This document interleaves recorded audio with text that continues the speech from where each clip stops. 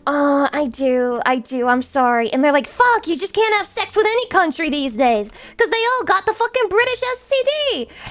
It's not fair. What do you ship Brazil with? I don't even know if Brazil had like a character. I don't know. Let me check. Brazil in Italia. Wait, that's kind of a cute character. Wait, that's just like a cute little guy. Oh no, if you've told me that you're Brazilian now, this is what I'm going to assume that you look like. I'm gonna assume you literally look like this, by the way. Let me know, how much of a racist stereotype is this image? I'm very curious. Brazilian was Dutch? What the fuck? Oh, the Dutch owned Brazil? Wow. Dutch processed chocolate has a totally different meaning to it now. Is this what Brazilians look like? That's literally me. That's literally a Brazilian. What the fuck? That's crazy! Stereotypes are true! Racism is valid! I never said that. That was a joke. Racism is invalid. If you're racist, get the fuck out of my chat. We don't tolerate that around here. We don't tolerate stereotypes and racism. That's disgusting. Hydration? Needs more soccer, I think, but they have like the little monkey. They have like the little monkey. That's Brazilian, right? Is that a police baton? I don't know. Okay, so there's like a police baton, and then there's like a symbol right there, on the left one. Either way, that's Brazil. Okay. Any other countries in here that? Any other people from nationalities in here that want to know what they look like in Italia? I'd love to go over this with you. This is like a real blast to the past for me. Mexico? I don't know if there is a Mexico. There probably is. Let me look it up for you. Oh. Wait, no, I think this is fan-made. No! Shut up! I'm not racist. I'm not racist. I misspoke. Okay, I'm pretty sure there's not a canon one. That's not true. Lucy isn't racist. What's in Italia? You're not gonna like it. He's the main character. He's literally the main character. Italy is. At least I would say so. He's not that racist, you know? He's not that racist. He's just like very mildly racist. This picture is a little bit more racist than like some of the other depictions of him. But you know, there you go. That's Italy. Yep. Not the Numi one. It just really is a loop. The way that somebody will redeem the racist accusation and someone will redeem that Lucy's not racist. In Brazil, Darius girls with crazy sexy outfits with spinning nipple covers things and children's shows are crazy in Brazil. Maybe I should visit Brazil. Maybe I should go to Brazil. Isn't that South Italy? No, that's just Italy. South Italy looks the same, but imagine he has dark brown hair. And imagine he looks like he's constipated. And then you have Southern Italy, the character. You know, it's kind of fucked up in Italia that they don't even have a canon Mexico, but they have two Italys? Is Italy really so special that it deserved two representations of the country? Literally? I feel like at that rate, you really need to have a North America and a South America too.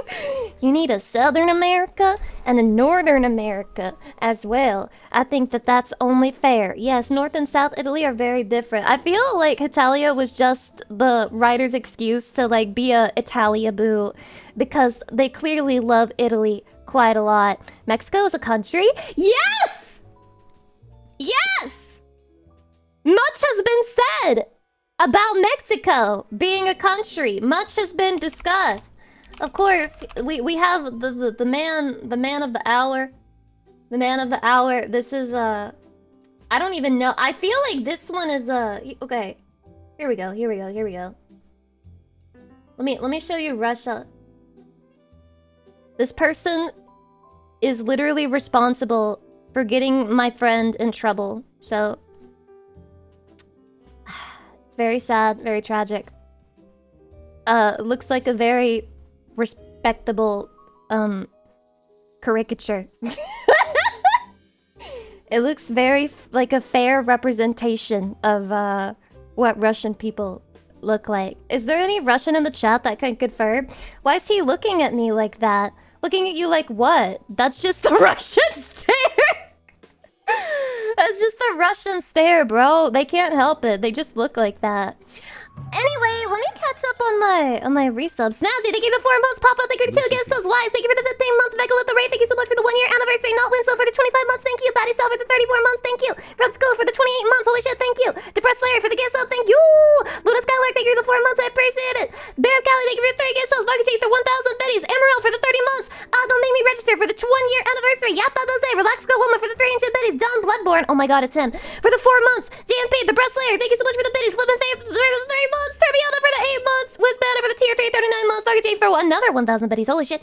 Luchers for the tier 3 in the 11 months. And Andrew Connor for the tier 3, 7 months. And currently have a waifu for the 5 gift subs. And County for the biddies. And GCD for the gift subs. Thank you so much. And Tagadas and Chono and Iron Fist. Thank you guys for the biddies. I'm somewhat caught up.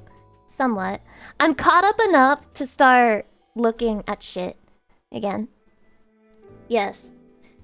Have you guys seen America? Surely you've seen America. You've seen America from this anime, this representation. And I don't think this one's racist at all. I actually don't. I think this is like impressive levels of truly representing a country well. It's very near and dear to my heart, this design. It's quite good. If I had to say so myself, which I am saying so myself because it's my fucking stream. All right, here we go. That's America, and all Americans look like this, pretty much. Yeah, it's like the hair color. It's not quite blonde. It's not quite brunette. They got glasses because they can't see shit. Why isn't he fatter? There's an episode where he's like getting fat and he's like working out. And he's like, I don't get it. Why am I fat? I work out all the time. And then it's just like a clip of him eating fucking burgers. So, yeah, here's the burger. Here he is. It's America. Where's the gun? I can't remember if they ever make the gun joke in the anime. Surely they did, because they talk about how all he fucking does is eat and eat. Flight jacket is cool. It is pretty cool. I do like it. I do like it. So I have a question. The British people have like really big eyebrows or something. You came from what? From what? Oh, a V card. Oh, shit. Holy. Oh my god, Fortress, thank you so much for the 2 months. I appreciate it. Did you guys know that my V card, my new set, is coming out soon in August? Did you know? Did you know? It's happening. It's happening, and it's in this outfit.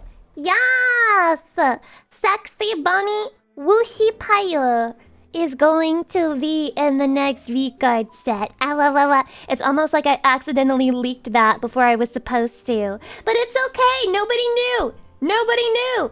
Okay. Here we go. Here we go. Tell me, Chatty, is this what British people look like? Every single time I have to delete the old image and replace it. Is that what British people look like? Do they have like bushy ass eyebrows? Is this normal? Is that like a thing? Yes. No. Yes. Yeah, I've met a few of them and they all do, okay? Every single one? British people, can you confirm? Do you have any defense? Any at all. I'm waiting. We're all waiting.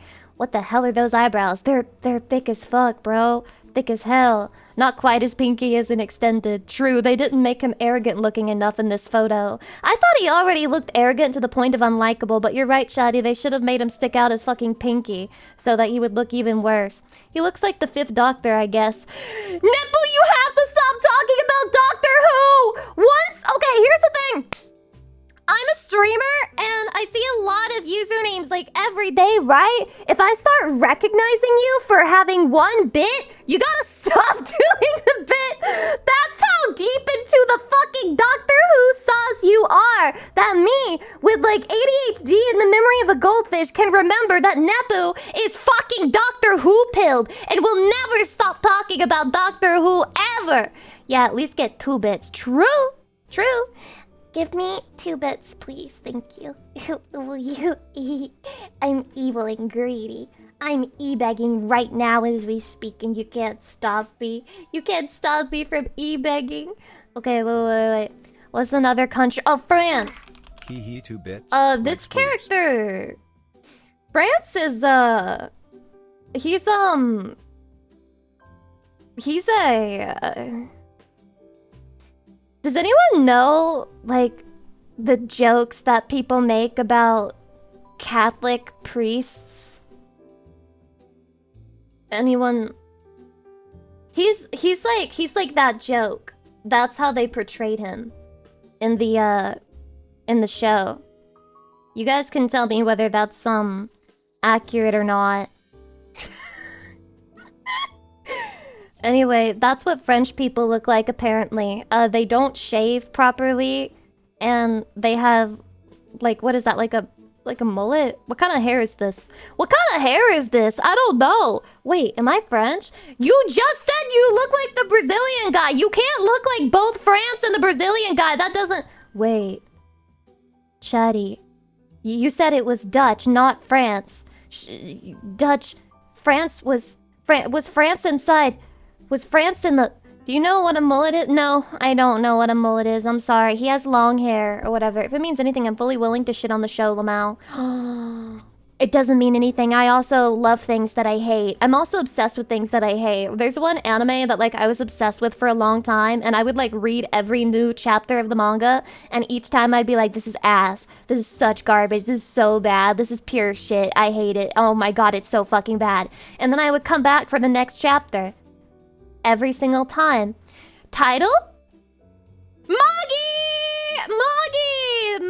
The Labyrinth of Magic! Yes, that manga was a disaster at one point, and I thought it became pure garbage, but I had been so obsessed with it for so long, for so long that I had to finish it. Where did your pants go? I threw them away. Where we're going, the pools and beaches category, we don't need pants. Pants are irrelevant and superfluous creatures that serve to hold us back from a true society where we're all happy and pantsless. If you're wearing pants right now, take them off too. Take your fucking pants off right now. The art and animation in the show is absolutely amazing though. In Italia, it's pretty good. I do feel like it's pretty good for a shit post, basically. So many mangakas lose the plot so bad at the end, then trash their own masterpieces. True! I think it's the saddest when you can tell that, like, a creator wants to be done with the thing that they're creating. Like, when they're clearly just, like, over it and they don't want to be doing it anymore, so they start rushing it towards its conclusion. I think that's what happened with Moggy. I do think that's what happened with Moggy. There were some people who were like, oh, I think, like, maybe she was being rushed by the publisher. I don't agree. I don't think so. I think she just fucking hated it at that point and wanted to be done. Oh, she tells me I should go to work pantsless. Notes down. What's wrong with that? Like I like magic again. My voice, Chatty, I'm at risk. I'm in danger.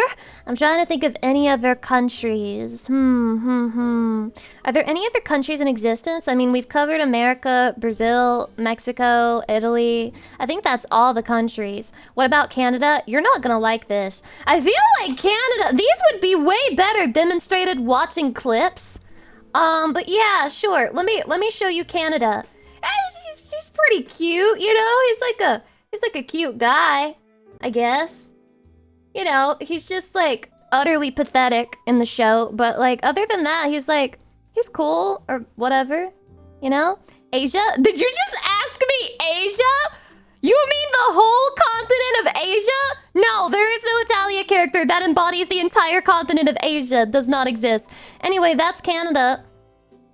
I think the bear is like, he might be schizophrenic, but I can't tell if the bear is supposed to be literally real or if it's like a schizophrenic delusion of Canada because Canada is lonely in the show. I can't remember what it was supposed to be like.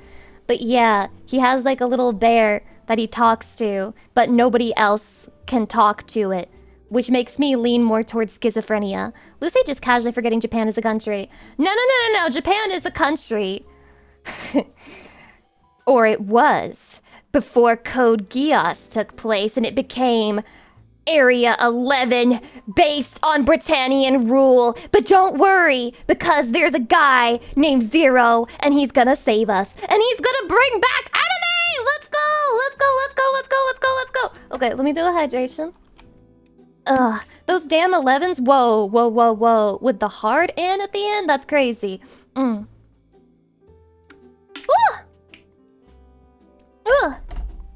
What's worse, saying 11s or saying clankers, by the way? Real curiosity, real curiosity.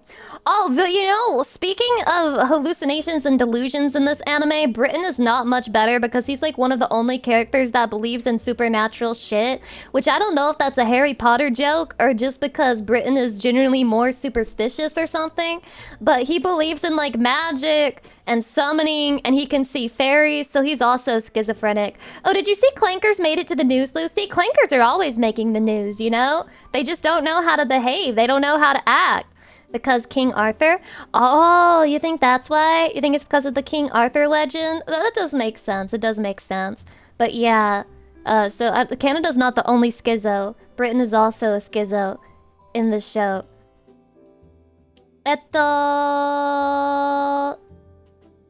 Oh, God, this anime is so racist.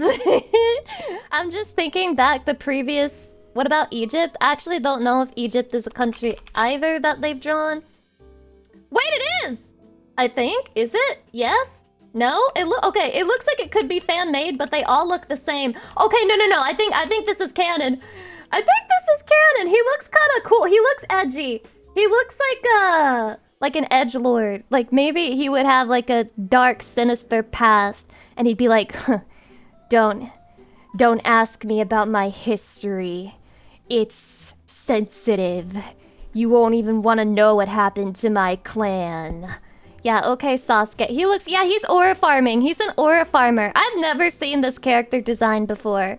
Yep, Egypt's manga only. Maybe I should get back into Hetalia. We need a Hetalia resurgence. And then I can show you guys, like, all of my country knowledge. And I'll be racist knowledge. And you guys will be like, Lucy, where the fuck did you hear that? And I'll be like, I heard it from the Hetalia manga. And then everyone's like, oh, no, dropped. Dropped for reading Hetalia. Dropped for unironically enjoying Hetalia.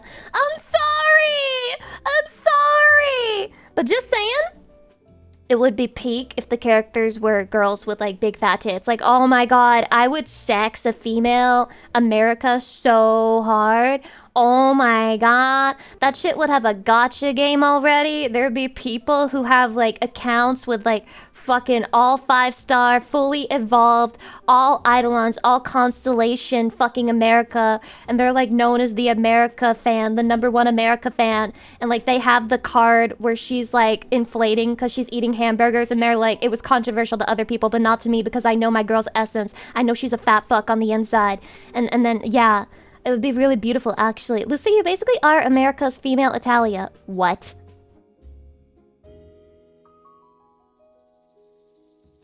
The female Italia has white hair and demon horns? That's kind of crazy. I didn't know that. I didn't know that, Shadi! That's very interesting! Oh my god, no way! Wow! Actually fits for America, I know, right? Chatty, I feel the need to show you clips from Italia now. So everyone can know what I'm talking about. But I wouldn't do that to you, surely not. I would never do such a thing. No. Jalen, thank you for the 8 months. Such Ami, thank you for the half-year anniversary. Iwatobi, thank you so much for the 32 months. Holy shit. Plus Ron for the 5 guest hosts, thank you. Odinson, thank you so much for the 25 months. 910, thank you for the nostalgia year anniversary. TL Smith for the 5 guest hosts. Not Webster for the 5 guest hosts. Iron Fist for the tier 3 38 months, thank you. Darker J for the 5 guest hosts, thank you. Mobius for the 5 guest hosts, thank you. Extra for the 5 guest hosts, thank you. For the era redeem. For the era. Chia Mashi for the sub, welcome. Pancheesy for the 19 months, thank you. Flame Wheel for the 41 months, thank you. Anonymous for the gift sub to come to Brazil, no, thank you. Lamelda, again, for the 200 gift subs. Crazy fucking gift sub, Dono, I appreciate it, thank you. Hi, Lucy. Arigato, even though it was for the bit. Months. You fucking agent of the Russian state. Sir Deli for the 16 months, thank you. Anon for the gift sub to the KGB agents, that's okay. Lamelda can afford their own, clearly. Angel Loves, thank you for the 27 months. USA Soldier, thank you for the 16 months. Unyado for the 100 biddies, thank you. Rude Robin for the 100 biddies. Wait, hey Lucy, question. If Britain owned us, does that mean your British fans owned you at one point?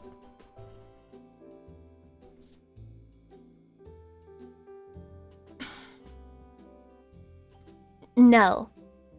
And you see, let me explain why. Wait, is that a level 17 hype train? What the fuck? Holy shit, I didn't even see that. Arigato. Thank you, Chatty. Level 17 hype train is crazy. Arigato gozaimasu. Yeah, 200 subs will do that. Sorry, I didn't notice. I was too busy telling you guys all about Italia and about the racist caricature of your country. No, because here's the thing. When British people came to the mainland of America and they tried their bullshit, you know what happened to them?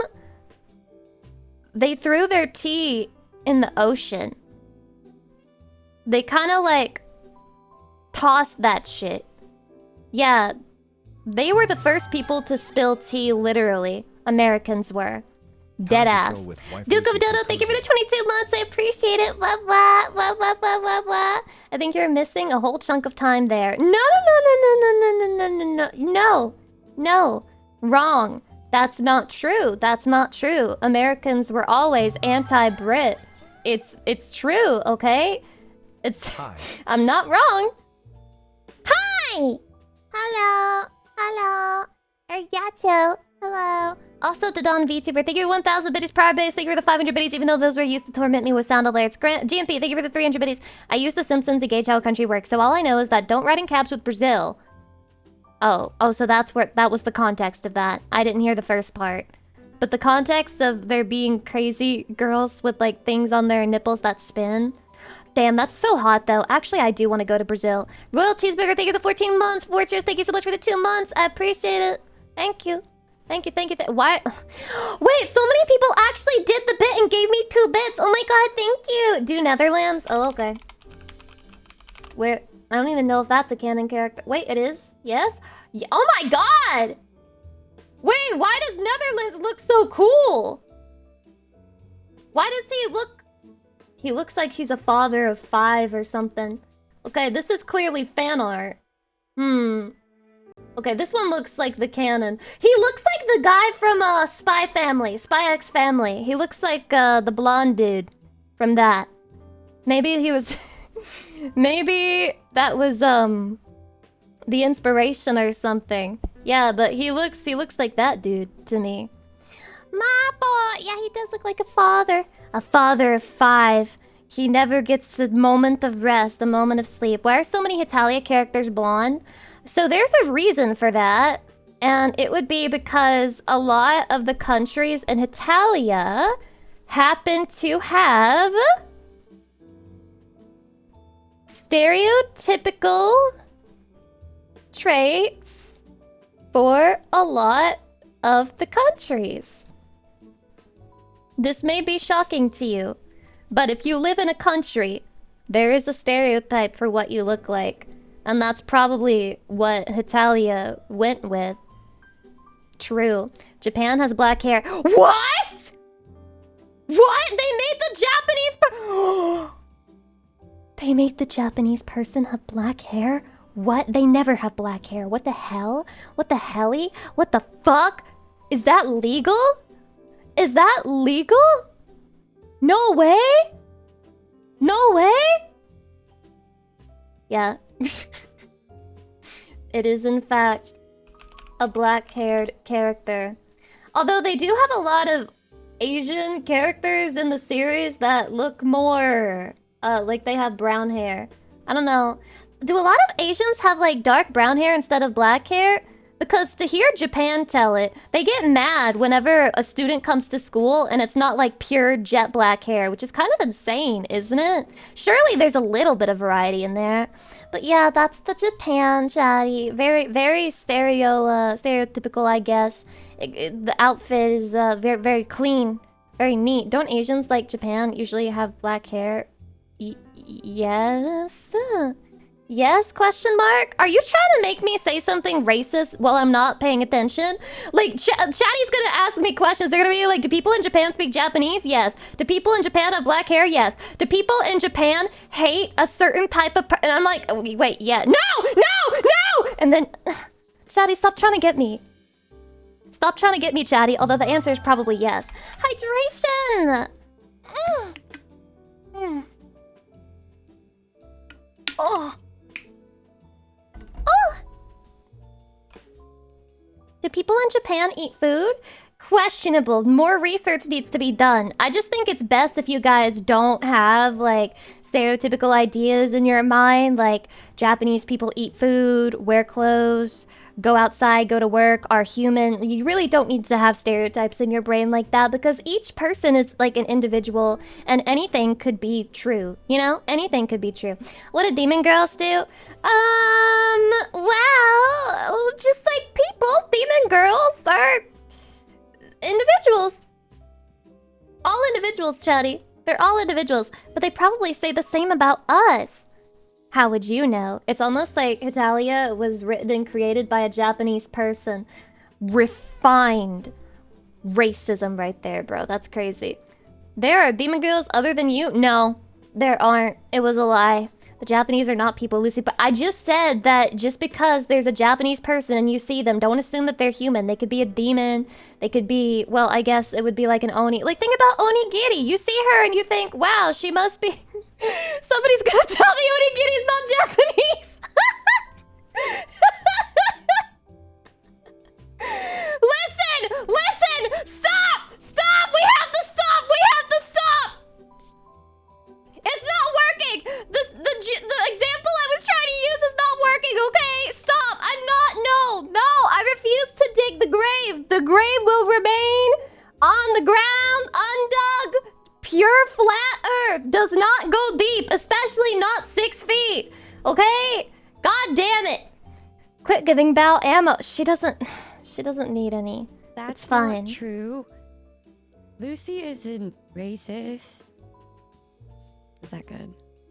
I asked Numi at the Gamer Subs dinner if she would stand by my side if I got canceled, and she said, if you say something racist, you're on your own. And I'm like, fuck. So Numi's a fake friend, and it's like evidence that I need to start pulling back, right?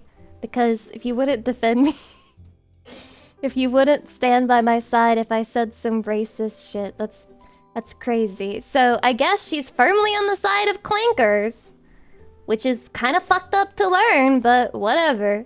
I mean, that's her prerogative. Make her choices. I guess she chooses Neurosama over me. Chatty would stand by you. Chatty, unironically, the only way to get canceled is if your Chatty stops watching you, but I don't. I'm Chatty. I just want everyone to know. I want everyone to know I'm not... we know I'm not actually racist, right? We do know I'm not actually racist, right? Press 1 to know. Press 1 to be a knower. Chatty, a true racist would never learn a language other than their own, because they'd be like, everybody should learn my language because it's the best one.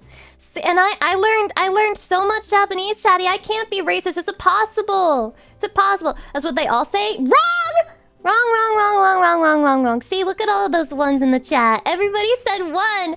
Not enough people said 1. But everybody said 1 because they know I'm not actually racist. But Lucy, multiple races can still have the same language. What? Wait. What? Huh? What do you mean? That doesn't compute to me.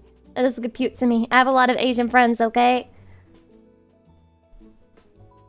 My Asian friends... Wait, can I say this? Wait, it's not racist, trust. It's not racist. I was just gonna say that, like... I'm literally a white girl in a friend group at this point. I'm like a token white girl. And I'm like, I thought it was usually the other way around, but I am the token white girl right now. So... I guess it is true. I can't be racist. I have Asian friends. You know, maybe I'll sit them all down and I'll be like, can I have like a race sensitivity training, but like real? And then they'll just be like, no, Lucy, go ahead and say whatever you want to say. And then we'll assign your judgment after the fact, like posthumous judgment. That's probably what would happen. Like, whoa, guys, is it a red flag when your white friend asks to have race sensitivity training? Shouldn't they just know? Shouldn't they just know? No, it's not a red flag. It means the white friend really cares about you. It's not a red flag. They just want to make sure that, like, they're not gonna hurt you or like your feelings in any way on accident, okay? That's a good sign. It's a green flag. It's a green flag! Token, how does it feel? I'm like a token in a video game. You put me into the machine and you play the fighting game, okay? Well, just for the chat rules, if you're my wife now, what does that make the chick with my ring? A whore. Pez, welcome. While you're here, your true IRL wife is a whore, and you're cheating on her with me, and you need to dump her and get with me full time so that you won't be a cheating whore anymore. Okay? Does she breathe air? We get it, she's a thought. She's a fucking thought! Race sensitivity training, is that like memorizations for people with racial blindness? You know what they say, I'm not racist. I don't even see other races, which kind of sounds racist, doesn't it? It kind of sounds racist to say that. Chronotorius, thank you for the 13 months. I appreciate it. Duke of Dodo for the 22 months. I appreciate it. Drake for the half year Annie. Thank you. Sleepy Mustelid, thank you for the 2 biddies. AJ in Ohio, thank you for the 3 months. And Dutchman, thank you for the 3 months. He's the Flying Dutchman, I assume. Do people really say that? Yes. In fact, it is a very common thing that people have said to, like, say that they're not racist. It's very common. Yes, it's an old saying.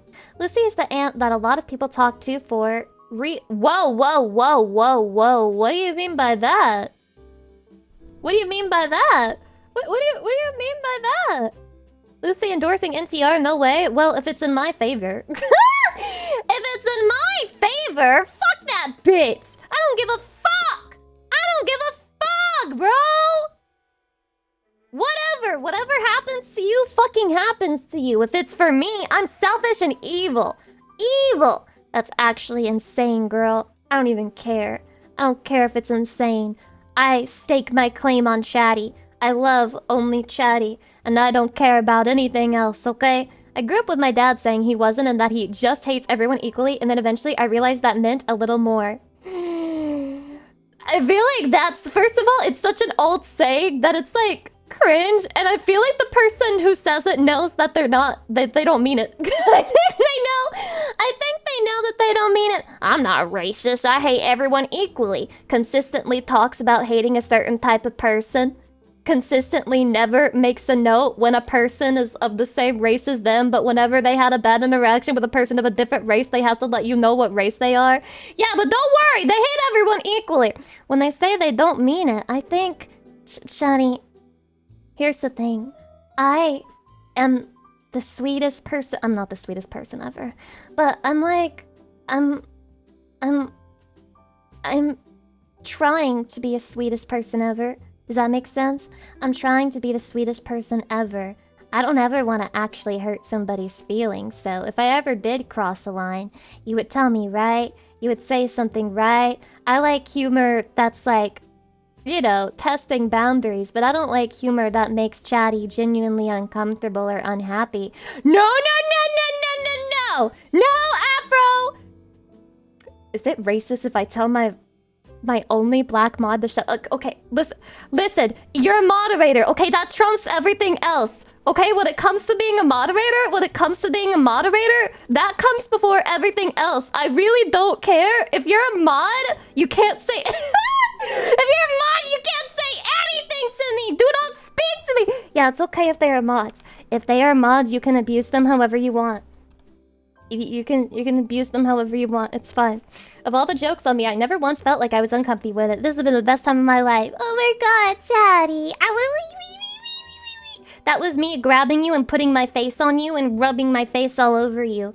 Covering you with a slimy oil that begins to infect your body and bloodstream and makes you think that Lucy is the only woman that exists. Oh, do you like that RP? Do you like it when I RP with you? Lucy is risking this more than... Wait, Lucy is risking this more than me fishing. How are you risking things when you're fishing? What the fuck? When you're a star, they let you do it. When you're a star, they let you do it. Just grab them right by the pussy. Oh. I don't ask no questions. What do you risk when you fish? A lot if you're fishing in Stardew Valley. You know what? I've been watching this person do a playthrough of Stardew Valley. Not really watching, it's more like side monitor content. No offense no offense, I think this genuinely, unless you're doing like a challenge run and it's like super fast paced, I think that Stardew Valley and games like that are not meant to be watched as real content, okay? It's way better to play it yourself. But maybe I only think that because I'm like a big time player of those, and maybe there are people who really like dead ass sitting down and watching it. But it was funny because I was reading the comments and it's a Japanese playthrough, because like I'm barely reading Japanese because I'm too busy obsessing over this fucking stupid game, because this happens to me like once every 6 months where I get obsessed with Stardew Valley and I have to start a new fucking farm and play it all over again. So anyway, it's not the point. I was watching this dude play Stardew Valley in Japanese. First of all, it was so fucking poorly translated. There were so many text boxes that were still in English, so I was listening to this Japanese guy struggling. He was like, "You are new farmer in town." Like, and I felt so bad. I was like, dude, fix this now. I think it's been fixed ever since. But it was crazy watching that happen. A man? You're watching a man? It's in Japanese. It's studying, chatty. I'm studying. Forgive me. You guys are gonna hate it when I tell you that, guess what? There's another man that I watch. Actually, I got the idea for playing that game from one of his videos because he said that it was good, and I watched the first minute and I was like, let's not spoil ourselves. And I was like, let's play this with Chatty today. It's true. I'm sorry, Chatty. It's fucked up. I'm sorry for watching videos that a man created. Maybe one day I'll get better. I'll become the ideal woman and never, ever, ever watch a video from a man ever again. Lucy says Japanese are... Nobody said that! Nobody said that! My chances of moving to Japan are dwindling before my eyes. I am watching the candlelight being snuffed out right in front of me, and there's nothing I can do except fucking sob and scream as it happens. Why are you doing this to me? Why are you doing this to me? No one said that other than him. Exactly. Why would you spread lies like this about me? Why would you spread lies like this about me? But the guy, there were people in the comments and they were all like, I use this as like my sleeping playlist. And I usually get to part 5 and then I fall asleep. And then I wake up and I'm on part like 24. But then I always go back to part 1 and start all over again to sleep. And it's like, yeah, that's really cute and sweet and stuff. But at the same time... those are the main comments on the video. So you know most people are not like deadass watching his Stardew Valley playthrough. It's background content while they do other shit or they sleep. And that's why I maintain that most of these farming games are not meant to be streamed like the whole way through. Okay? A stream here or there, I can understand. A speed run, I can understand. But a lot of farming games, I feel like they just don't make for great content. I would love to watch you play it though. I might play one on like a separate channel, you know?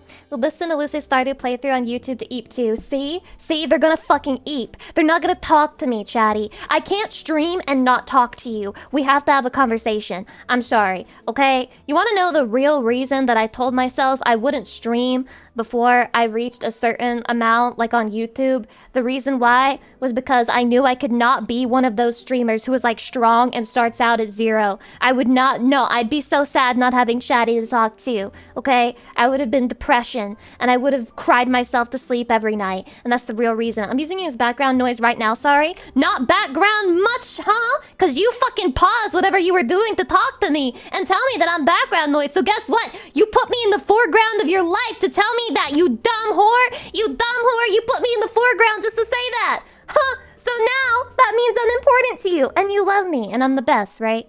And I'm front monitor content from now on, right? Yeah, she got you there. Ah! When people say I don't care on the internet, but then somebody replies and says you cared enough to leave a comment, what can you even say to that? Because they're right. You did care enough to leave a comment. Blazing Heart, welcome. Hi. Halea, thank you for the 14 months. Blah, blah. Blah, blah, blah, blah, blah. Cared enough to reply. Fucking got him. It's like the ultimate winner because you can't really say anything to it. Because if you reply to them again, you're just proving them right again that you care enough to reply. Got you on the ultra wide, front and center. I saw somebody's gaming layout. Why did that take me so long? I saw somebody's gaming layout and they had like a big ass monitor, and it was like super wide and you could see so much of the game at once. And I didn't know that you could do that. I didn't know that was a strat. But they're so big, chatty. It was gigantic monitor. Have you guys played on that? Have you guys ever played on a like super double-wide monitor, a BMW monitor? I don't like playing on those. Nobody asked you extra. I asked if you'd done it before. I love Lucy. Must watch Lucy. Must watch the time. Sleepy time. Okay, ban. Okay, mods ban. Okay, mods kill. Kill mods. Kill mods. Solani VT, thank you for 23 months. I appreciate 23 it. months of Lucy being the best. Even when I have Lucy on a second monitor, she's my wallpaper on all 3 screens, so she's always looking at me. It's okay. You guys know I'm not actually mad at you if you use me as background noise or you put me on the second monitor. As long as I'm with you, I'm happy. Never abandon me. Ever. As long as you're here with me, I'm content. I'm watching it work now. He's watching it work now. Whoa, buddy. What's your right hand doing underneath the keyboard? I thought you were right-handed. Nobody has ever jerked off to a Lucy Pyre stream, I say.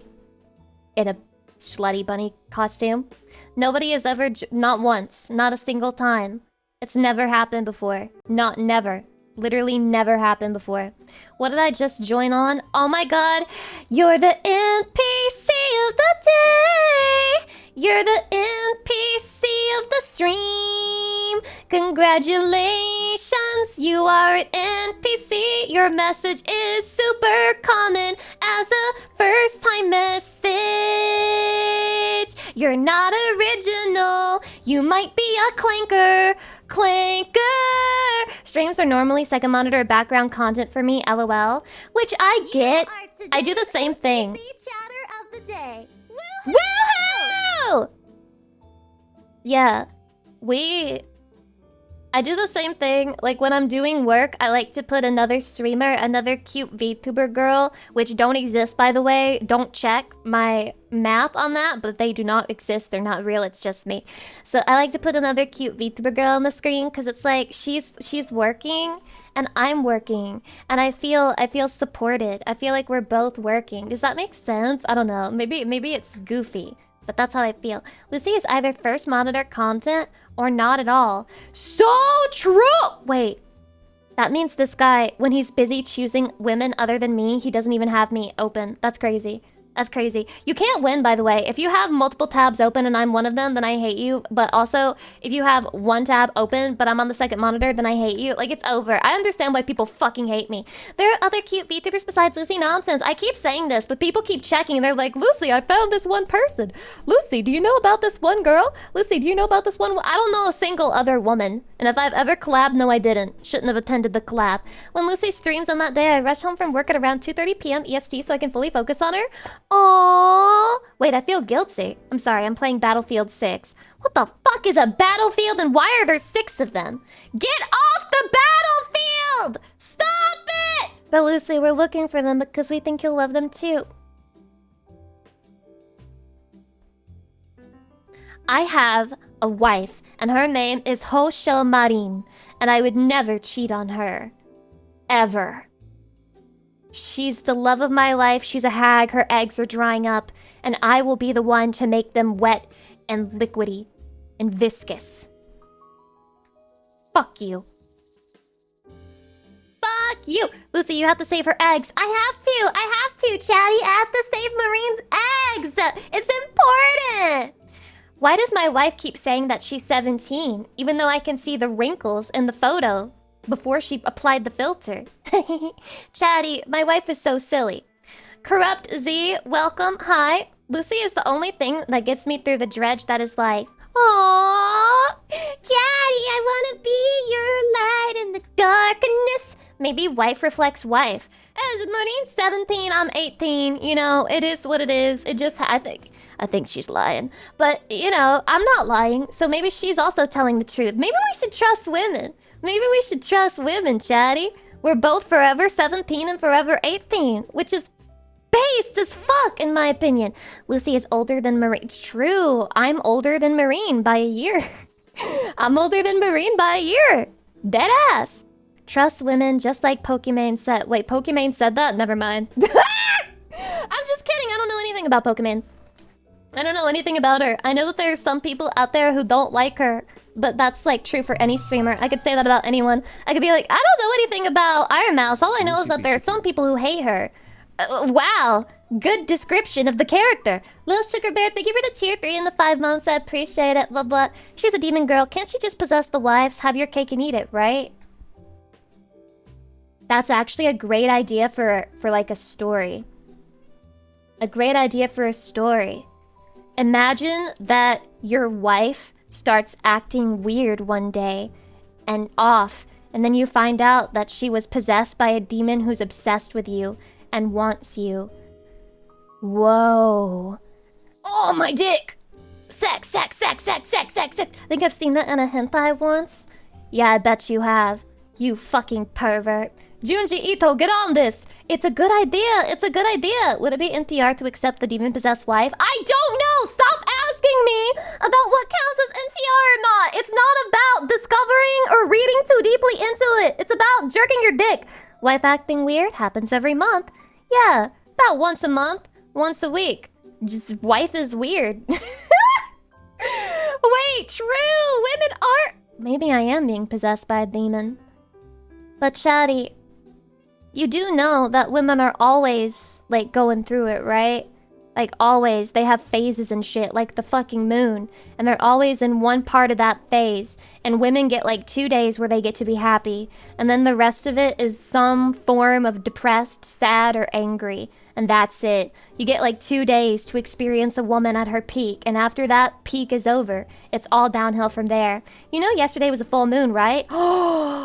Oh my god, I can't believe my Wi-Fi responded to the full moon, which, by the way, knock on wood, the internet's been stable so far. Let's keep it that way. Let's keep it that way. Spank Pool, welcome. Hi. We're not Sokka, though. Not all significant others turn into the moon. And you have proof of this? You have evidence that this is not what happens?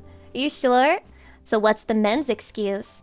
You know, being super angry all the time is totally normal, and it's not weird or emotional. It's super logical. To be my fucking new neighbor who just moved in and is constantly screaming at people in game. I assume it's in a game. I can't hear the full content of what he's saying, but I have a new neighbor, and last night, around the time when the internet came back on, this guy just started yelling and screaming constantly.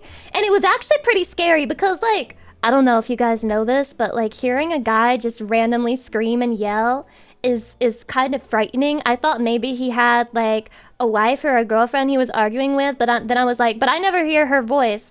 So I realized he was just yelling at nothing. And then I paid attention, like closer attention, and I was like, wait, this sounds familiar. It reminded me of the way that my brother would sound when he was playing League of Legends. And, like, getting salty in the Discord call with his friends. It reminded me of that. And I was like, oh my god. I think he's just gaming. Really loud and obnoxious. But just gaming, I think. I don't know what he's playing. Did you hear? No, I didn't hear what game he was playing. Chatty, should I record this this man and like up the volume so I can get context on his arguments? This would be prime content, like super weird and stalker behavior, but it would be such good content. I'd be like, okay guys, so I recorded my neighbor and then I upped the volume and here's what he was complaining about. I think he's really salty and mad. So see, Chatty, listen to neighbors, what League will do to you. Forgo League, play Dota instead. Clearly this is the way. But why is he so fucking loud? Holy shit! That would mean you're listening to male voices. I have no choice. I have no choice but to listen to the male voice, Chatty, because it is impossible to not hear this motherfucker. He is so loud and so obnoxious and always yelling and always mad about something. Bro should be watching Lucy to up his reaction times. You see, there's a non-zero chance that this guy could watch a Lucy stream. Dinward, League or Rage ASMR? It's not ASMR at all. It's not. Chatty, okay? This is what it sounds like all the time.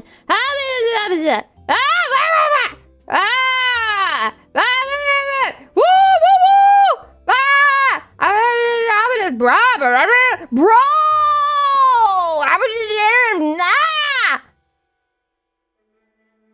And that's what he sounds like. the only thing that I could make out was the bro. Literally, that was the one thing I could make out. And that was, to me, like the signal like, oh my god, he's definitely playing League of Legends or something. Right? Bro is pretty uniform. Yeah, it is. I'm sorry, could you repeat that? Yeah. Hope you got it that time. If he says bro a lot, either he's Puerto Rican or... What?! Is that a racist stereotype I spy in my chat? If you're Puerto Rican, you say bro? Are you trying to dox my neighbor? That's crazy. That's fucking crazy, dude. He's like, he said bro? Sounds like one of them Puerto Ricans. He says bro, definitely a Puerto Rican. What the fuck? My neighbor doesn't know that he's being stereotyped right now. Yeah, the hieroglyphics and the bro. We're all Puerto Ricans here. True. I've also said bro in my life. I have. Chatty, my Stardew Valley game crashed last night when it was like in game 12:50 a.m. Which, as you all know, Stardew Valley only saves when you end a day, and the day was literally almost over, and it fucking crashed right before it would save, which is great. I have to redo that whole day all over again. I love that for me. That is so fucking fun. Yeah, you're so sorry. I'm also sorry. Exotic Gamer said, I'm brown. What does this mean? I can't read. My eyes, they're crossing. I can't understand what he's saying here. What does this mean? Anyway, Lucy Broerdery. I have never before heard in my life that there's a stereotype that Puerto Ricans say bro a lot. I thought that was just like a thing that people say when they're mad at something. Bro!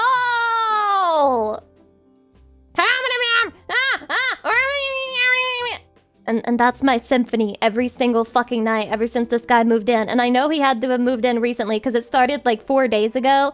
And I was just wondering, at first I thought like maybe they were having an argument. Then I realized yesterday that nope, he's all alone doing this shit. Nope, exclusively Puerto Rican because I say it, therefore I must be Puerto Rican. Chatty, how many Puerto Ricans we got in the chat right now that say bro? Press 1 if you say bro, which makes you Puerto Rican. Press 1 to be Puerto Rican right now. What if we just got into League yesterday? Get out while you can!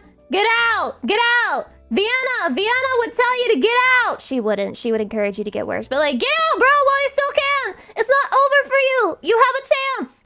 Look at how many Puerto Ricans are in the chat right now. Oh my god. I can't believe it. My community is so diverse. My community is so diverse, Chatty. I'm putting on clothing. I don't even think I have to, but I'm just playing safe, which I'm pretty sure I've said before, but I'll end up saying it again before my life as a streamer is over. I'm in Chatty's way. I'm sorry, Chatty. I'm blocking you. Go man. I'm sorry, Chatty. I'm sorry, Chatty. Go man aside. Go man aside. Bye-bye, Chatty. Chatty gone forever. It's over. May never see that guy again. I loved you. Yippee, now we're all Boricua. I have a joke. How do you know that a Hispanic person is Puerto Rican? Don't worry. They'll tell you. Whatever happened to that chatty guy? Nobody knows, man. Nobody knows. Nobody knows what happened to that chatty guy at all. That applies to many things. It applies to... How do you know that somebody's a League of Legends player? Don't worry. They'll scream at night in your apartment with the thin walls and say, bro, really loud and bother you all day. Holy, I should just quit and become a comedian. I have a future. I have a future. I have a future. It'll happen soon. We're so close, Chatty. We're so fucking close to fucking achieving peak. Okay. So we're gonna watch videos. I don't know if you've ever heard of that, but like... Basically, it's when you look up a video and then you watch it. You're not unfunny enough to be a comedian. No, specifically, I'm not unfunny enough to be a female comedian. You have to be a certain level of unfunny to be a female comedian. There's only one female comedian who made me laugh, and I think she's dead because she probably died of, like, cholesterol or something because she was, like, a fat bitch. I'm not, okay, I'm sorry. She was a fat bitch though. Like, I'm not gonna lie. She was fucking big, and all of her humor was like super fucked up. And she was like a big girl, and she probably died of a heart attack or something, and that's why I've never heard of her. That or she got mega canceled. I don't know which it is. Rosie O'Donnell? I don't think it was Rosie O'Donnell. Isn't that bitch from that one show? I don't know her. I never watched that shit. Although I should have, because I am Southern, so it would have made sense. But I didn't. No. Roseanne. No. That was what my grandma watched, but I didn't watch that shit. Okay, so starting off strong with audiences hate bad writing, not strong women.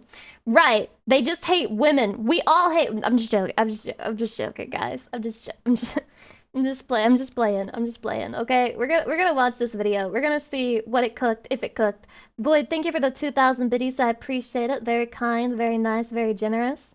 Anyway, strap the fuck in. The reacts begin now. She-Hulk, Peter Pan and Wendy, The Rings of Power, Captain Marvel, Rings of Power, The Last Jedi, Mulan. All products featuring a female lead. Mulan was so bad. Mulan was so fucking of bad. Significant strength or power, all brutally panned by audiences. Why is that? Sexism, right? Because they suck. Or maybe it's just bad character writing. That's not to discount the awfulness of any actual hatred of female characters due to their gender, but it's quite apparent once you think about it that such hateful commentary only finds any significant audience if the wider, less spiteful viewing public dislikes the character for their own, more sensible reasons.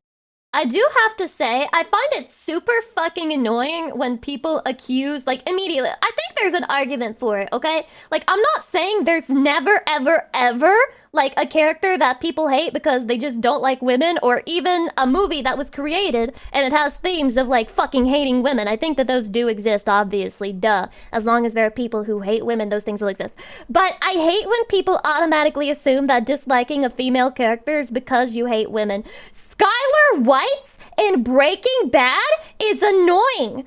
I don't care that she's trying to be a good mother. She gets in the way of the plot and the movement and the flow of the show. Anyone would hate a character like that because they're a fucking nuisance. It doesn't matter about the gender. If there was a character that was constantly showing up and getting in the way of the motive and the movement of the plot and the flow of the story, anyone would fucking hate that character. It is not about misogyny. Jesus. The main reason, of course, is that so many lead women in film and TV in the past decade are just horribly written. There are plenty of exceptions, of course, and we'll talk about a few of those. This is a problem most notable in Disney projects, as you... Shadi, you're gonna hate this, but my roommate, the one that I went to see Superman with, when we got back from the movie, she was like talking about how much she liked it, and she was like, okay, so there's like an ending scene that hints at a Superwoman movie, or whatever, I don't know what her fucking name is. There's a scene at the end that hints at that, and she was talking about, I don't know, like, they're gonna make that though, because like, men hate women, so like, they're not gonna watch the movie. And do you know how hard I had to control myself? Do you know how hard I had to fucking control myself, Johnny? Because in my head, I'm just like, no, men don't hate women. They hate bad fucking movies that are just wish fulfillment for a fucking woman with terrible fucking writing and that are just meant to be girl power moments that aren't actually good fucking movies. Now, here's the thing. You release a movie with a superwoman who's like still fucking sexy. I can't stand the whole like, hey, we gotta redesign this girl's outfit because it's too sexualized for the modern audience. Keep it sexy, bro. The fucking male superhero outfits are sexualized. They're skin tight. Why can I see Superman's dick through the fucking pants, bro? Why can I see his dick print? Because that's the way he was drawn. He was drawn to have his dick print showing, okay? So there's no problem. Just write the fucking movie and don't make it fucking girl power moment and just leave her in her sexy outfit and things will be fine. It will literally be fine. You could tell from my list, but since Disney owns half the world at this point, it feels like a wider issue. Disney does own a lot. So what exactly makes these characters such bad examples of what a protagonist... Is that a fucking Hulk woman? Wait. Shadi, is there like a female equivalent to every superhero? Like everyone? She's the She-Hulk. I didn't know this was a thing. What? Was it so bad that nobody ever talked about it? should be. Well, It's hard to And she's a betrayer? No, no, no, no, no, no, no. Imagine creating a female superhero and she's a bitch to the male super. That's crazy. point to any one thing in particular. Not all the characters discussed here will share the same writing flaws. They all fail in varying ways, but they do have some similarities. A common one is being overpowered and not really earning that power. The original I feel like that's normal for superheroes in general. animated film shows Mulan's struggle due to her inexperience and lack of physical prowess. But she makes up for those disadvantages by using her wits, thinking creatively, and refusing to quit even when things seem hopeless. I really like the original animated Mulan. And you want to know another character I just thought of that it's the female main character and she does a lot of shit, but it doesn't piss me off in any way. Really Wait. One majorly relevant one. Wonder Woman. And her entire thing is that she was written by a polyamorous bondage enthusiast. Wait, I wrote Wonder Woman? Chatty, we're a polycule. I might be into bondage. Maybe Chatty's next outfit will have, like, bondage ropes on or something. Another character that I really like is Katniss from the Hunger Games. First of all, because they gave her a weapon that makes sense, that would not make me ask questions, a fucking bow and an arrow. And whenever she has to 1v1 somebody, she sucks at it. It makes sense. It makes sense. The new Mulan is basically a superhero already due to her midichlorians, and thus is automatically more skilled than everyone else. There's no need for her to use her brain or develop new ways to approach problems, leaving the character flat and uninteresting. It's worth noting that when I say earning power, that doesn't necessarily mean doing something noble or virtuous that results in the character being given great power, as is the case with someone like Captain America. Oh, is that? Oh, Most okay. I superheroes want do to not watch this earn their movie. abilities in such a way. Captain Their powers America. are forced upon them through chance or freak accident, and that's Ow. fine. However, to then earn the power given them, the hero should have to Do not, it's mid? I'm sorry. If my mods just said that it's mid, I'm watching in it. some way to grow into his or her abilities. The Tobey Maguire Spider-Man movie is a classic example of this. Peter Parker is given superpowers through a random spider bite, but he doesn't instantly know what to do with his newfound abilities, nor even how to put them to proper use. There are significant growing. Now, I will say, there is a scene where Spider-Man is a little homophobic. It's not perfect, but it made him more real to me. It made him more real to me. There's a scene where he's like in the wrestling cage and he's like, "Nice mask. Did your husband give it to you?" Oh, Spider-Man. Spider-Man. Not the homophobic spider. As he learns to be the hero he now must become. A more recent example of this trope that was done fairly well is Kate Bishop from the Hawkeye show that at least 20 people watched. Despite being an incredibly talented archer and martial artist from the get-go, Kate is woefully inexperienced in the world of crime fighting, and has to learn how to apply her skills in each new situation, relying on the mentorship of Hawkeye himself. On the flip side, we have characters like She-Hulk and Rey Skypatine. Rey's progression through her Jedi training was basically just whatever the plot required at any given moment. Jen Walters woke up. I heard that the first movie for that Star Wars trilogy was good, the second one was less good, and then the third one was just pure ass where nobody defended it anymore. Is this true? She-Hulk and immediately was in full control of her alter ego.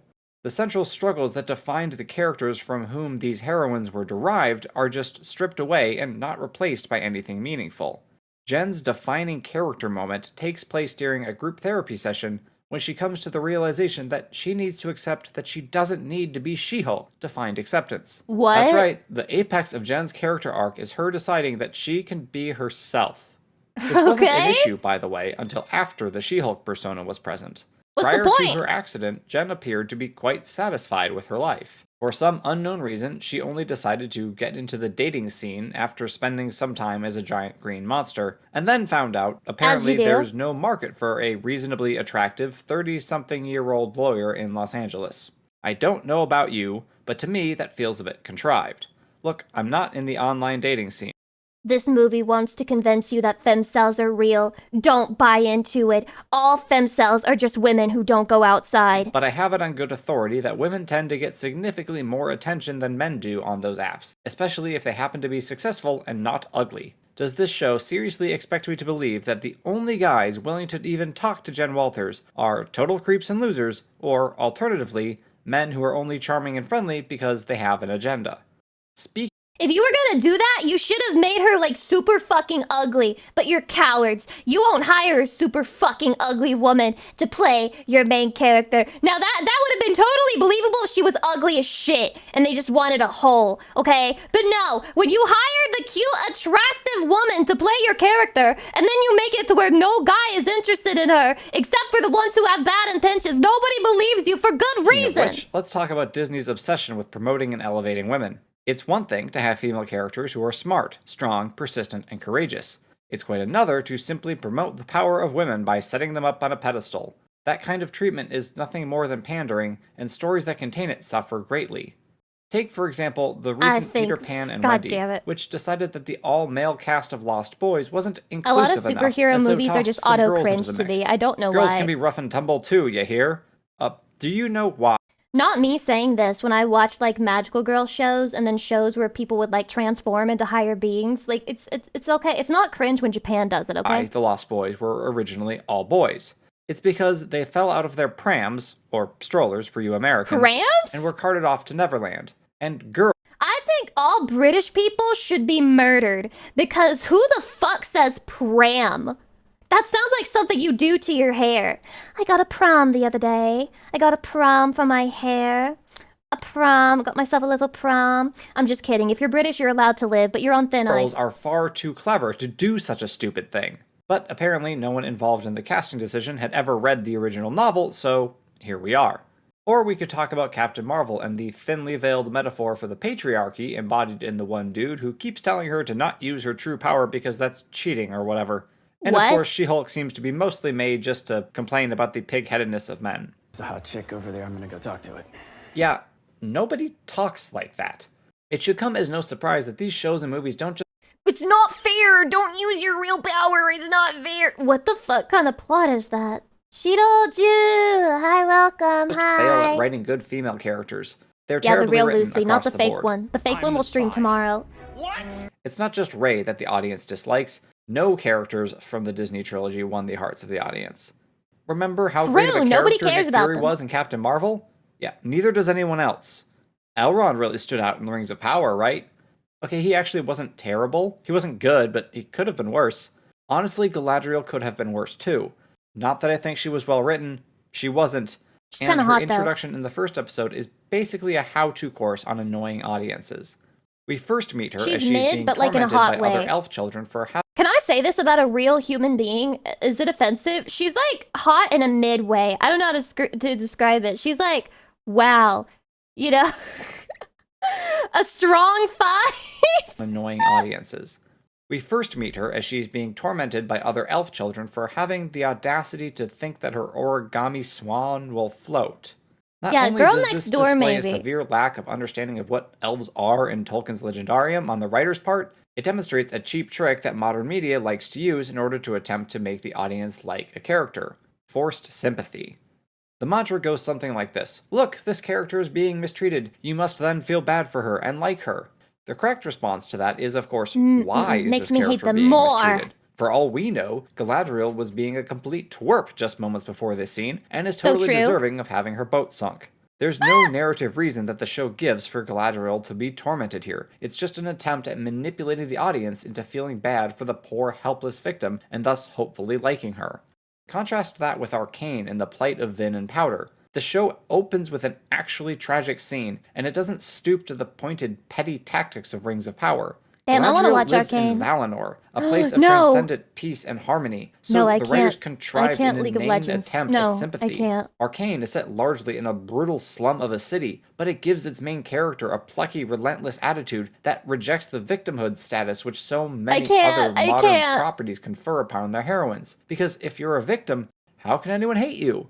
Well, it's pretty easy when you're incredibly smug and don't give a rat's ass about the safety of your troops. The me against the world vibes from Galadriel in the first episode are just so tired.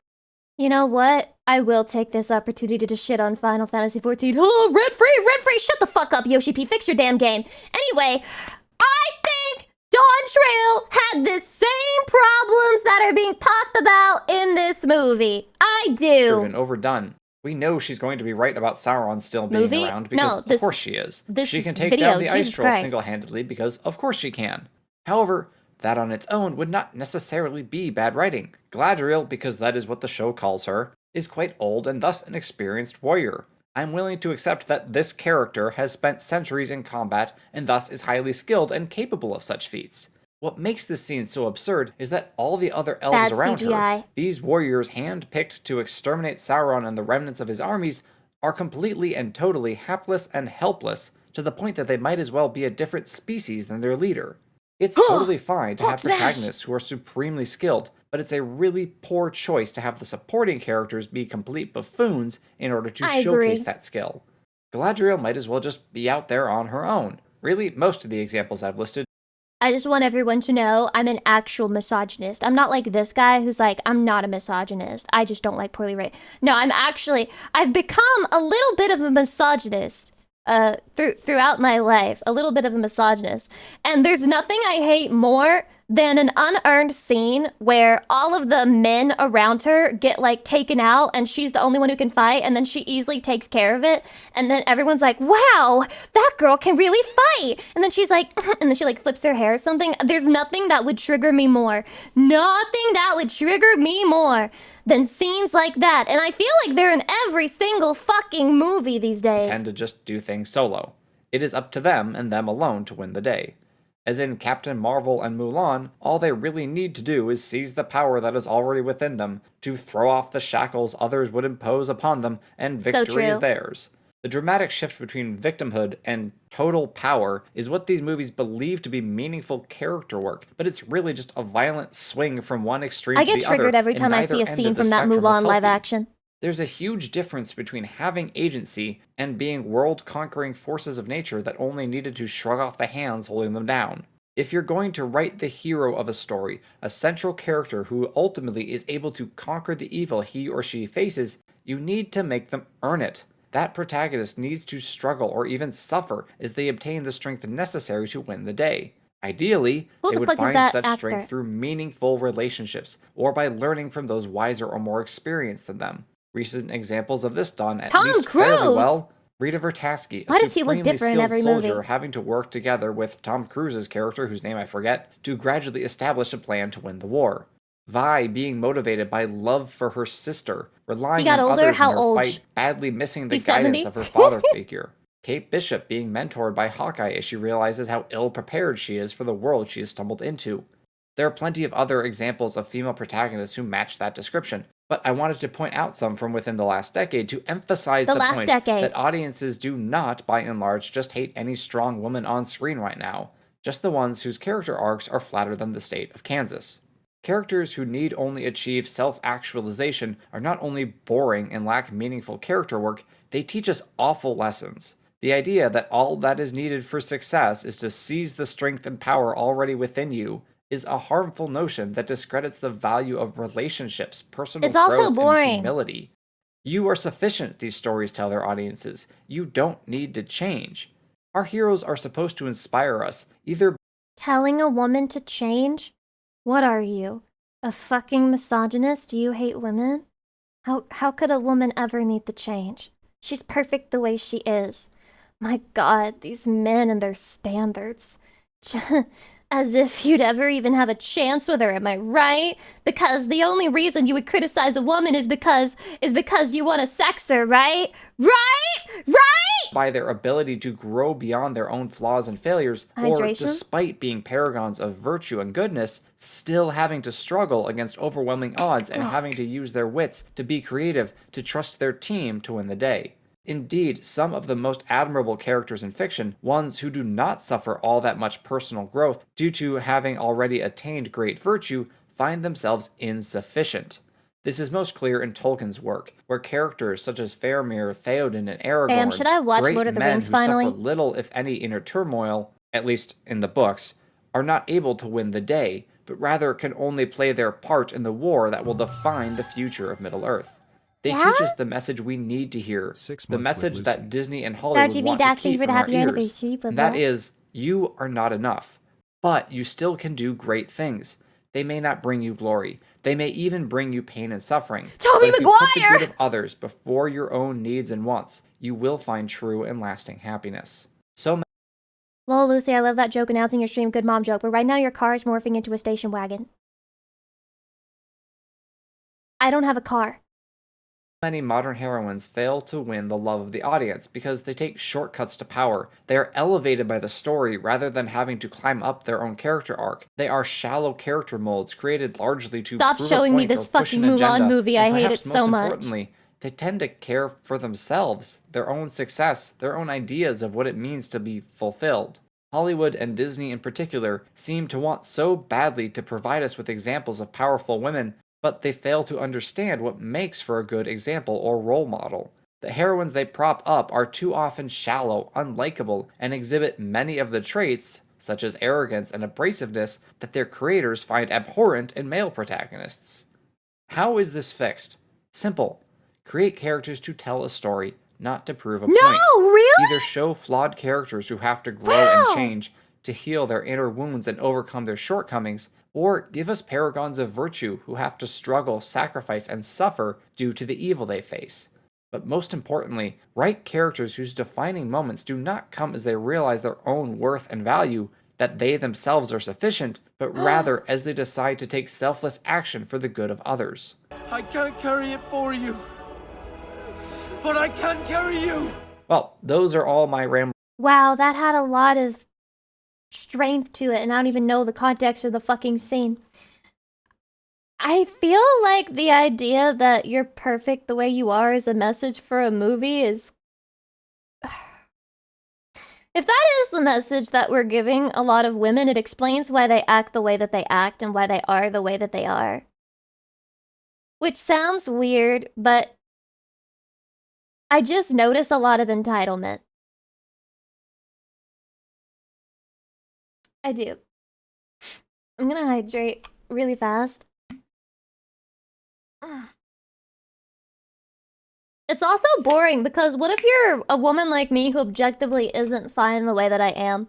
Like, I don't go outside, I don't really interact with people, I don't do a lot in life, I waste most of my time reading or playing video games. So what am I supposed to take away from that movie? Fucking nothing? Yeah, she's perfect the way she is, but you're not. Or am I supposed to believe that somehow what I am doing is okay? Like, you know, some people do need the change. In fact, the best stories are about people who need the change. A person who's already perfect the way that they are is not interesting to learn about or to watch a fucking movie about. Good video. I agree. Okay, so what the fuck is... you guys keep sending me Uma Musume videos to watch, and I don't know who Gold Ship is.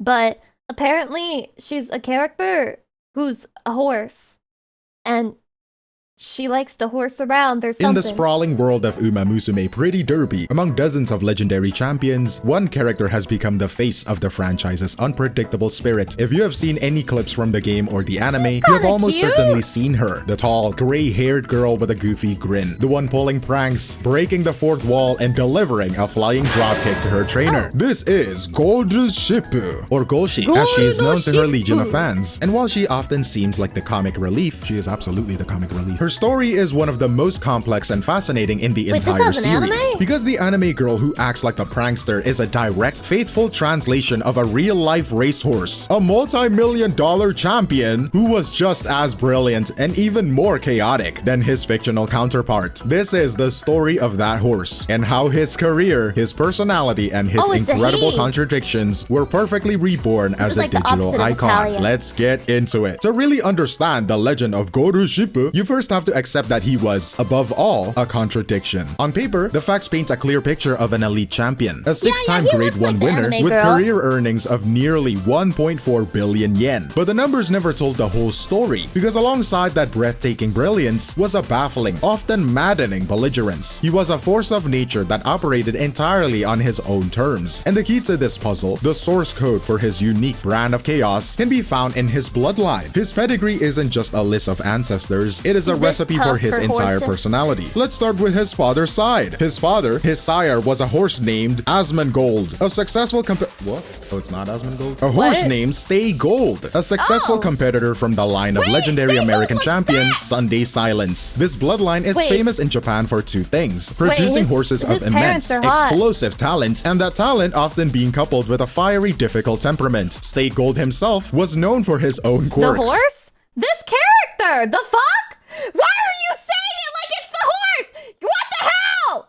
Some fans even called him a terrorist on the race course. Golshi's own half-brother, the Triple Crown winner Orfaver, was famously nicknamed the Tyrant for his fierce disposition. This is where Golshi inherited his explosive, unpredictable spirit. But that is only half of the story. On his mother's side, the influence was the complete Why would you say Stay Gold and then show me a fucking video of a hot anime girl and then say, haha, that's not her? Fuck opposite. you. His dam was a daughter of the Japan Racing Association Hall of Fame inductee Majiro McQueen. So women based on horse is better than women based on idea of cool woman from previous video? Unbelievable.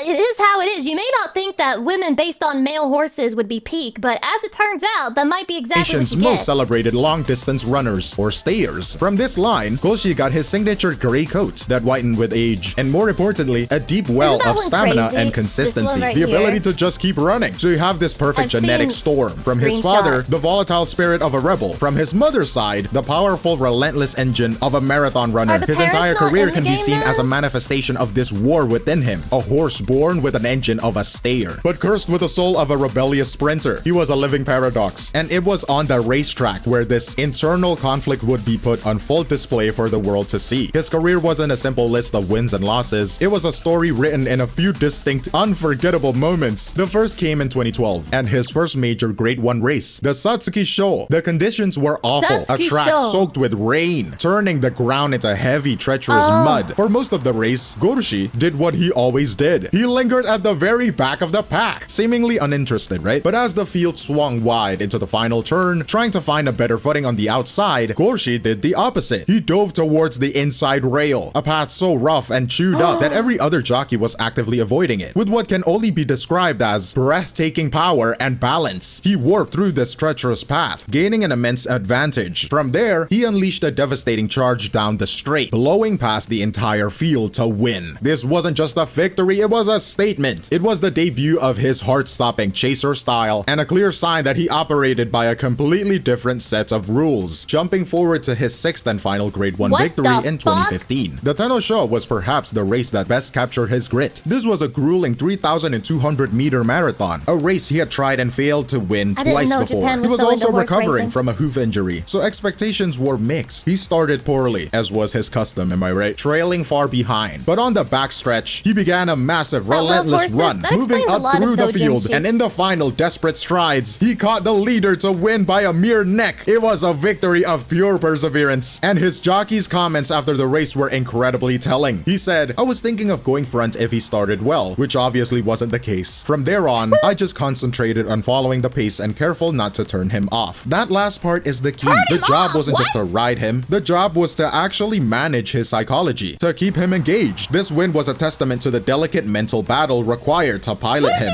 These moments showed that when Golshi was in the mood, he was a nearly invincible force of nature. But the entire sport, and everyone who bet on it, would soon learn in the most spectacular way possible what happened when he was not.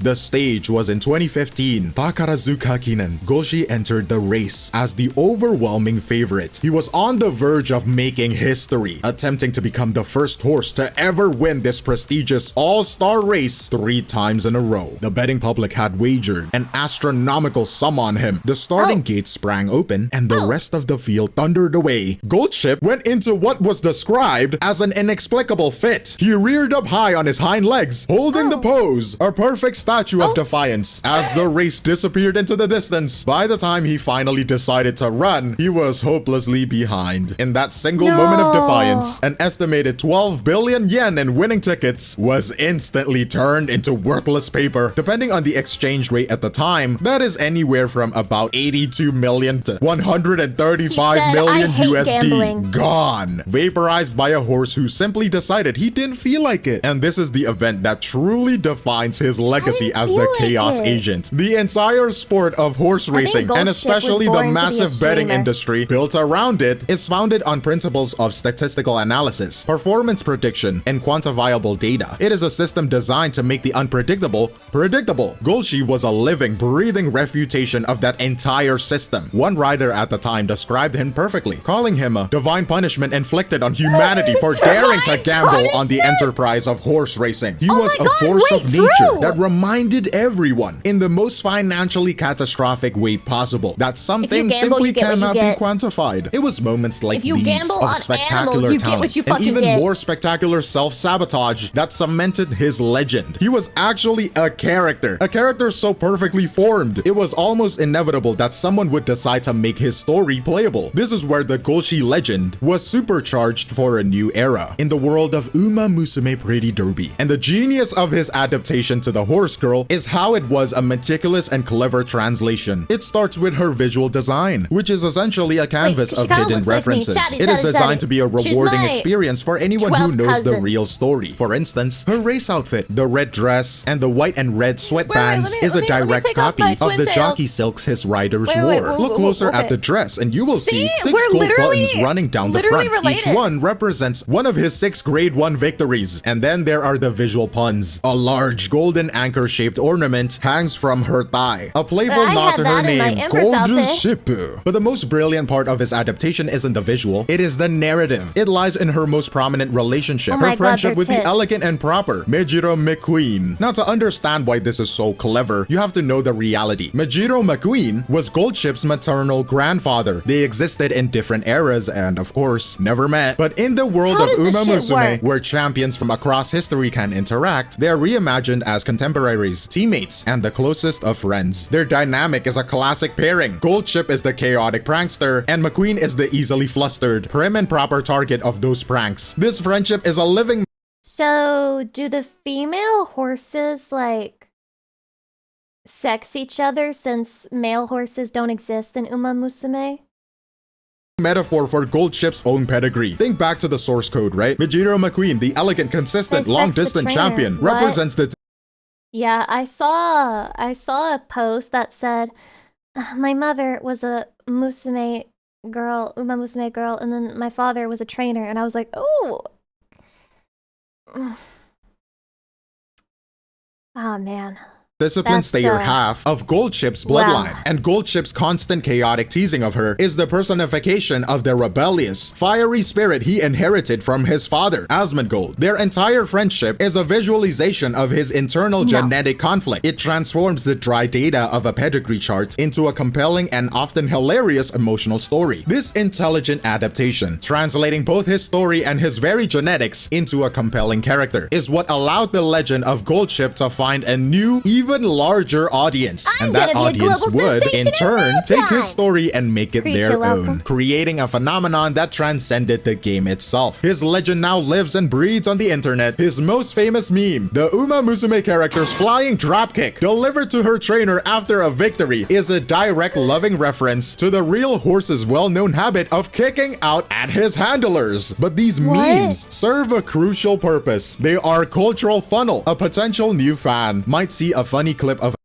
Yeah, you wanna take care of Goldship? Go ahead. You might die, but like, go ahead. An anime girl drop kicking someone. Intrigued, right? They find out it's from Uma Musume. A quick search then reveals that the character is based on a real one, and the drop kick is a reference to a real behavior. This might lead them to watch an actual race footage on YouTube, and suddenly they find themselves deeply engaged with the history of Japanese horse racing. The memes aren't the end point, they are the entry point. A hilarious... Why, I mean, when we had to ride horses all the time, you know, you'd be like, where's Jerry? And then they'd be like, Jerry got kicked by the horse, broke his rib cage, and all his organs went all over the place. And they were like, damn it, I told Jerry to get a different horse. That bitch was fly. Is an accessible bridge from pop culture to a classic What sport. routines But the am I most missing? I fascinating just part of realized I Goldchip's have story, the final and greatest paradox, came after he left the track. At the big red farm in Hokkaido, the lunatic from the racetrack became a model professional, a gentle, remarkably successful breeding stallion. He would go on to father a grade 1 winner, and in a moment of perfect karmic redemption, another of his sons would win the very race his father had so famously thrown years earlier. This dramatic shift in behavior suggests his chaos was not an inherent, universal trait, but a context-dependent response. The high-pressure, restrictive world of professional racing, with its demanding training and confining starting gates, may have been the primary trigger for his defiant behavior. In contrast, the more natural environment of the breeding farm.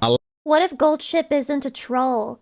What if Goldship is just tired? What if Goldship is like a depressed horsewoman in her 30s who drinks coffee to stay alive? Allowed a different, more cooperative side of his personality to emerge. This makes you reconsider the entire story. He wasn't just a chaotic horse. Perhaps he was protesting. This final layer of complexity is what solidifies his place, not just as a champion, but as one of the most fascinating characters sport has ever produced. And in the end, that is the key to his enduring appeal. The perfect chaotic harmony between his two identities, the real horse and the fictional character. He was a character long before he was ever officially written as one. The real world.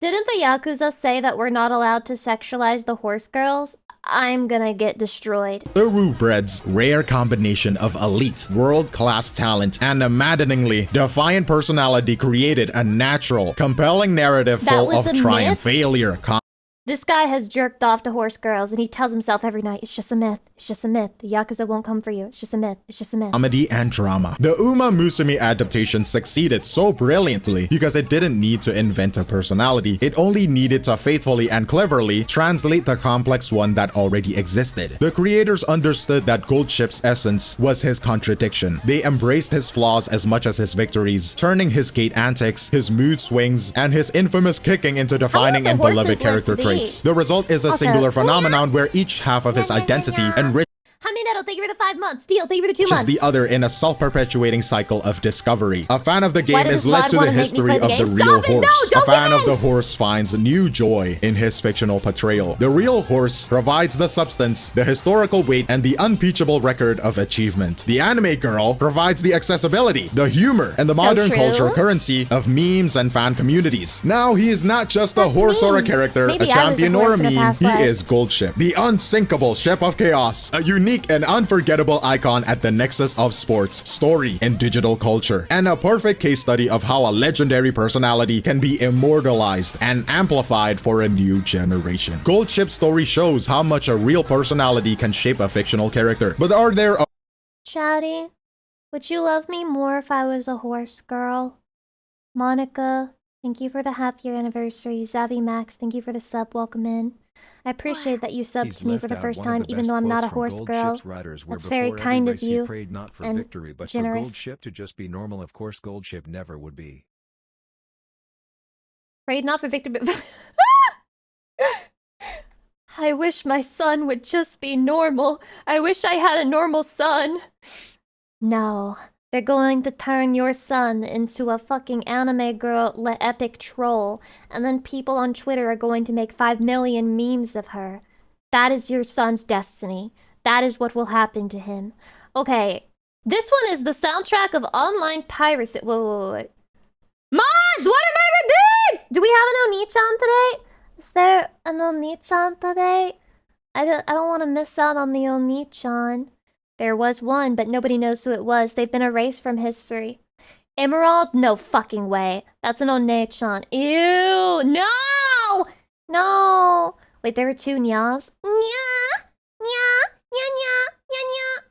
Okay, we'll do Yeehao. I'll give Emerald a Yeehao One-chan.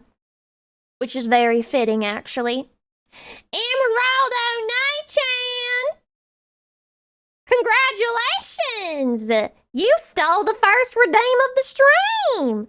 There's no other way you would have ever gotten called One-chan. I wouldn't be caught dead calling you One-chan by choice. Disgusting. I'm gonna remain the only sister, the only girl in my family, or rather that was my plan, And yet here we are. Here we are. Unfortunately, we got an Onachon redeemed, but, you know, Emerald, I guess you can be Onachon for a day. It's fine. It's whatever. It's alright, I guess. I mean, I'm not happy about it, but when was the last time I ever felt true happiness? When I was streaming to Chatty! Download Photoshop 4.0 Software free. piracy Man, is a big part. Man, I was so bad at this shit back in the day. I'm thinking about it. I literally did that. I would Google, like, how to get free Photoshop. Of the internet culture. As more and more people got their hands on personal computers, the demand for computer software would only grow. And usually it was quite pricey. So for someone to get a working copy of Photoshop or necessary We didn't know how good we had it back then. They were like, you can pay $700 for the software. We were like, shit, $700? That's rent for like 2 fucking months. But guess what? It is better than the alternative where you have to subscribe for life. office products, you would need to spend a hefty amount of money to get those. Some people just did not want Oh my to god, deal this with all editing that. style is so peak. it would eventually lead to this being created. Why did they always play This that is music? keygen. The name is pretty Is self-explanatory. it like a flex? What this Or a kind of farming? program does is that it generates an activation key for a software that you need. And it was one of the most popular tools of the time when people had to use keys as a way to get to the other side of the paywall I remember this. I remember it. Oh my god, it's all coming back. and access their software. Though in the If you recent watch, you'll learn. times, Shut up, keygen's Afro! relevance has declined. But one thing was for certain. This period of software piracy left a huge mark on the internet culture. And you probably know what I'm talking about.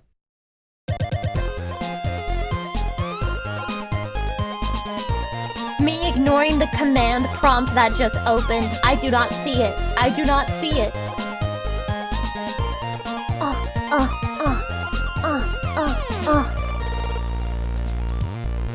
Yeah, my computer runs permanently slower, but it's worth it. Look, I can edit this picture of an anime girl and give her a different hair color. One of the most memorable things about the keygens is the soundtrack that will blast your ears as soon as you open the program. Nowadays, we brain, refer to that morons! kind of music as chiptune. Good and song, I've it's heard a it direct before. result of early technical limitations. The kind of stuff you would hear in old console games, for example. And the same sound that Mega became Man. synonymous with software piracy. But how did it even end up that way? How did it end up that In way? the early 80s, so-called crack intros would first appear. And what you see on the screen right now is what people saw back then when they ran a piece Wait. of cracked software. Intros like that were made to inform the user who was behind the crack. It's so And stylish. that's why they displayed a group's name, some various messages, That's and actually just shoutouts ore to farming. individual people. All of these intros came with super catchy yet really simple tunes, and it was made possible thanks to these sound generator chips. With one of the most iconic ones being the MOS 6581. It was a chip that was I know built what that into the is. Commodore 64 computers. And with being Trust. such an advanced tool, it was instrumental in defining the sound of that era. What is it, Lucy? It's, technology. It's a piece of, hardware? Inspired by the Question unique mark? concept of crack intros, a whole new digital art subculture called demo scene would emerge. Demo scene is a completely just like the separate community GameCube, but it's not like a involved swirly with cube. software cracking. Instead, people were just showing off their programming and artistic abilities to make so-called demos. Base. These are audiovisual demonstrations of anything and everything that could come to an artist's mind. And as technology progressed, the demos would become much more advanced. Does anyone remember when, like, the Windows music player had a little thing that would just do, like, patterns and different, like, little things on the screen while you would listen to music? Yeah, I would also watch that shit for hours. Advanced and fascinating. There are websites like, Bring that shit back. Yeah, the What? visualizer. Bring that shit back. Quit, Quit. where you can look What? at thousands upon thousands of beautiful demos. Then like the Second fucking video's Reality gonna tell by me. Now Fuji that's a Crew, slur. If you demo repeated was that, made you're in actually evil. 1993 and has been considered as one of the best ones of its time. It was a parade of many different scenes, with each one of them showing just how far you could go with this kind of hardware. And of course, the whole thing was accompanied by a really energetic soundtrack made by then Unreal 17-year-old Purple Motion. in order to make it their 17? own music software called Scream. I just want the world to know that I am no longer interested in the ages of people when they do cool things. I'm literally no longer interested. Shut the fuck up. I stopped being interested in that ages ago. I don't care how old the genius is, especially if they're young. I really don't want to know. I'd rather not hear about it. Just if you're gonna tell me someone is doing cool things, just tell me that they're doing cool things. Don't introduce it like, oh, they're 18, oh, they're 19, oh, they're 17. You make it feel like it's over. Shut the fuck up, okay? Just shut up. Just stop talking. Tracker was used, and this is basically how it looks. You might ask, what am I even looking at? Well, it's a software that would go on to become a key part of Demoscene history. Also, Chatty helped me in Discord earlier today, and they taught me a thing that I can do with command prompt that apparently logs all of my information and everything that I type and sends it to them so they can make sure I never get a virus. Isn't that so sweet of Chatty? Thank you, Chatty. Oh, I appreciate it. No, they actually taught me. No, they actually taught me how to continuously ping something to check internet connection so that I'll immediately know when it's back. How sweet. Chatty made me feel so tech savvy. Thank you, Chatty. known as a tracker.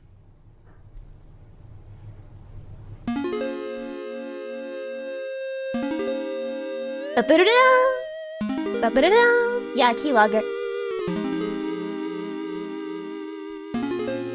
Listen,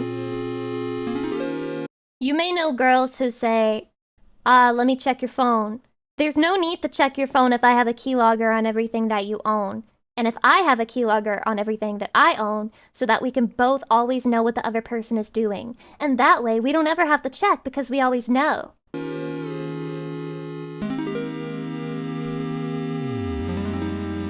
Ba-ba-da-da. I like this music. Every bit of music that you heard or will hear in this video was made using this exact music software. And before we talk about how this odd-looking thing became so popular among the music artists, it's pretty interesting to see where it all began. What the hell? That's so complicated!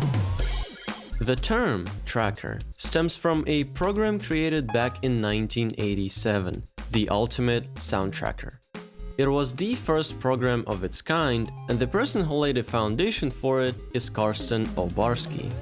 Since the release of the Ultimate Sound Tracker, a hefty amount of other music trackers have been made throughout the years. And while the way it all worked never really changed, they were still getting more advanced and powerful as the time went by.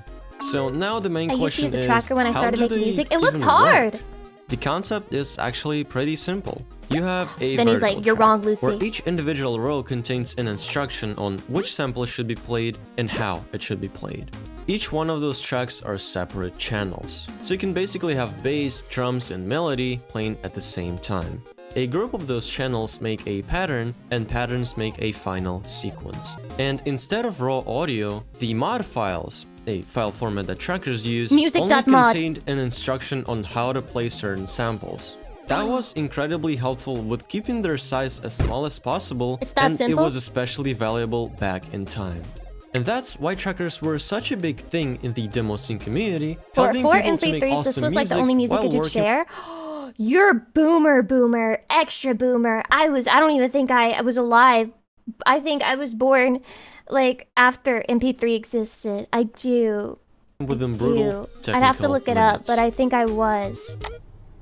You're extra boomer, mega boomer. However, the Demoscene wasn't the only community that embraced this style of music production. Remember, I love how simple it was.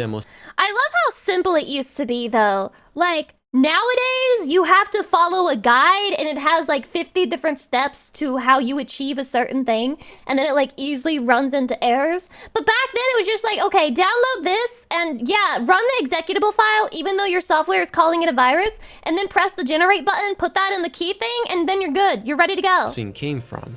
The cracking scene never ceased to exist, and by having really close ties with each other, the way they created things and so their culture were pretty much the same. Same tools. Stop saying boomer, only people 40 plus watch you. Yeah, I'm running a nursing home, what about it? Same distinguishable art style. All of this was shared between both of those, at the first glance, different communities. That's why you can observe Wares groups, basically what you would name a group that is involved in software piracy, Lucy. actually okay, being Grandpa. a demo group Whatever as well. You want. Someone like Razor 1911. a group that is well known for cracking numerous games, from the age of Commodore 64 all the way up to the most modern ones like Red Dead Redemption 2. But that's not the only thing that we're famous for, because the artsy nature of this group also played a huge role in this popularity. The list of their creations goes on and on, from simple crack intros to full-blown demos. And that's what they passionately did for almost 40 years since their inception in 1985.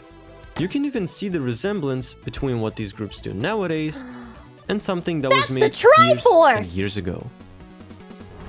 It was this recognizable art style that would eventually become a signature of software piracy culture.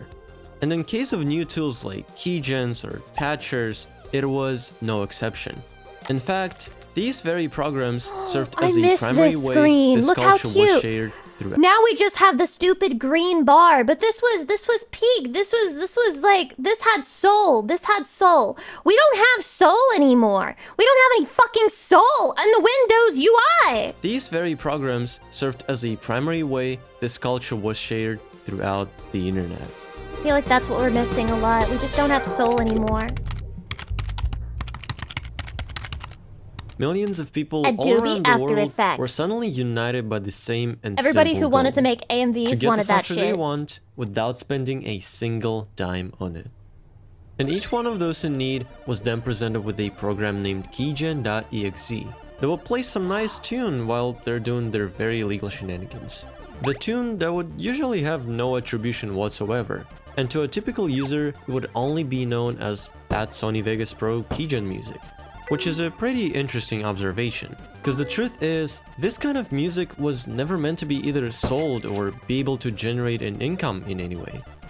It reminds me of when you would go to somebody's MySpace page or like Tumblr page and it would start auto-playing music. That shit was so obnoxious. It was just art made for the sake of art. And that level of authenticity is what gave it its charm. Think about, they were just given a free copy of, I don't know, After Effects by complete strangers on the internet that don't want nothing in return. You don't know anything about heroes. Them, not even the people who made this music that you're listening to. And this whole veil of anonymity was what brought it that magic. So if you ever wanted to find an exact track you heard years ago, or just find some new ones, make sure you visit keygenmusic.tk.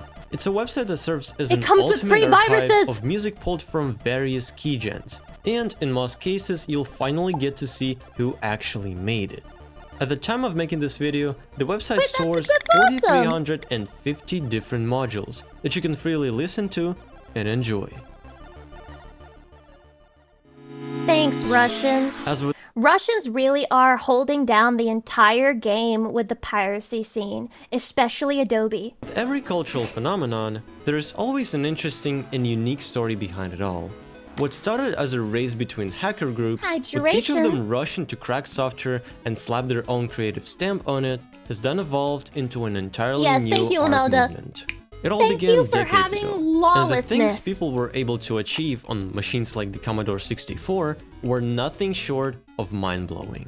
In fact, these very limitations became a core element of the whole scene. So when the internet the way came this around, video is the edited is very nice and like thematic. A wildfire. And nothing represents you want some free around, Photoshop? The culture would spread like a free copy top shit. Wildfire. And nothing represented it better than a good old chiptune. Top shit. A thing so closely tied to the cracking scene that it truly became the internet's most illegal illegal music ever. To probably no one's surprise, if you listen to this, the cops will find still you. Alive and feels well to this very day. The rich legacy that it left behind is being kept alive by music artists who after many years still make those beautiful tunes. The same goes for demo scene. A very diverse and a very much alive community you just where have old to machines reach out are and still in find demand and continuing to serve as a playground for art even decades later. And for the Weir's groups, also nothing much was changed. You can still notice the retro footprint of visuals and an absolute banger of a soundtrack if you like playing computer games, but don't really like paying for them. Everything that I liked as a kid is now considered retro. You guys remember? When you would watch a YouTube video, it would have some music in the background and it would be a guy typing in the notepad file. Oh my god! I remember the video tutorials! Thank you so much for watching this video. If you liked it and want more of those, it will be Chatty, really that's cool you. to see you press You're the the frog. subscribe button or even becoming a member of the channel. Your support truly means a lot to me and motivates me to do better and better videos. Thank you, and I will see ya next time. It was a good video! It was a good video! Oh my god! Oh my god! Ah! Okay, so what the fuck is this? Douchebag Chocolate? I used to watch his shit all the time. He hasn't uploaded in 500 years. We lost one, man. Oh shit, that's loud. You've had the privilege of being defeated by Agon of Hozointh. My friend, you will have the privilege of being cut down by Gyon Toji. Young man, you must be quite a swordsman with that attitude of yours. Or perhaps, you're just one hell of an actor. You're all shriveled up with fear. Did he just grab his dick? Better give your short sword a few acting lessons too. If you beg for forgiveness, we'll let you go. That's small penis humiliation! Everyone always seems to think Master Seishiro and I look young for our ages. I'm probably the same age as you. And besides, you're missing the point. You see, I lean to the right.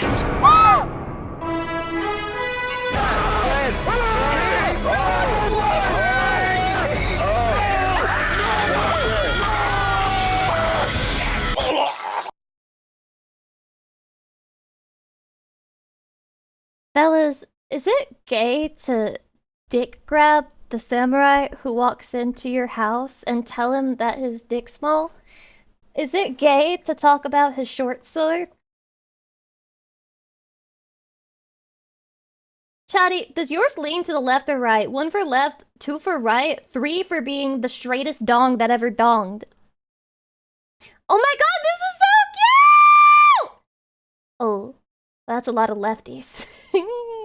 Lefty righties, lefty righties. This is so cute! What the fuck?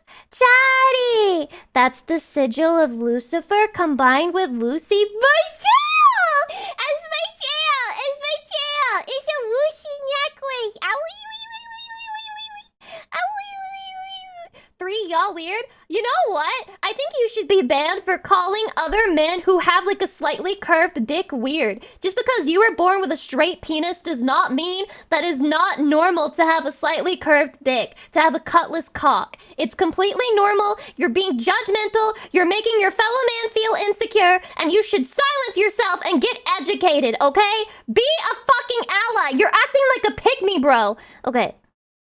But look how pretty it is. Oh my god. Oh my god. What the helly? It's a little gift for me. Ellie is beautiful. Ellie's so beautiful. Thank you.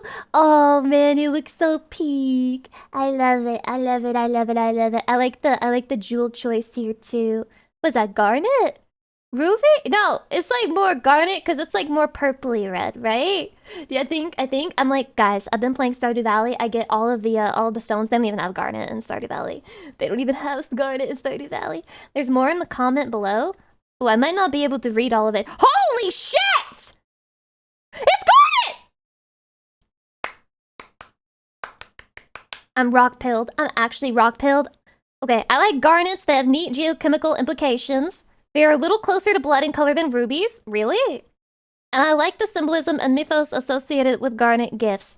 Garnets have symbolized many things, but aside from the obvious red, passion, romance, etc., they've been associated with protection, healing, and vitality. Nurse Lucy confirmed. Peak. Nurse Lucy confirmed. Nurse Lucy is literally confirmed, and it is going to come out because now I am garnet pilled. I am garnet pilled, and I am full of safety and healing and protection. Ancient healers would place garnets in wounds to help them heal. That's fucking crazy. I can't believe I have to go back to being a healer main. You can't make me go back. You can't make me go back. That is very cool though. Medieval knights carried garnet talismans to protect them on crusade. That is so based. Holy lore? Real life lore? Thank you. It's so thought out. Thank you so much for this. This is so fucking pretty. Thank you. Okay, but now guys, it's SCP hour. You know how it goes. We have creepypasta, SCP. It's my moment. I turn my brain off and I watch the SCP video. Okay? Get fucked. What the shit?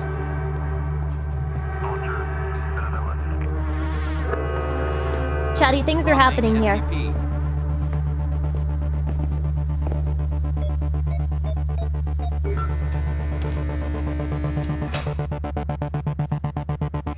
Open the door, okay. A prisoner?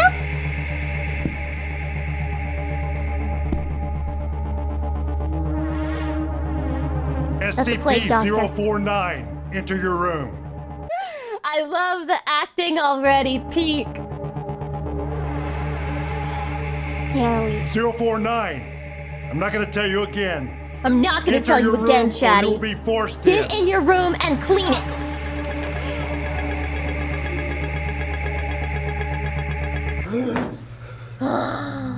He was having schizo delusions. What's happening? Can you state your name? State your name. I'm Aaron Scott. Aaron Hey, Scott, wait. why he give Keep you your 2 hands first under the names? Been some confusion around a Dr. Scott. Says here that he lost his ID badge. No, That happens I sometimes. never got a badge. You were never taken to have an ID badge made when you begin your work here? Something's not adding I up. was, but I never received it. You were found unconscious in an area you're not authorized to be. What do you remember about this morning? I was, I I can't remember. What do you remember? I remember last night. I was with Dr. Williams. I appreciate all that you've done to help me adjust to this new job. Tonight isn't just for you. The Foundation is important work, but a demanding profession. Good company helps. What is this accent? I don't drink. Company can do everything on its own. What is this accent, Chatty? So finally signed an The online SCP. contract. Wait, German? German? Oh my god. I think it's meant to be German, but not very good. I'm like, this is the fakest accent and I don't even know where it's from.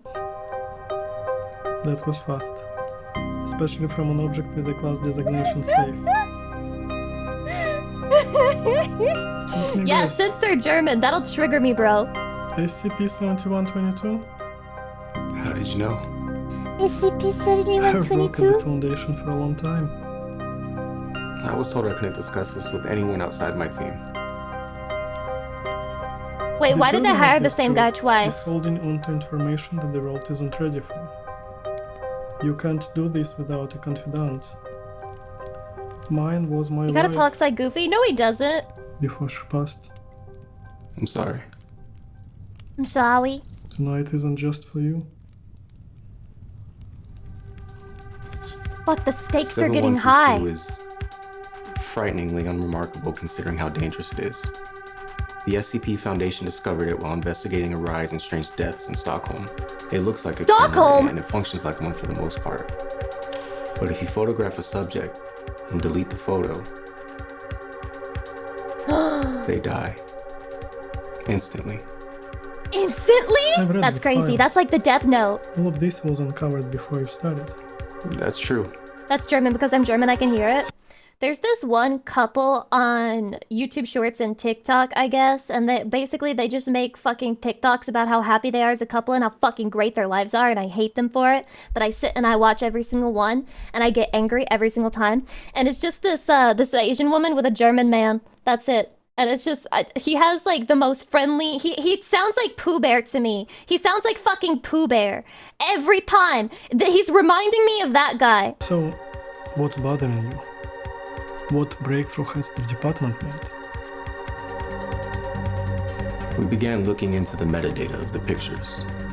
We found that if you Not deleted the metadata. without deleting You the gotta photo, delete that. the subject remained alive, but went into an unrecoverable catatonic state. In the next test, we took pictures of 2 different subjects. The vegetable maker. We had each memorize a unique poem. I think these should be then we illegal swapped to the experiment like that.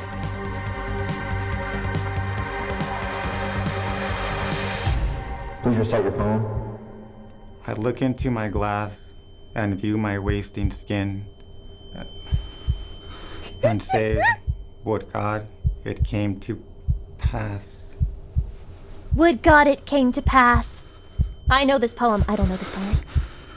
Finish the poem. Finish the poem, little bro! He started screaming. Ah! He began to beat his head against the wall. By the time we got in there, he was already dead. I can't, it's too cringe! The other side. That's too damn bad! She had a heart attack. She also expired during the test. My heart had shrunk as thin.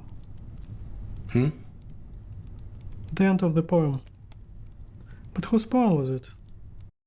Not to interrupt this very amazing video that's honestly like a full-length movie. Snowing Fire knows exactly who I'm talking about. Her latest mentioned her parents' ornate wood furniture that is not as comfortable as a real bed mattress. Many such cases. Sometimes things that are expensive are worse. Also, is your name IMAX or LMAX? Welcome, hi. It was hers. Well, Wait. Let me, I want to read the poem. It was hers. I look into my glass and view my wasting skin and say, would God it came to pass, my heart had shrunk as thin?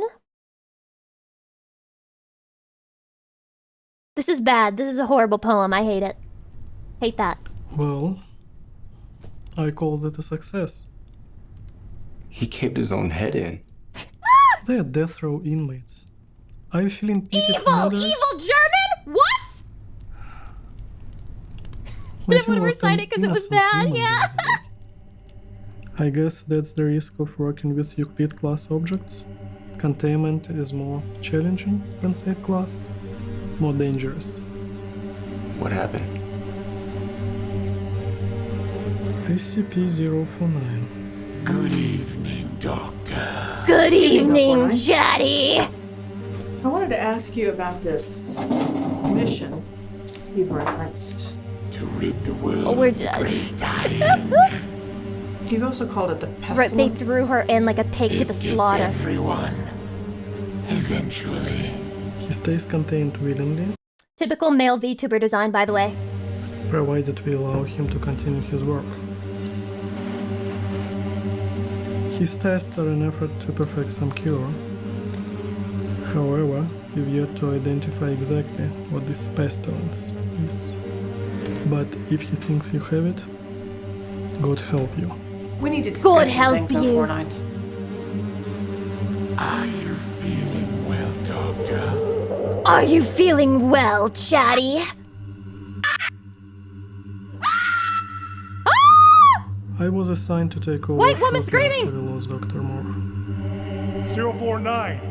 I'm not gonna tell you again. Enter your room or you will be forced in. Go to your room, young man!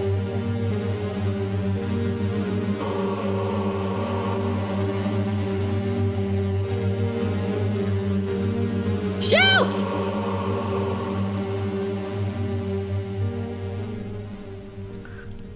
Do you know what SCP stands for?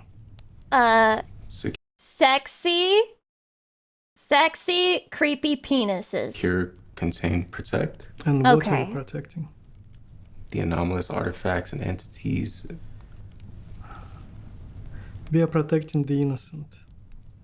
You can mourn Dr. Moore, but don't mourn the personnel. If I Wow, had to this guy's sacrifice evil. Did you know? Can 100 you tell he's mothers evil? to save an innocent life, I would make that trade every day. He said the trolley problem? Multi-track drifting.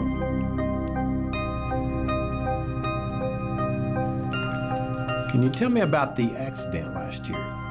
What? Drunk driving. One Drunk dead, driving. 3 injured. No. I wasn't drinking. There were empty bottles in the car. I wasn't designated. How is this even relevant? Because, Dr. Scott, I'm beginning to wonder how you got this job. You're young, barely qualified, somehow walking around without an ID badge, and now this? I'm not saying another word until somebody here tells me what is going on. He wants to talk to the manager! What? Let me guess. SCP-7122? How did you know? What breakthrough has the department? In the next test, we took pictures of 2 different subjects. You were never taken to get an ID badge made when you begin your work here? Yes. I was, but I never received it.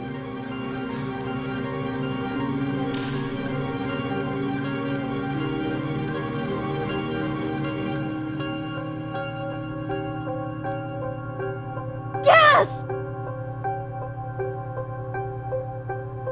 He's literally doing, guys, he is literally doing the gif of the guy who's like, no weighing. He is literally the no weighing guy. he's literally that fucking emote. Dr. Scott. Dr. Scott.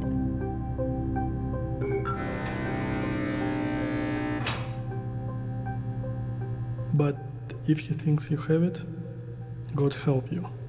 God help you. I know what he wants. Wait! You stay here. You stay here, Chatty.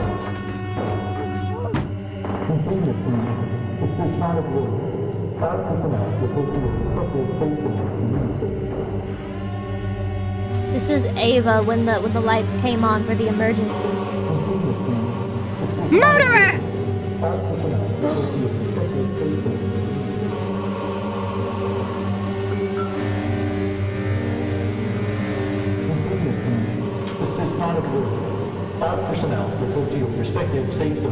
Not the door opening! Why does he look kind of happy? Wait, am I crazy? He looks kind of happy. Look, he's like... He's like...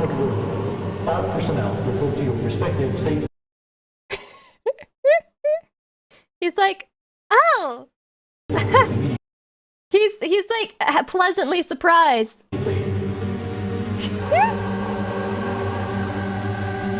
Doctor!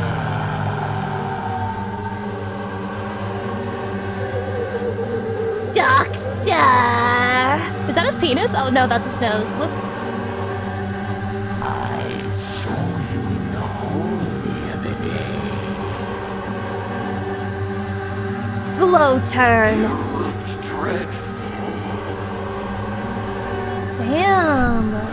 Is a man not allowed to be ugly anymore? Why don't I take a look at you? No! It's ogre. It's ogre. Is this the German guy evilly drinking whiskey? Wait, no, it's beer. That's what they drink in Germany, right? Why does that look like the She-Hulk? It looks like the actress that was for the She-Hulk.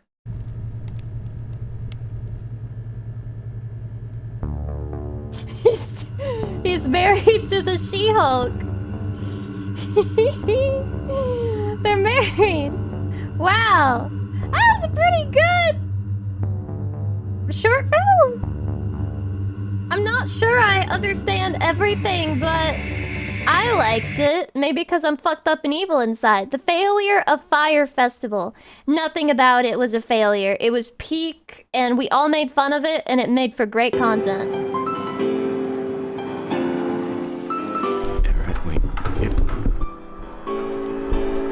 Is this another horror film? Hi there. Hello. You're probably wondering how I got this tan. Well, let me tell you the story. It begins with a man by the name of Billy McFarland. Billy McFarland. Billy was a good boy. At 22, he had dreams of becoming a super wealthy entrepreneur, dropping out of college to start a business called Magnesis. Over the years, he managed to network with some powerful people. One of them was Ja Rule. Translated from German, I believe it means, yes, rule. Over drink? Ja Rule! He pitched an idea. Here's an accurate recreation of that event. Mr. Rule, he says, I have a brilliant idea. Like, word, like, yo, what happened? I'm like, yo, this nigga too wild, fucking his bitch. Precisely. Great minds think alike. It will be 2 weeks of absolute luxury in the Bahamas. The Bahamas! Ooh. Oh. Ooh. Promotion began in late 2016. Fire promised beaches, ladies, gourmet food, luxury villas. Hosted on a private island in the Bahamas called Fire Cay, once owned by Pablo Escobar. I can see why this VIP easily tickets up to scammed people. $250,000. Swimming pigs. Blink 182. Major Lazer. A steel drum. Welcome to Fire Festival. The best 2 damn weeks of your life. I bought my ticket immediately. The day arrives. About 5,000 people are making their way directly from Miami Airport. Oh my god. And there are huge delays to get to Fire Cay. Although I shouldn't say Fire Cay, because it doesn't exist. In the marketing, they referenced this island, which is actually Norman's Cay, run by George Jung, not Pablo, by the way. But that doesn't matter because we're not going there either. We're going to Great Exuma. Private island? Forget that. Population? 7,000. In fact, we're basically in the parking lot of a sandals resort. In the end, only about 500 of us make it to the island. The remaining customers' flights are cancelled. You're about to see why. They were saved. We They were onto rescued. a school bus and taken to the site. A gravel lot with a bunch of FEMA tents. Oh no. Remember those promises of luxurious villas? Pranked ya. Enjoy your stay. And don't forget your complimentary cup of UNICEF rice. Once there, no one knows whose tent belongs to whom, so staff try getting everyone into a line.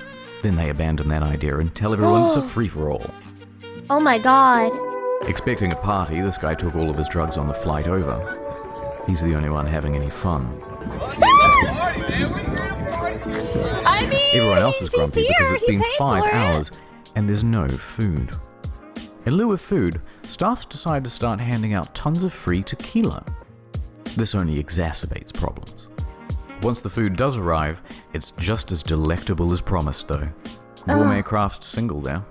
A few hours later, bags arrive on a shipping container. It was getting dark and there was no lighting. So everybody's walking around with their cell phones trying to look for their luggage. Plenty of people had their luggage stolen. But don't worry, if you have any valuables, the festival There's nothing else to do but top-notch steal security. once you're there. Here it is. But no one told guests they had to provide their own lock. There are rumors of muggings by the locals. I heard rumors of feral dogs. A tent supposedly caught fire. The closest beach has a rampant shark. Whoa, there was a Reddit for it? Hold on. Tent. Tents are burning, someone raided the bar. It's fucked up on the other side of the island. Someone burned his tent and a group of people raided the bar. The barman fled, and the guys who raided are giving the alcohol for free to the other people here. I'm convinced that this was a social experiment. Supposedly caught fire. The closest beach has a rampant shark problem. Just throw it Staff right don't into have the any shark's uniforms mouth. or walkie-talkies, so no one knows who's in charge, and the people who are in charge can't talk to each other. Here's the bathroom. Many staff quit after only a couple of hours. No For shit. a few customers who were willing to just make the most of it and enjoy the music, they had some bad news too. All of the major musical acts pulled out. In fact, Major Lazer wasn't even confirmed to go in the first place. The event was promoted as cashless, so all people had were these useless Disney bucks on their fire band. Oh my god. Which meant they couldn't buy anything or catch a cab if they were stranded. And even with only 500 people, there are too few tents and beds, so everyone is just stealing each other's. And for any of you thinking you could just escape to the sandals, bad luck. And then you have to remember there were multiple people who got their flights cancelled, so it could have been even worse. It's peak season and they are absolutely full. People are reaching out to the embassy for help. After a few hours, most people chose to go back to the airport, and the rest were forced back home when the Bahamian government stepped in. The festival was closed. But the exodus from the island made its own problems. Guests spent hours dehydrated and hung over in a hot building. Why staff locked the door isn't entirely known. But one girl fainted before they were finally reopened. You can never Everyone leave. gets home and that was the end of it. Except for After losing me. thousands of dollars. I was rescuing someone, helping them out, and I got lost in the woods. Anyway, back at home, the shitstorm on social media was just ramping up. The Reddit Fire Festival was created, and it started documenting everything that went wrong at the event. People were circulating a fake tweet by Jar that the whole thing was a social experiment. Wait, I guess I've never had an original thought, even once in my life. Some festival memes there. And it quickly turned into a marketing case study of what not to do. In response, Fire started serving cease and desist letters to stop people from saying mean things about Dude, them. why? What's Mr. the Rule point? released an official statement You got online, your money. both apologizing and saying that it's not his fault. Interestingly, he wasn't even on the island at the time. He was giving a concert in Chicago. Although, to their credit, they offer everyone a full refund. Or Sure. you could always let it ride and opt in for tickets to 2018's Fire Festival. Oh yeah, 2018 Fire Festival. Exactly. Next year. Meanwhile, Billy is on full damage control. He claims that a storm came in the night before and changed all of the marketing into lies. We got to a point that we were very excited about on Wednesday night with how the two sites looked, and we got hit by a big storm. But the apologies weren't enough. A few days later, and the first lawsuit Me when was I served. lie. Attorney Ben Misalis doesn't think it's funny. He's filed a $100 million. Guys, we had plans for everything and like it was looking great, and then suddenly all we had were a bunch of tents and not enough tents for as many people as we sold tickets to. But don't worry guys, like there were plans and it kind of just like it fell out somewhere. Class action lawsuit against the organizers. Then another suit. Then 7 more. Then the feds got involved, claiming Billy had committed wire fraud. Serious charges with serious prison time. More on that later. But first, right now, let's go into the history of Fire Festival. The marketing There's was a history? To get the word out, they got in touch with about 400 influencers, Instagram celebrities, Oh, and they offered them no. VIP tickets or cash to promote the event. They even managed to get Kendall I'm Jenner evil, to they post all about deserved it. Rumor has it she was paid $250,000 for this post. Their marketing worked though. The festival sold out. So how did it go so wrong? Let's start with the money. During the planning process, a consultant came in and said the festival would cost $50 million and require another year of organization. Ardo, thank you for the 5 months, I appreciate it. This is after they made all the promises, and they had nothing near that amount. So We'll they make started promises for cutting expenses cash! way back. Remember those luxury villas? They were going to cost $10 million alone, so they scrapped them. Now everyone gets a tent. Deposits for the bands? Nope. Food, infrastructure, staff, all were cut back. But, you may ask, how did they have so little cash if they sold out? It's the price. It was way too low. Now wait a minute. Up to $250,000 a ticket is too low. In fact, on social media, that's people were crazy. so merciless and unsympathetic towards the guests because they thought it was a bunch of rich kids paying for tickets with a The same thing happened with the Titanic submarine. Exact same thing. Only I still think it's funny. starting price of $12,000. And you can thank fake news for that assumption. You see that number repeated everywhere. But actually, very few were paying even close to that amount. The standard price was around $1,200. Which, if you think about 2 weeks in the Bahamas with practically all of your expenses taken care of, How do you not know that's a pretty scam? bloody good. In fact, some tickets were as low as $500. 6 months ago, got together and got the early bird special for about $500, and this covered No. food, transportation, ticket. No, it didn't. And It didn't somewhere cover to sleep. shit. How on It covered earth were a they week gonna of break misery. even with that? They weren't. And on the flip side, there's no proof whatsoever that anyone purchased a $250,000 ticket. So basically, they're stuffed. Billy has to start taking tough short-term loans just to keep afloat. Which, by the way, is why they did the fire bans. It was to raise cash. It's reported that up to $2 million in Firebucks in-game currency was spent in the lead-up to the event. But this wasn't even In-game close to currency? enough. Practically broke, and with the event only a few weeks away, the more experienced staff suggested postponing. But thanks to those short-term loans, he couldn't. I love money. So he I love insisted money. on going forward. Those staff tried to control the damage by That telling face said celebrities it. and public figures not to go. How was the fire festival? She is cracking up at So, that. Billy and Jar are in some serious trouble. But let's please have one failed festival that has a sequel. Well, Billy is out on $300,000 bail. His assets were frozen as at May 18th. He dropped his expensive attorneys. Did somebody He's pay selling it? his property in New York. He tried to sell Magnesis for $150,000, but it was cancelled for being fraudulent. Minister of Fecal Affairs, Massively incredible in debt and with username, no welcome. hope of paying it back. Fire went into involuntary She's got her money, she's good. Me, when I see somebody take a sponsorship from BetterHelp, and I'm just like, I hope it's worth it. bankruptcy. And that is the end of Fire Festival. I'll keep you posted about whether Billy is going to jail. Did he So actually long, ever Fire keep us Festival. posted? You were too beautiful for this world. And as for me, well, it's time to go home. Chatty, if I sold $250,000 tickets to Pyre Festival, would you go to Pyre Festival? We don't do anything. We just basically get in a basement and we play video games and we barely talk to each other, but we bond emotionally simply through being in each other's presence. Would you pay? 9 months already? Would you pay Awesome. for the Pyre Let's hit the Festival? 1 year mark. Secretario, thank you for the 9 months. Congrats on the baby. Oh, I'm stretching. Oh, I was gonna stretch anyway, but also I have a redeem, so that's convenient. Oh, stretch.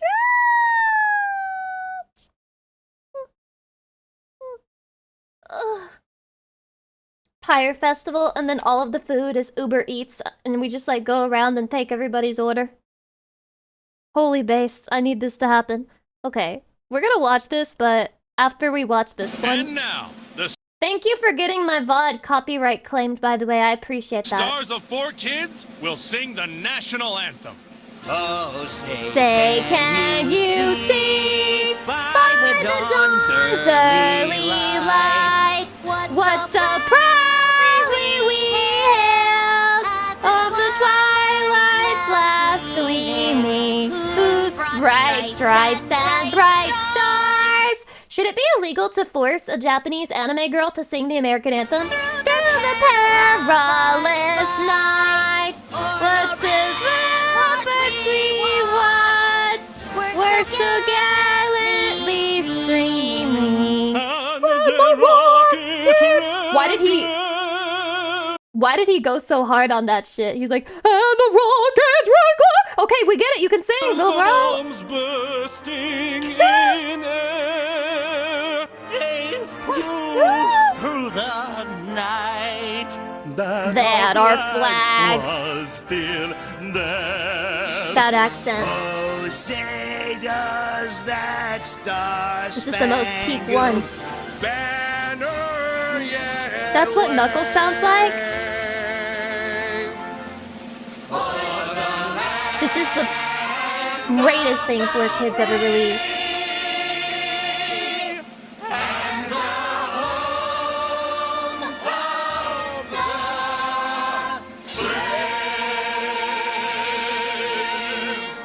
Happy 4th of July.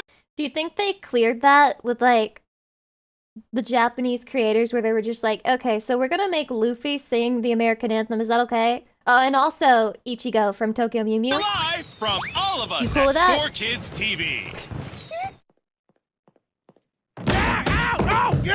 Whoa, whoa, whoa, whoa, just throwing that at the end there is crazy. What are you upset about? That was perfect. Also, why are people trying to Sonic pill me so bad? I'm noticing you guys keep sending me fucking Sonic content to react to. Who is trying to give me the Sonic pill? Scientifically accurate. Oh, he's so cute! He's so cute! Oh, he's Science so cute! defines Sonic the Hedgehog runs 6 disgusting. feet per second but is nearly He's so blind. fast. Sonic He's the dead. Hedgehog. Somehow alive. Hedgehogs get Skin of cancer and steel. rabies. Hedgehogs Rabies. eat their own babies. Hedgehogs defecate while they run fast. Jesus Christ! When hedgehogs find poop, they put it in their mouths, mix it with saliva till it's a foam, then rub it on themselves. How many people do you think have jerked off to this video because they have like a Sonic poop fetish? Doesn't know why they do this. Why would a hedgehog do this? They eat shit and then rub it on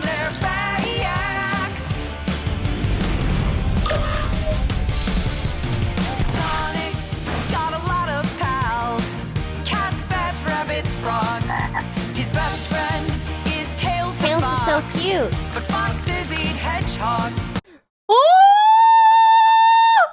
Do you think Tails' nice and sweet behavior is just a cover-up for how he's sneaking into their lives and he's going to fucking eat them alive one day?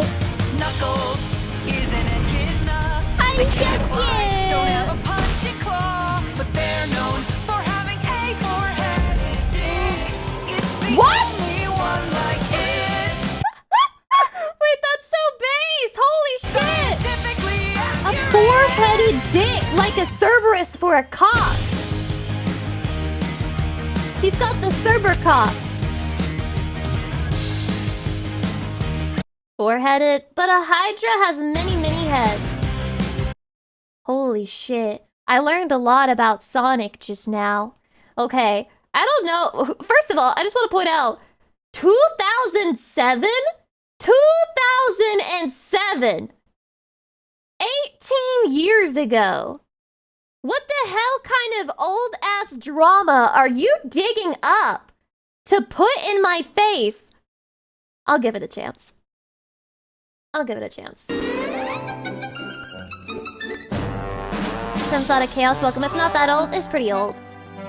Yeah, that video can drive now. Still safe though. Lamau. Kassan, thank you for the 14 months, you're not safe. Just women? That's women. That's women. That's the man. That's man. That's a male. That's a guy. That's a bro. That's a penis. Oh.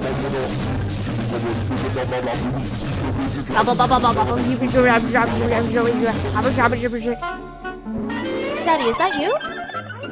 That's literally me! That's literally me! That's literally Lucy, what the fuck? Okay.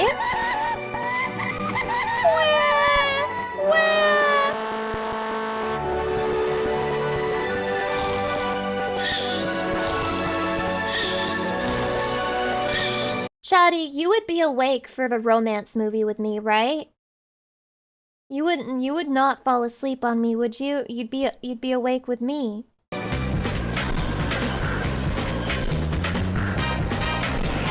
Oh?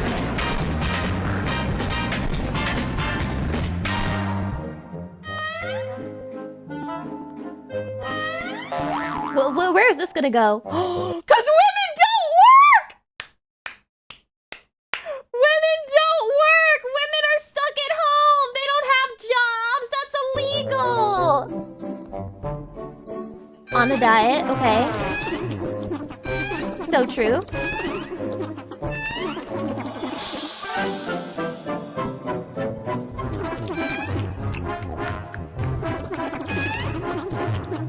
Yeah. Yeah.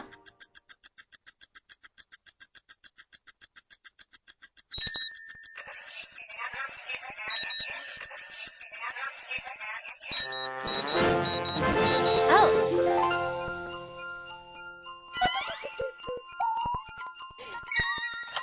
How dare you! How dare you!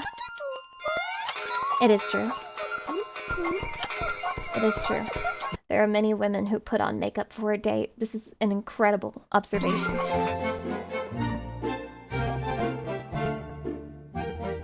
Wait, traveling?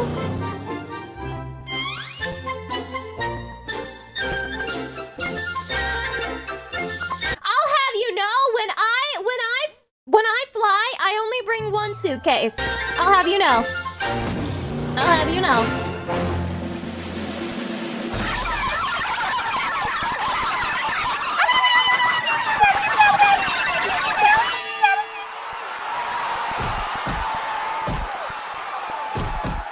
Wait, you guys are just arguing? You guys aren't talking, you're just fighting each other? You're committing violence?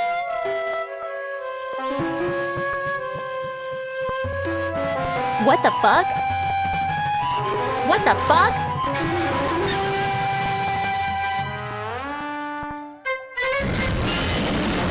Holy loud. Seducing to the toilet? Okay. Okay. He just goes to potty. Okay. She's gonna bring a friend. She's gonna bring a friend. You gonna bring a friend? I knew it! I knew it! I knew it! I knew it! I knew it! I knew it! Handbag. Wait, men shouldn't have handbags. That's not a stereotype. Men aren't allowed to have bags. They need pockets. God forbid a woman be well prepared, which I do not fit the stereotype of, unfortunately. La spesa. Yeah, you go in, you get the thing that you want, and then you leave. That's how you should shop. She's gonna make 500 stops. You just know it. You just know it. Yeah. This is why I hated going to the store with my mom. Holy shit. Yeah. You gotta go through the whole store first. It's important. It's crucial. Do you do that? No. I hate shopping. I hate shopping. I hate shopping. The ideal partner. Oh. Is that it? Wow!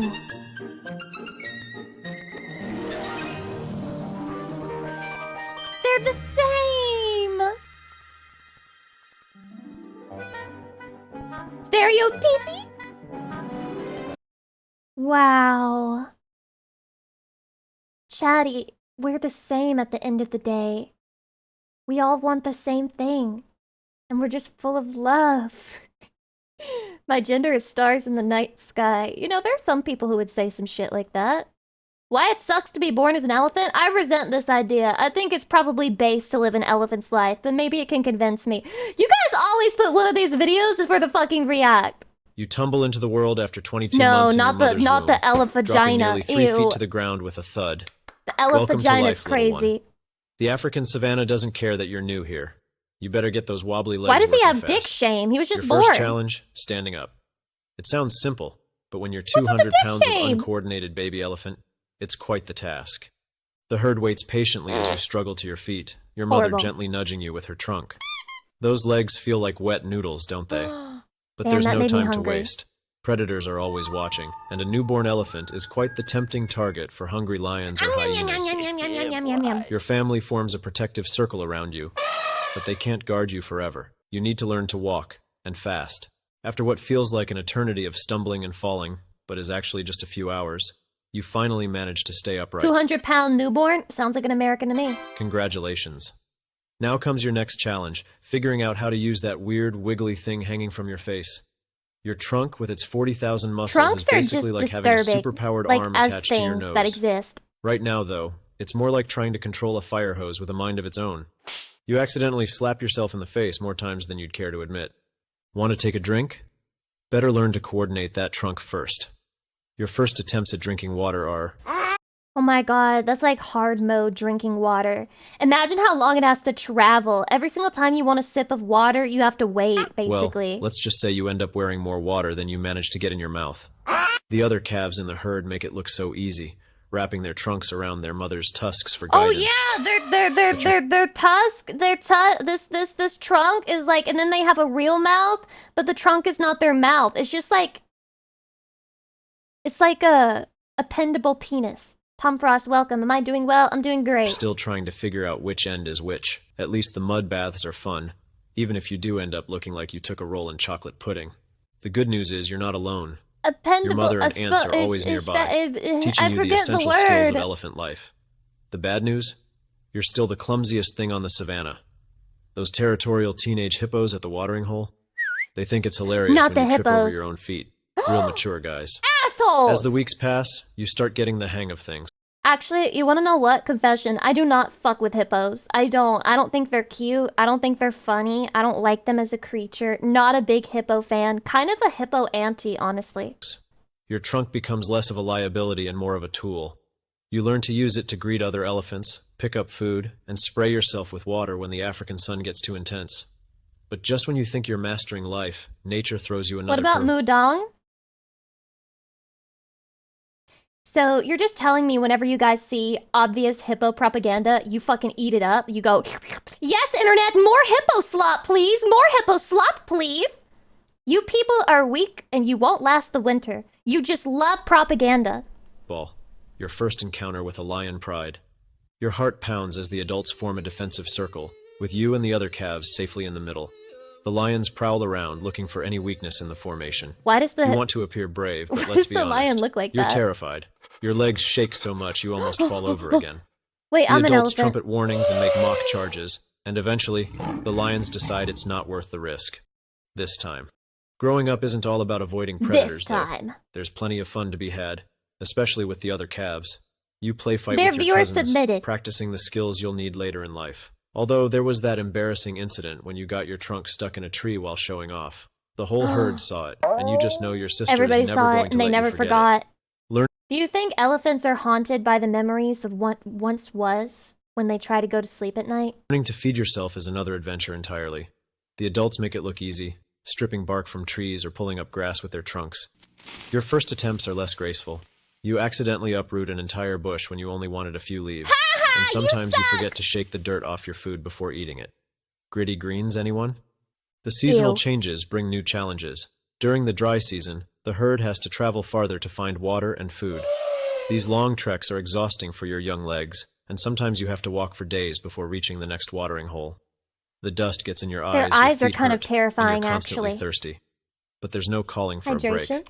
The herd moves as one, and you have to keep up. Mud becomes your best friend during the hot season. It's not just about cooling off, it's also nature's sunscreen and bug repellent.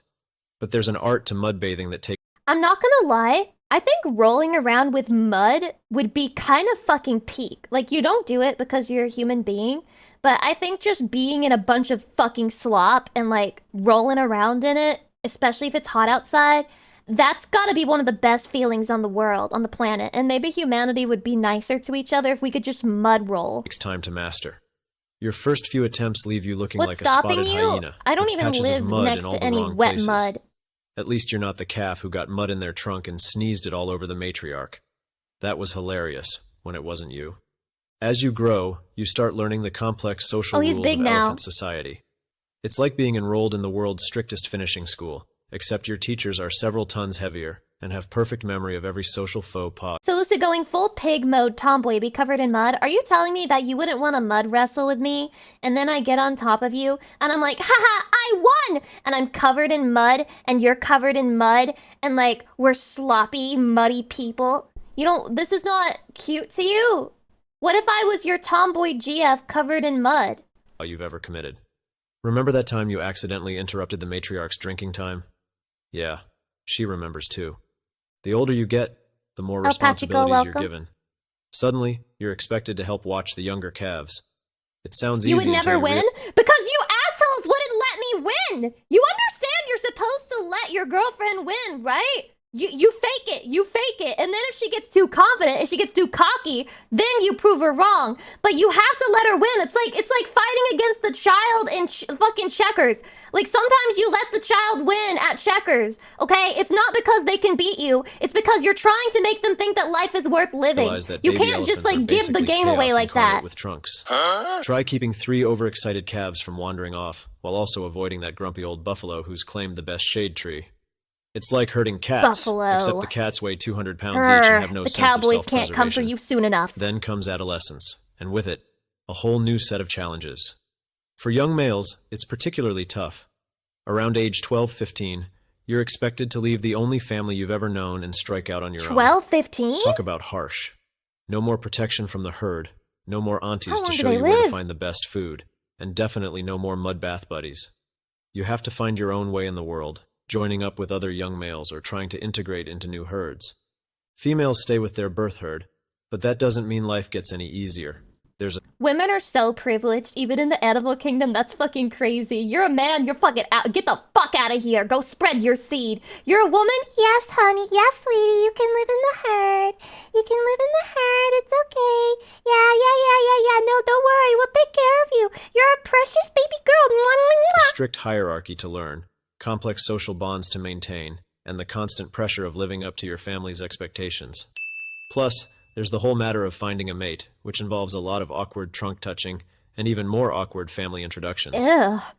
The years pass, and you watch new generations face the same challenges you once did. You see them stumble on their first steps, splash water all over themselves while learning to drink, and make the same mistakes you once made. But now you understand why the adults were so patient with you, because that's just what elephants do. Aww. We look out for each other, even when it means watching a youngster spend 10 minutes trying to figure out which end of a grass stalk to eat. Based. Did you guys know that elephants remember things, which is good and bad, but they'll like remember the people who did them dirty and the people who did right by them. They're petty too. Great VTuber model. Cheers from Germany. Duncan! Cheers from... Guess where I'm from? It's not obvious. It's not obvious. It's not. Japan? How the fuck did you know? How the fuck did you know? The savannah isn't exactly known for its gentle weather. Holy shit! During the rainy season, you have to deal with torrential downpours that turn the ground into a slip-and-slide adventure you never asked for. Your feet sink into the mud up to your ankles, and every step feels like you're pulling yourself out of quicksand. The thunder is terrifying at first. Imagine trying to stay brave when the sky itself seems to be throwing a tantrum. And don't even get me started on the lightning. The first time you saw it, you tried to hide behind your mother, forgetting that you're not exactly tiny anymore. Nobody warns you about how much time you'll spend eating, up to 18 hours a day.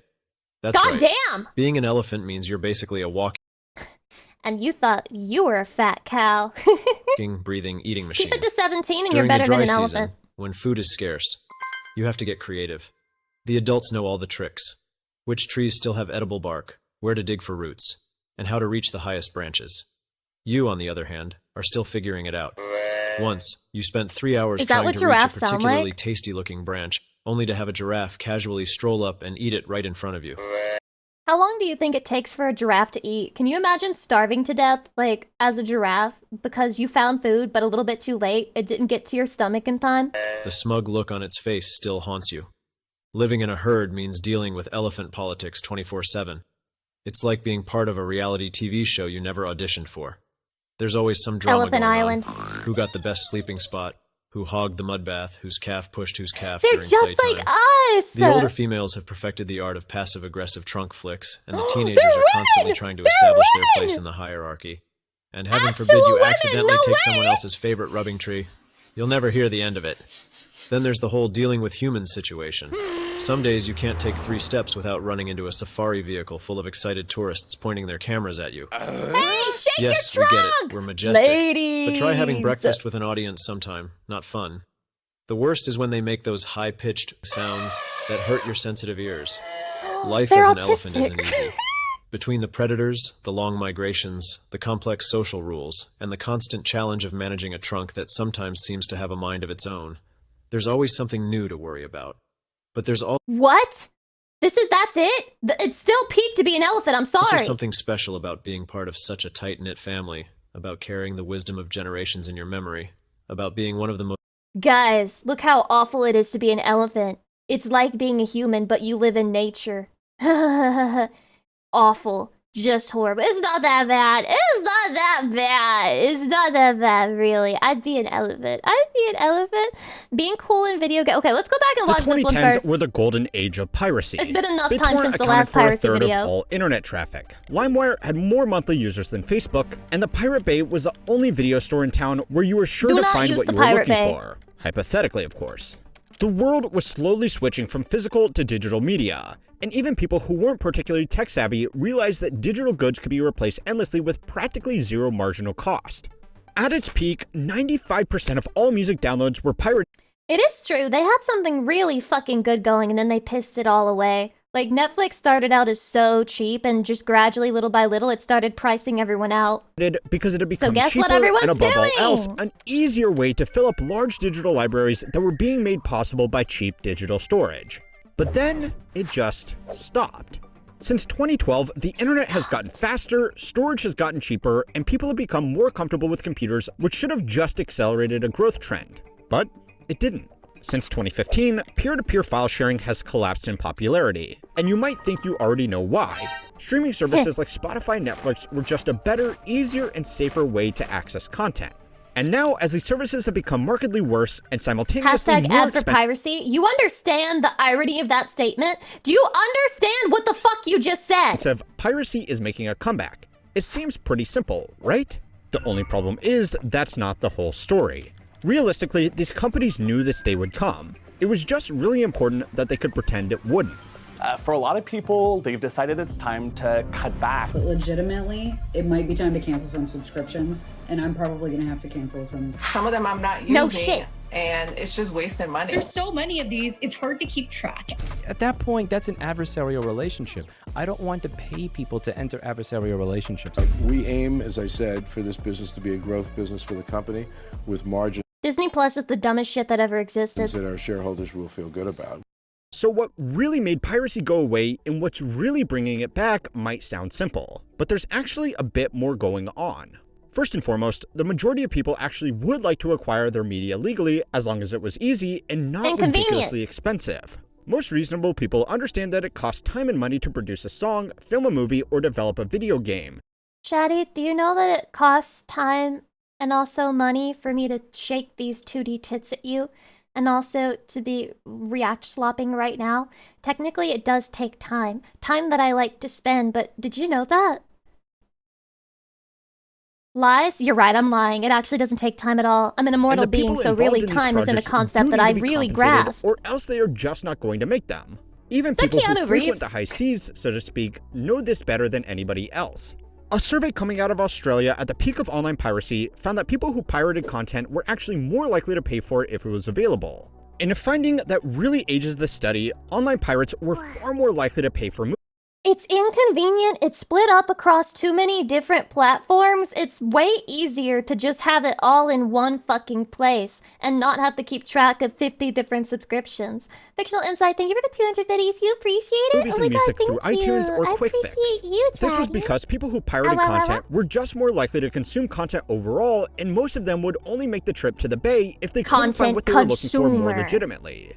So there were two things that changed after 2013. What the fuck? There were a few high-profile crackdowns on some of these sites, but even the regulators themselves knew they were just playing a game of whack-a-mole.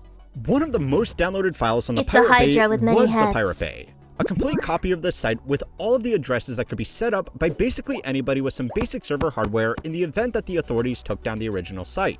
But then came along the streaming sites that, thanks to faster internet speeds, could let users watch content on demand with— Listen, Extra, you saying I love being the product is crazy, okay? I know the statement is all, if you're not paying, you're the product. I don't give a fuck. If you're paying, you're still the product. You think just because you fucking paid Netflix $20 a month, they're not taking your data and selling it to the highest bidder? They still are! You're paying to get fucking scammed anyway! Out granting them direct access to digital files which could then be copied and shared illegally. The big thing was that these options were just so easy compared to piracy, and so cheap compared to buying songs or movies one by one that it just didn't really make sense to bother with anything else. Nowadays, that's clearly changed. There are dozens of streaming services that are each getting more and more expensive every year. The movies and shows that you watch are being split up over different— Oh my god, Scarfully, thank you for the 2 months, I appreciate it. What about the time we spend watching you? Wait, Shaddy, should I pay you to watch me? Fuck. I can't afford this. Providers, the services themselves are getting worse by introducing ads and pushing less relevant content, and on top of all of that, it's just not that easy anymore. Even individual TV shows have certain seasons split up over different streaming services, and the first step in sitting down to watch a movie these days is to Google what streaming service has the 1984 release of Gremlins, and if you're unlucky, what streaming service plus what VPN combo will get you the movie you want to watch. If you're already going through all that effort, it gets really tempting to just replace streaming services with your port of choice, because in most cases, it will just be easier. So yeah, streaming services were cheap and easy, which killed the need for piracy. But then they slowly became expensive and terrible, which brought it back. Pretty straightforward, right? Wrong. So straightforward. It's easy to write this whole thing off as just dumb companies being needlessly greedy to their own peril. And while that's definitely part of the problem, there is a lot more to it than that. Music streaming by comparison is decent. There are multiple services, but almost all of them have I swear to God, if you use YouTube Music or Apple Music or Amazon Music, what the fuck is wrong with you? Almost all of the music that you would possibly be looking for. Also, Duncan, thank you for the 2 months. I appreciate it. Nobody really bothers to pirate songs anymore, which is particularly impressive when you remember that just 15 years ago, 95% of music was being downloaded illegally. Artists have not been thrilled about the lower Alexa forces you on Amazon Music. Oh, I found your problem. You have a fucking clanker in your house. revenue they have got from streaming versus physical album sales. But most of them still go along with it because even a small share of something is better than most of their music being accessed for free. This raises a potentially unpopular idea, that it might not be streaming that's broken. It might be the movie industry that's broken. The golden age of streaming was never going to last because it was never meant to last. So it's time to learn how money works to Oh my god, speaking of fucking movies, it's expensive to see a movie these days. Like, insanely expensive to see a movie. What the fuck, bro? It's crazy the way this shit works. Holy fuck. find out why piracy is really making a comeback. This video Yeah, at was least made 30 bucks possible and above by if you dare to get iScanner. popcorn. God forbid you want to go to a movie and watch for tax season. Do you want to go watch a movie and get popcorn and do like the typical movie experience? Yeah, you want to sit there with your fucking popcorn? $30, bitch! $30, I bitch! remember which ones I still needed to file. And of course, one of the important ones had coffee stains all over it. I don't like that. The text was barely I readable. don't like that stock Classic footage. me. That's why I started using iScanner. I just scanned the receipt and it Is this used an AI ad? to clean everything up. It straightened the Is this an page, ad? fixed the lighting, and even is the Are we- most dominant movie and TV streaming service in the world. It has over 300 million paying subscribers, and unlike a lot of its competitors, it's How actually surprising.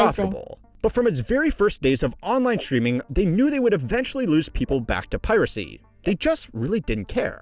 And to see why, I'm sorry, but you are going to have to look at some financials. Last year, I'm it made looking at the $8.7 financials. billion in net income after taxes, which is extremely impressive. But it still makes it hard to justify the valuation of more than $500 billion.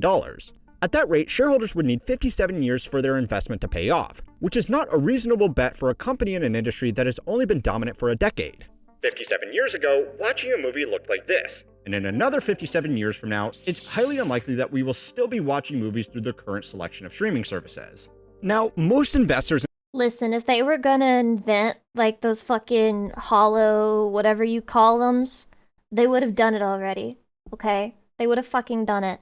Does anyone remember reading books as a kid that were sci-fi and it was all, in the year 2020, we have flying cars and we have like fucking teleporters and we have blah blah. Yeah, it didn't happen. in this company aren't dumb. They know that Netflix can't make their I feel money back with betrayed. its current structure. What they are banking on is being able to offer a cheaper service that they can charge more for in order to fatten up those margins. Let's not talk about my margins, by the way. Being nice and fat. That's a nice shirt. Do they make it for men? Nice and fat. Anyway, cutting content, raising prices, and pushing strange features like mobile games within the app are not some surprise new rollout. They are part of a development plan I that was the let company down by not having holographic jaws. Heart of the party, I read your comment extremely wrong at first and I was like, whoa, why the hell are the mods letting that go through? But you said jaws and not the other word. knew it would have to implement since it started offering online streaming. It would just be a lot better if they could do it without competition. Now, on the expenses side, there is some good news. As technology improves, network infrastructure has become cheaper for the same capacity, which means the actual cost to stream videos to users is getting better every year. Netflix's cost of revenue adjusted for inflation has actually been stable since 2022, despite adding almost 100 million new users in that time. Included in those costs are the aforementioned servers and network infrastructure, but it also includes the cost to license and produce their own movies, TV shows, and games. Another big reason their costs have been improving is because they just aren't licensing as much content as they used to, and that's for two reasons. The first was a business decision to cut down on a cost, especially for content that wasn't drawing in new users. They always cancel the shows that are actually worth the simply shit. because they can't get their hands on as many titles anymore, because independent studios have made their own streaming services and want to keep their biggest IPs exclusive, so they can force users to either switch to their platform or shell out for 2 or more streaming services. Netflix is slowly producing its own titles, but that hasn't caught up to the content they are losing from licensing. So then why does this mean that Netflix doesn't care about piracy? Well, publicly they say they do, of course, but piracy is going to hurt their competition Do you really a lot believe more it? than it's going to hurt them. If people can't find a movie or show on Netflix and then give up and pirate it, that didn't really cost Netflix any money, because the vast is majority true. of content out there wasn't theirs to lose, and they most likely didn't spend the money producing it. A 2023 paper in the Journal of Economic Behavior and Organization titled Pirate and Chill found that when movies moved off Netflix to another platform, piracy of that content increased by more than 20%. Now, first and foremost, that's an amazing name for a professional journal article. But apart from that, it showed why Netflix hasn't been too concerned with online piracy. In a now infamous quote from the company's chief content officer, they said that in order for Netflix to be successful, we need to become movie studios faster than movie studios can become us. Piracy that disproportionately hurt legacy movie studios and their libraries of content was not something that Netflix would encourage. But behind closed doors, they certainly weren't too sad it was happening. Another way to think about this is that obviously Amazon isn't encouraging shoplifting, but it's a problem that hurts their competition far more than it hurts them. Piracy has also been a handy little tool throughout the company's history. Back in because Amazon's a warehouse and it doesn't really have a store. And so they don't have to really worry about shoplifting because it'll not really happen to them. I mean, I guess you could break into an Amazon warehouse, but why would you, right? 2013, it admitted to using data from online piracy sites to find out what was popular and therefore what was worth licensing. Okay, so Netflix doesn't care about the rise of piracy, but what about the actual Hollywood studios? Well, they obviously do, and they crack down on IP theft with furious anger, but they are in a difficult situation. They could send piracy back to the dark ages by reconcentrating their content onto a single easy platform. But at the moment, that would probably be Netflix, which a company like Disney would obviously not be willing to go along with after investing so much. So Disney is greedy, but wait, you can imagine them all crying like, oh, so we don't like monopolies when it's like regular stores, but when it's a subscription service, everyone's like, just put it on Netflix. And what about me? I'm the little guy. I'm Disney. Much in their own service. If they keep competing though, they are just going to make the experience worse for everybody and probably lose more ground to the high seas. Now, for these companies, this whole fight could not be happening at a worse time. There is a reason why music studios were able to play nice and make their content available just about anywhere. Real voice, by the way, it is true. I sound way more annoying than I usually when I'm on stream. This is my sweet, lovable voice, and this is my real one. Studios were fighting to the death. Music is simply much cheaper to produce, and there are far more sources of alternative revenue beyond just directly selling a song or an album. Artists don't make as much from streaming as they would from a physical album sale, but they can make it up in tours, merchandising, and other licensing deals. On the flip side, movies have largely been getting more expensive to produce, while cinema attendance has never fully recovered from its dip during COVID. Ironically, one of the biggest theater releases of the past 5 years was actually for a music studio with the cinema release of Taylor Swift's Eras Tour. In the past, poor box offices wouldn't matter as much, because mid-budget movies could make a lot of their money back through DVD sales. But obviously, that's not really a thing anymore. So studios have put even more effort into pushing their streaming services to eventually make back the difference. It's a bold strategy, and there are hundreds of billions of dollars in market cap at stake. So executives really want to pretend that eventually it'll work out. But if it doesn't, there are some lessons to be learned from the music industry which didn't beat piracy. It just made it unnecessary. The first is that movies have simply become too expensive for the current market. Studios have recognized that people are only going to the movies for special occasion releases these days because it's expensive, the theater experience isn't that good anymore, and people can just wait a month and watch it for free on one of the streaming services that they were already paying for. Instead of making the whole thing cheaper and putting less of their eggs in a single basket, they have doubled down on producing mega blockbusters. Of the 20 most expensive movies ever made, 19 of them came out in the last 10 years after streaming was already mainstream. These figures also only count the production budget, not the marketing budget. And on the revenue side, the box office doesn't include the share paid out to They need to make theaters more exciting, and they need to kick out teenagers when they're being loud and annoying. They should start killing teenagers. Like, if I hear you breathe in the fucking movie theater, I should be legally allowed to murder you. Movie theaters. With even extremely generous estimates of those arrangements, only about half of these releases made their money back. And some in particular, like the Marvels, Snow White, Dial of Destiny, and the latest Mission Impossible movie, are shaping up to be catastrophic losses. So far, studios have been able to justify these flagship productions to their investors by talking about their IP value, which can later be extracted by bringing in customers to their streaming platforms. But that isn't really happening. Customers who join because they want to watch a single movie didn't tend to stay subscribed for very long compared to those who enjoy a deeper library of mid-budget movies or TV shows. I don't know about you, but the process of signing up for a free trial is also like a huge fucking shit experience. if you've done it before, they want you to put in your fucking credit card information because obviously they're hoping that you'll forget you signed up for a trial and they want to charge you automatically. It already feels like you're being scammed when you're doing it. If you're offering a free trial, offer the free fucking trial. I personally think if someone is willing to create multiple different emails to get a free trial over and over again, at that point, let them have it. Because they could be fucking doing it, like just pirating it straight up. At least they're putting in effort. I tend to take my subscription to whatever streaming service is hosting The Office this month. These huge productions also put more strain on the business as these losses have to be made up somewhere, and that is more often than not increased prices, more ads, and worse overall service. Now, I would forgive you for not feeling sign up and then cancel at the same time. It's still a pain in the ass. The point is, it's inconvenient to do. They make it as inconvenient as possible to even try their fucking service. too sorry for Hollywood studio executives. But they are really you shouldn't in a be no-win collecting payment situation information here. for a trial. The harder they push back opinion. against the changing media landscape, the harder they push people towards the high seas. So anyway, now might be a good time to shamelessly plug that these videos are being made available ad-free on Spotify. So if you would prefer to listen... Ad-free videos on Spotify? Do you really believe it? The fucking music platform that forces me to listen to an ad every 2 songs? Sure. I mean, if you say so, it must be real. Being cool at video games. All right, gamers, I got a question for you. Would you rather be this guy? No. Immediately no.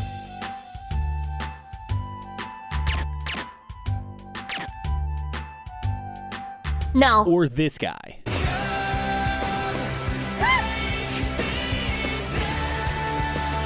This guy...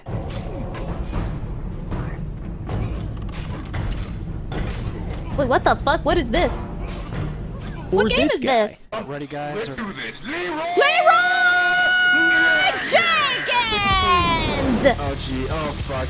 Get my intervention. Okay, I got one more. One more. Would you rather be this guy? Yeah, it's still happening. Yeah. This is still happening, Toph. It is, yeah. How long has this set been going on, dude? I don't know. I'm falling asleep here. Or the motherfucking goat?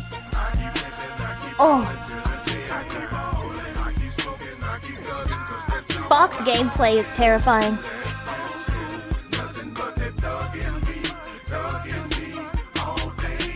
The concept of being cool or lame in video games, it's such an interesting topic because there is this almost unwritten gamer code that everybody seems to just kind of know. It's like, okay, in real life, we have those too, right? What did they call that again? Is that we juggling? know that this motherfucker right here, this dude is cool. And this guy, you know, maybe the opposite. I'm not sure. I'm not going to judge him, but, you know, is just not giving cool. forgot. I think the interesting part is how we have also brought this over to video games, and we just kind of sort of know what is Button cool mashing? and what is He not doesn't know. sometimes, or, you know, at least we think we do. What does cool look like?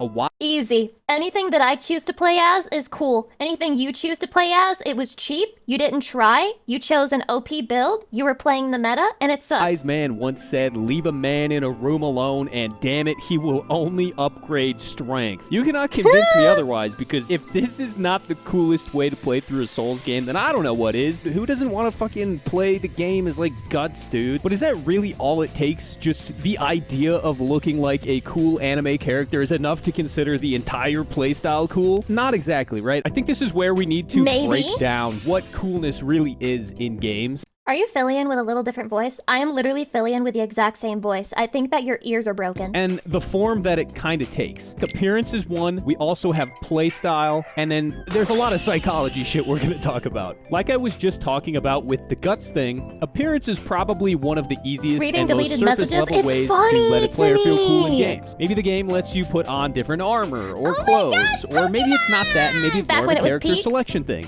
People hate it. People hated Pokemon X and Y, but I think that those people are just soulless. I'll say it right now. If you were that dude who picks Mario in any of the Mario brought us Mega Sports, Evolution, Party, and everyone hated games, it right? for no reason. I don't know, man. I just think we have a lot cooler options out here. I don't know. Have you seen this fucking guy?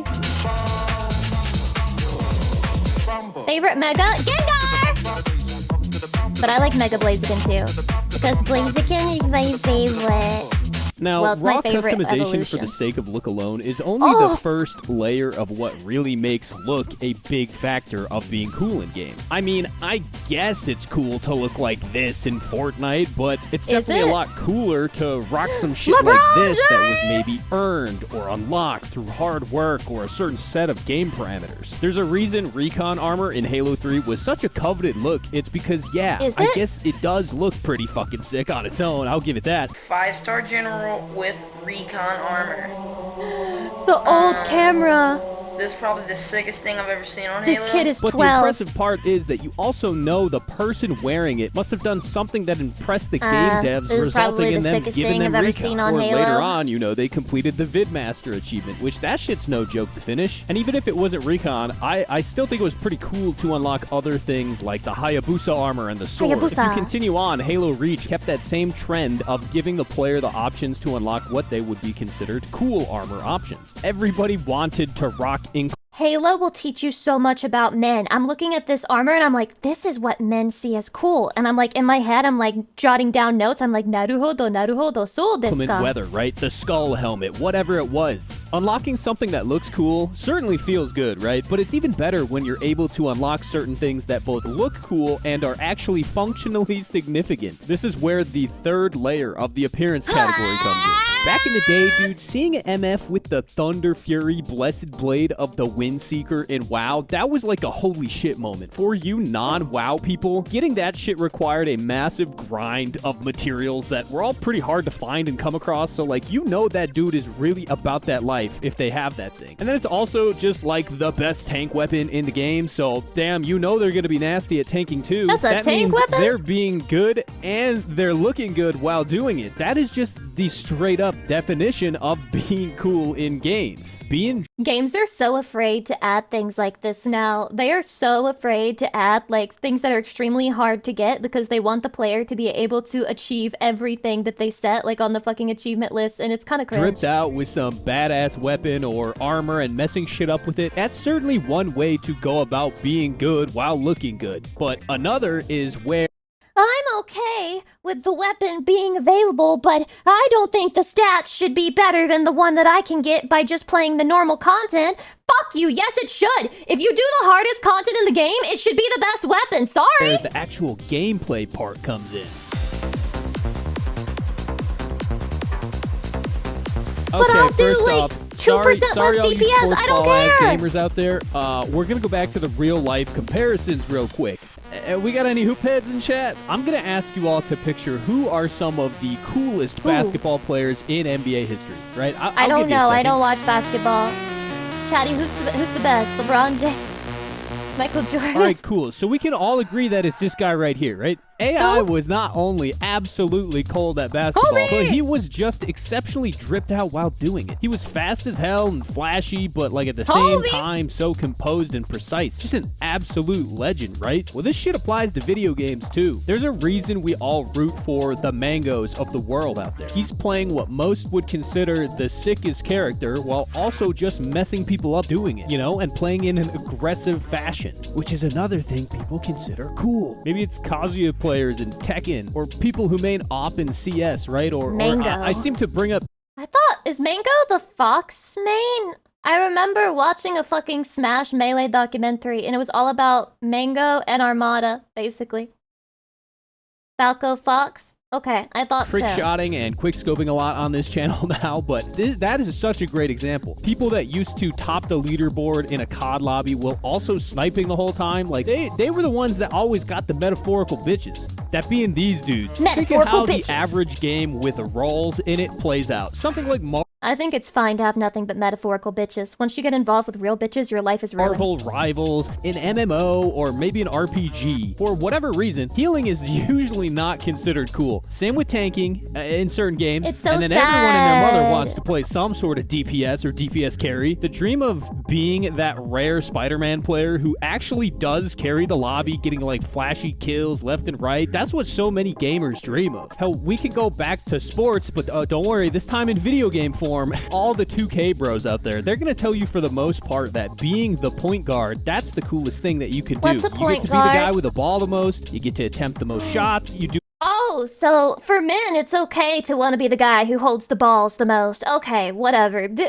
I think every guy is just like trying to hold back his inner urges. Do all the shit that AI did in real life. Like, it's way cooler than being the 7-foot guy that gets told to sit in the dunker spot under the basket, just waiting to see if you'll ever even get a pass your way. 7-foot guy? Sorry, Holy all shit, you he's sports tall ball as jimmies hell. out there, I'll get off the topic. Capsaicin, welcome. Back to something that you might know a bit better. Pokemon. Even there, we have things that are considered cool versus not cool in the way of playing like when a you win with stall team Pachirisu, or that's something cool. more aggressive. You even get the layers of appearance cool factor here too, because people love rocking fully kitted, legit shiny Pokemon into battle and then messing you up with them, right? So the question is, why exactly do people think that being aggressive in games is cool and maybe being defensive is lame? Does that sentiment vary from game to game?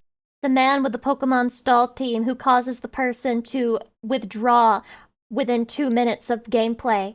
That guy, he goes to sleep, sleeps like a fucking baby, and he says to himself, yes, that other player, they would rather literally quit and add to their loss count rather than play the game with me until the end.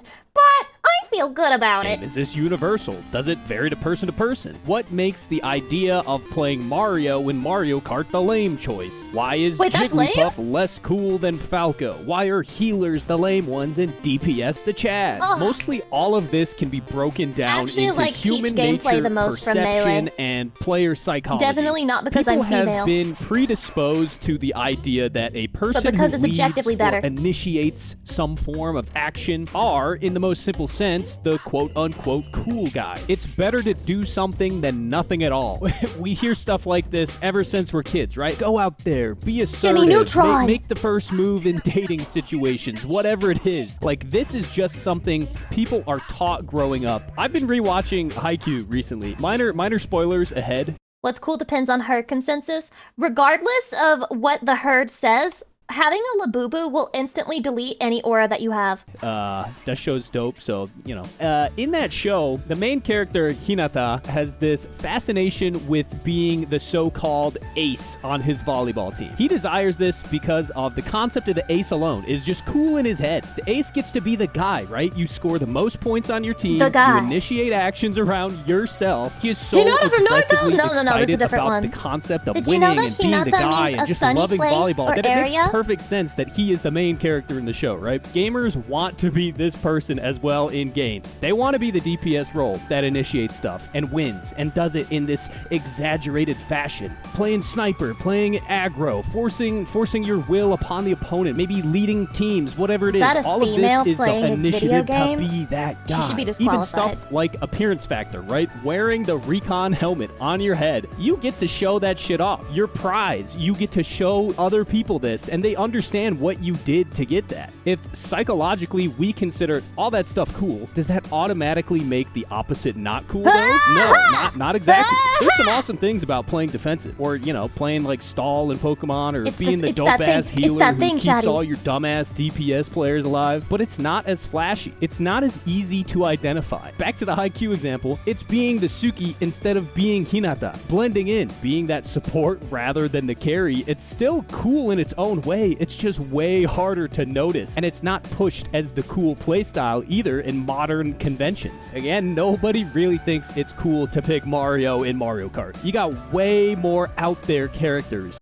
What's wrong with Mario? What's wrong with Mario, That dude? would make you stand out more. But, you know, damn it, there's no Mario Kart without Mario. Having this sense of cool or uncool in games, for as goofy as it might sound, is actually really important and leads to literally greater being games the because of it. NPC. For one, Maybe usually it's games NPC that let players behavior express to choose your themselves as behavior cool based or on whether you uncool usually think it already have If a you great think it makes you look like an NPC to play as Mario, then actively choosing to not play as Mario means that you're trying not to look like an NPC, which means that you must be a fucking NPC because you care what other people think. creative gene in them. Got him! Hey, I've talked about that type of shit in a previous video, so go watch that if you haven't. But what it does create is more gameplay variety through means that might not be intentionally designed. There is nothing in the game that says playing Falco in Melee is cool or Puff is lame, but those characters, they can create that I didn't know sense that on their Jigglypuff own was through considered maybe lame. the players they attract or what gameplay style thought they people tend were to end up leaning Hungrybox towards. fans. I think it is pretty sweet, and it shows this level of personality within the characters. There's nothing in MW2 that says you It get even extra looks points lame. on your Jigglypuff is cute, you machine for hitting the sickest trick shot known to man, but because it is fucking dope as hell and cool on the merits of being extra difficult to pull off, it added a completely different layer of the game to those old COD games, right? It's like all cool really is. It's just another way for player expression I'm gonna have to start banning exist. people. It's essentially a psychological state of play that many people tend to enjoy leaning into, and I think that games that lean into this or foster this through the various means, it's usually a good, solid indicator that the game is deep and interesting. I just have to pause this video for just a moment to point out that somebody said Jigglypuff even looks lame, and then a chatty replied to them and said, "You look lame." I just think we need to take a moment to really appreciate the fucking diss. Like, whoa, this is some next level stuff. You look lame!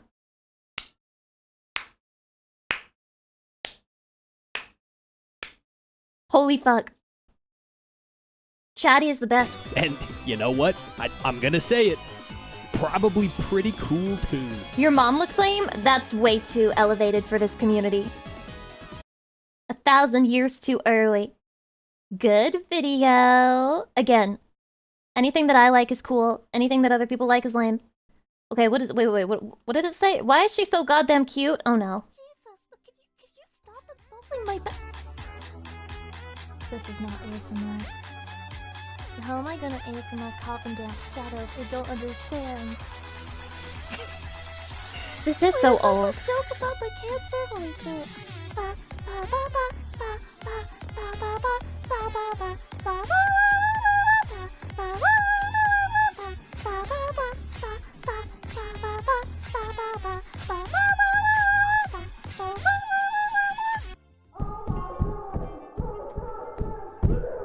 Holy shit. I'm cute! That was cute. That was cute. I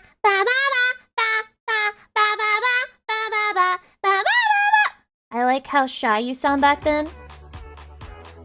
Should I act shy?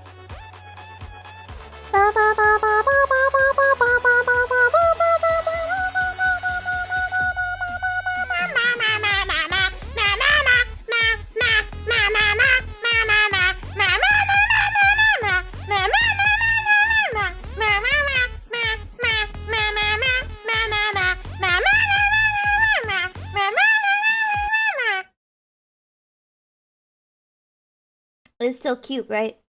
It was still cute the second time. Still cute the second time. Yeah, it's like you got an evolution, the mid-evolution that nobody likes. So true, so true. We have another one of those creepy pasta videos. Let's go! Get it out of your system now. Say, ah, cringe! Ah, cringe! Kringle! Ah! Hello? Hello? Hello? Nobody remembers when they appeared. Some think they have been here since the beginning of time and space. Or at least since the first human existed. It's just basketball players. Others think they Dude, came chill. into existence more recently. Stay inside. I personally don't care where they come from or how they got here. Stay inside. I only really care about keeping myself alive. The copycats. That's what we call them. You see a monster, but a basketball coach sees a potential star. Most of the time, they look almost human, trying to copy the appearances of their last victims. Oh. I say almost. That looks nothing like because me. they often appear as tall as the streetlights, or have big, bulging eyes and smiles with too many teeth. Some of them It can has speak just too, enough teeth. sort of as a way to lure us out. In reality, most of them aren't really talking, just reusing things they hear before their victims die. That's literally just people nowadays. Like, it's also me. Like, I just reuse the things that I hear other people say. Like, I go on TikTok and I'm like, oh my god, 6'7". I don't know what that means. 6'7", 6'7". And then I see Crash Out. I pick up Crash Out. I put that in my pocket, like my little verbal vocabulary bag that I just pull out whenever I need something to say. Someone help me, please. Their mouths never move when Yeah, they 5 speak, big booms. Boom, and they boom, never boom, move boom, an boom. inch when they do. What if these were all based off of Philly and it would literally just be dead-ass brain rot? But those who can speak don't sound human. They speak in tongues with deep voices that sound gentle, masking their violent natures. I closed the calling door. out for their I victims, closed the door. asking them to accept their fate. Just close the door. To finally accept death and come to them, the Reapers. Kids, come out of your room. They like to live in No. dark spaces, areas where you can't tell if Chat, they're human or come not. to the stream. Basements, alleyways, anywhere with a shadow to conceal them. The feds say to keep every corner in the house, or in my case, apartment, bright, and to make sure all doors or windows are locked. Because once they get in, anyone inside will never come back out. They'll be turned into one of I them. was sure that my apartment was safe, that I could live there forever. Nico from But GTA recently, 4. Shh, don't. People have been running low on food. Shut up, don't They see it. have to risk Don't see going it. outside, opening the doors and letting the monsters in, forced to run through the masses of inhuman faces that flood the streets, growing as I just want to point out his wrists are so fucked up here. They're like his wrist. The flick of the wrist. restless as we are. He's I see some of the skinny. braver He's people skinny sometimes king. I see them running through the streets, only to be devoured by the copycats who fight over the Hate scraps when of that the happens. bodies.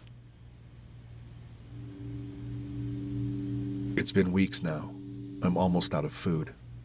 I'm pretty sure the other people in my apartment building have died, either of starvation or by running into the copycats. I've noticed that the lights have been flickering in the apartments, and that the rent forms have Damn, the stopped coming power's in. coming out. I don't know if anyone else is alive. What the fuck? They're still collecting rent. We're being overrun by monsters. Who are they sending to put these fucking papers in? Imagine you're in the apocalypse and some fucking landlord is like, hey, but they got rent to pay. I'm gonna need you to go by and put these legal notices in the door because otherwise we're not allowed to evict them. Like, what the fuck, bro? I don't know how long I'm going to last in this hell. Some people might say I'm the lucky one, surviving this long. Hopefully that guy just quit his job Personally, and didn't die, I you think know? it's hell. Watching as people I love die, as the world around me dies, as this new race of monsters climbs its way to the top of the food chain, wiping us out in the process. I'm keeping this journal in case I'm not the only one. In case there are Yeah, others least out there insane who landlord. somehow managed Least to greedy survive landlord. against these monsters. In case someone finds me, dead or alive. Day 1.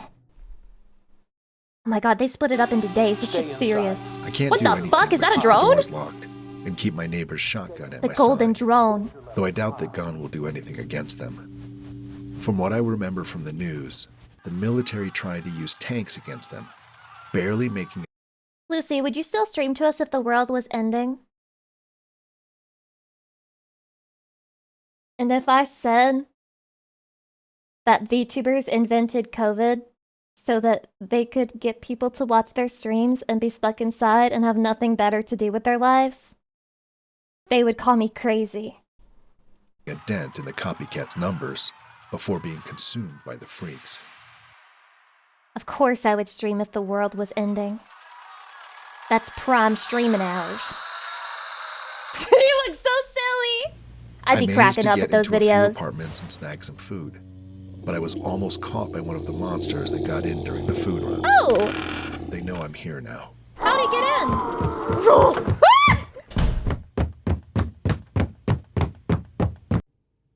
I run.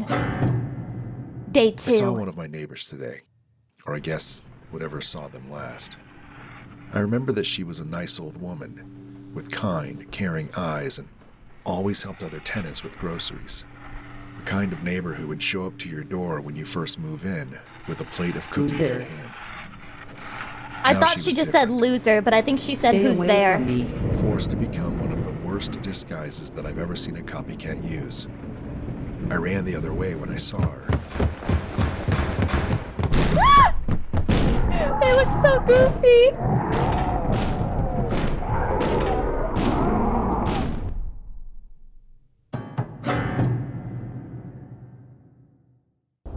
I think it's given up now, but I can still hear it shuffling around outside. I'm gonna wait another day before I go back out.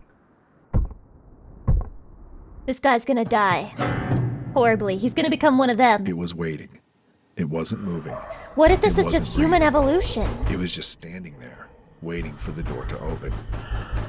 How the hell does something stay alive that long? Over 24 hours without a single breath of air. I guess I should count myself lucky that I was able to How do you know shut it's the not door. breathing? What if it's just doing it really quiet? What, can you hear everybody when It's they're angry breathing? I can hear it scream. I managed to hide in the He in bathroom the toilet? before I heard the sound of shattering wood. The shattered It's in the apartment now. It's inside.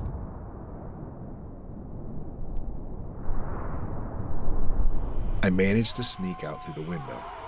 Luckily, I was high enough to be out of reach Convenient from the flood ledge of for copycats on the street. climbing. I almost fell several times. But I made it back to my apartment without dying. What the fuck is he holding on to?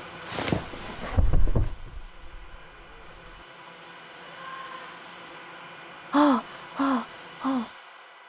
So glad I'm alive. The food started to rot. I was trying to scavenge, sneaking Light work, no around the hidden reaction. in the hallway, and found a couple cans of food. Leave me alone. Nothing special, just some loosely screwed shut jars of beans, tomatoes, and peaches.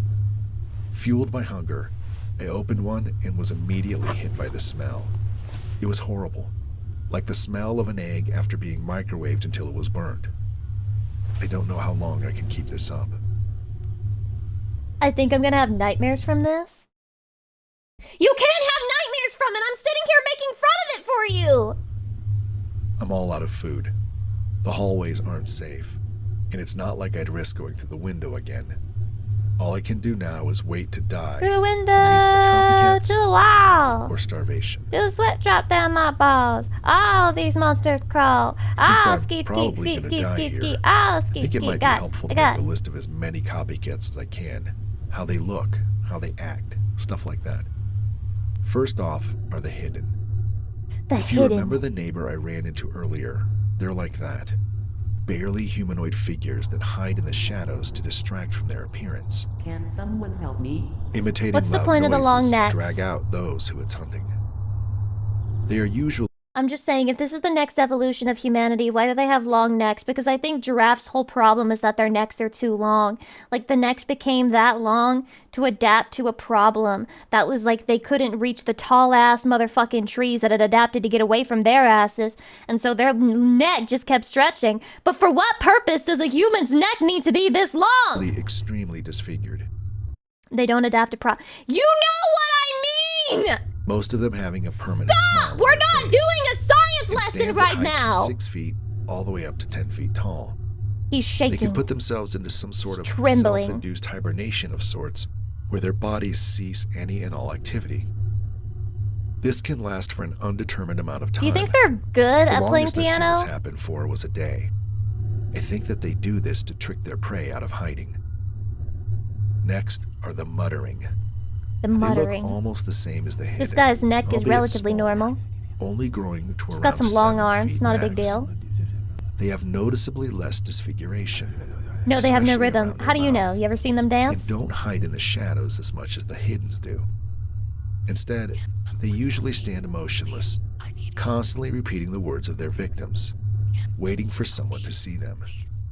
If you see something standing and talking like this, and can't tell if it's a person or not, listen to what they are saying. Mine would say, "Do you play basketball? Do you play basketball?" Most of the time, a muttering's voice will change depending on what it's saying, or screaming. Common things said by mutterings are, Help me. Help me! Please. Don't hurt me. Stay away from me. Is it because it's tall? or they It's will tall just and it stand has there super and long scream for arms! about 20 to 30 minutes.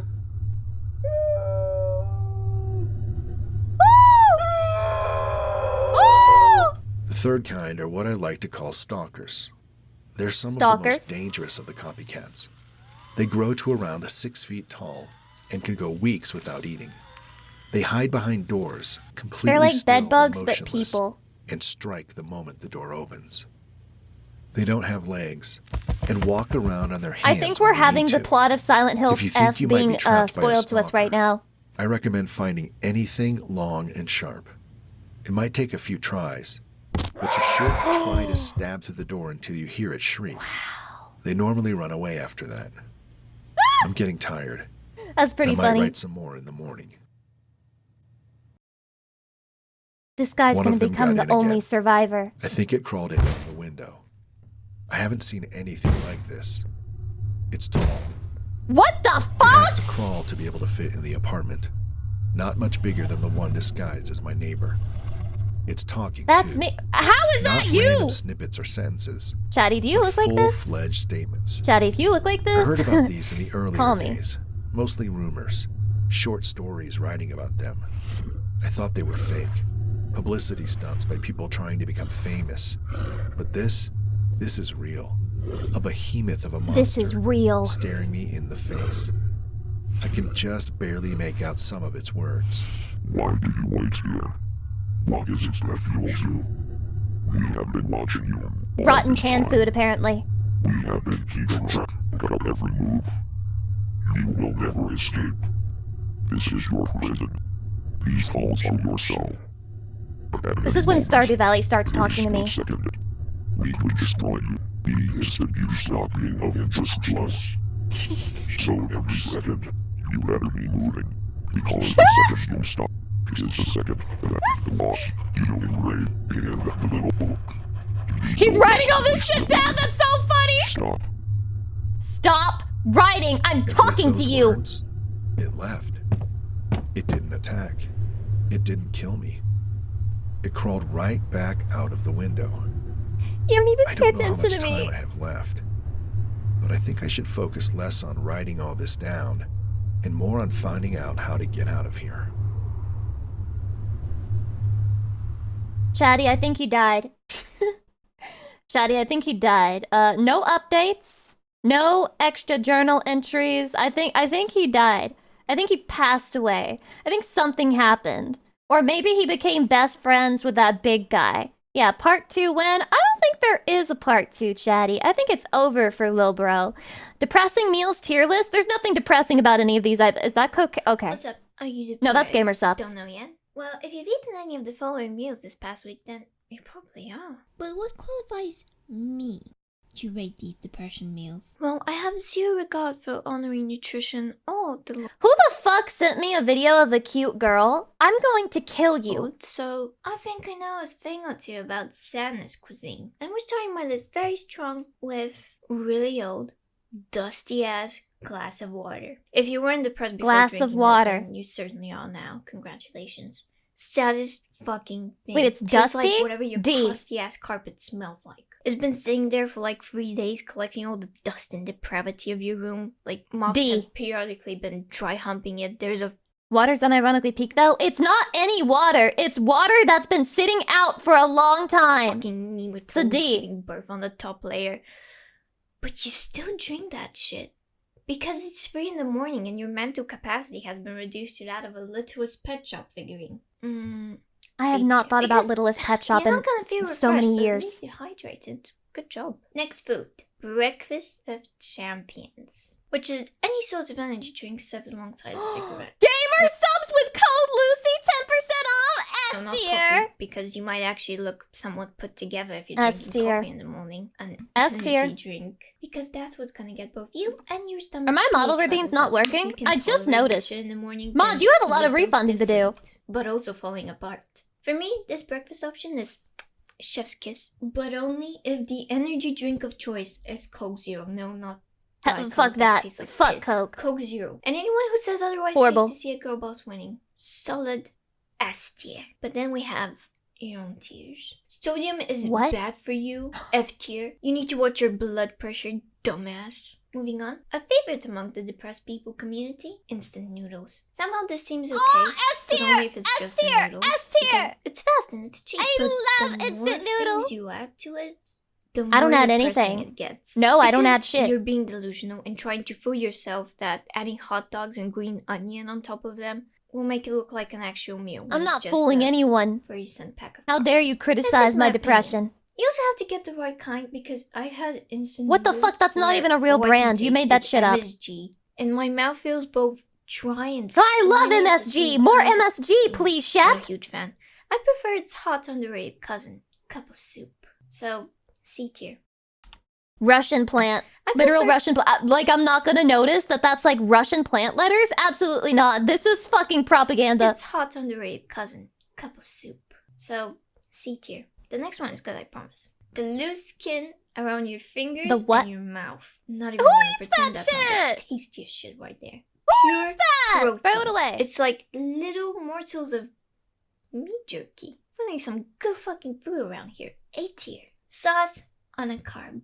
That's rock pretty bottom good. for me. But I'm just going to It's say pretty good. That's like a A. spaghetti with ketchup is F. not a depression meal. I'm excluding pasta as a carb, as F. a whole on this list because who in their F. depressed mind is going to F. boil themselves some pasta? Get real. F tier. This next one is a masterpiece and some people might not get it, but Iceland's 1 pound pizzas. So cheap. So y'all can afford food in Iceland? Get out of my stream. That bringing it to your mouth and biting in will make you look like one of those mining children from the 16th century. Solid B tier. Even if it's an actual disc of pure cancer, it's What the so fuck? satisfying. It doesn't look like getting that, to does the it? middle and having just the perfect pizza. It's like working your way to a good slice. Well, not an actual slice because yes, I eat frozen pizzas like they're fucking cookies. If we don't sin, I like Jesus died for Tostinos nothing, and so DiGiorno. jerky. Next is shit that doesn't fit on a slice of bread, but you make a sandwich with it anyways. This includes I've never hot done dogs, this. entire Never done fucking this. uncut pickles, Never done this. boiled egg, leftover Italian. Never done anything. this. This one isn't bad. I think it's something you might have in the early stages of a depressive episode because I go about making that sandwich like I have a fucking master's in engineering. This girl has a serious mental illness if she eats pizzas like cookies. How do you even manage it? You put a cookie in your hand and you can hold it on both edges of the circle. So how the fuck are you supposed to do this with a pizza? A master's in fine arts. It's gonna I fall can put it apart. You grab it frozen? No. Don't eat a frozen pizza. That's evil. That sends you to hell. Cocaine. As far as S oh tier. my god, she heard cocaine. S She's getting up now. tier. Ah, we love cocaine. Cocaine. As far as I'm concerned, that's not a depression meal. It's a depression solution. S tier. Anything not on a plate. For this, I made a little diagram. Look. As you see on the diagram, the closer the food containment method of the food is to that of a drinking one, the What? sadder it is. And here, right in the middle, we have a mug. It's not ideal for either food nor drink outside of warm ones, but it's also not sad. Like microwave mug cakes, fucking cup of soup, it works. Also, there's this little gray area here. That's the paper plates. There's really too many variables surrounding paper plates, so I'm not even gonna get in there. C tier. But which paper is plates something are I so cannot say wasteful. about any British dish. I also D tier. feel like they make food UK taste is weird sometimes. I depression don't know in the why. form of a country. You can't expect them not to make their national dishes fucking depression meals. And I What think the that's hell is that? hilarious. In fact, 90% of them look like they're from a Great Depression cookbook still, which is double depressed. But D tier because I like Yorkshire pudding. You know what? C tier. You can't just call anything a pudding. No. D tier. Because British you people have the balls beg to call differ. anything a pudding. Good job, UK. Toothpaste. I don't mean like That's an eating F it out of tier. the tube. Just You're eating done it? brushing your teeth in the morning and you just look at yourself in the mirror. Think about how you cannot form any meaningful relationships with your peers and you don't spit it out. You just swallow that shit amidst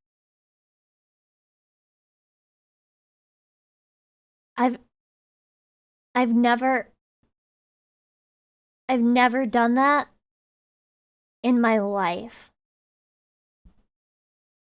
Now, I thought I was crazy because I don't rinse my mouth after I'm done brushing my teeth. I just spit out like the excess toothpaste and then I go on with my life. And people made me feel like that was disgusting because they were like, ew, that's so gross. I can't stand the taste of it. But you're just swallowing the fucking toothpaste saliva? You're dissociate. crazy. This is B tier, and I'll explain why. You're brushing your teeth in the morning? Pop off your eminence? Great job, my liege. Slay, king, queen. I'm gonna bust my own kneecaps. Lucy doesn't Last one swallow, is only spits. I do not swallow toothpaste. I'm sorry if this disappoints anyone. I guess I'm a fucking quitter. Controversial, but a fucking smoothie bowl. Who are you trying to fool, Caitlin? You know those overnight oats you spend 2 hours decorating are gonna taste mediocre as shit. You're eating healthy because you saw some chick on Instagram eat healthy. She looks like she has her life put together, so you think if you eat healthy, you'll have. I've never seen an Instagram model in my life, and I don't plan to change that now. Together. You think that buying maca powder and You better not cheap show me a will solve picture of all her. your problems. And guess what? It won't. Eating like a fucking bird solves absolutely nothing. Anyway, what depression meals are you guilty of indulging in? I really want to get. Listen.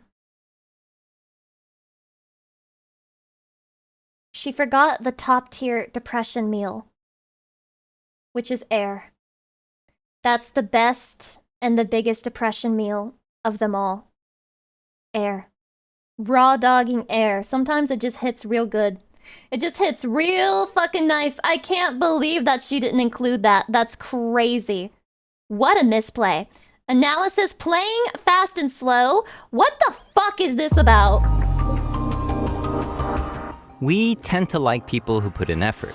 We're inspired by stories of people succeeding against all odds through hard work and dedication, and we're less impressed with people who are just famous for being famous. All you had to do was show up. It also applies to the way we play.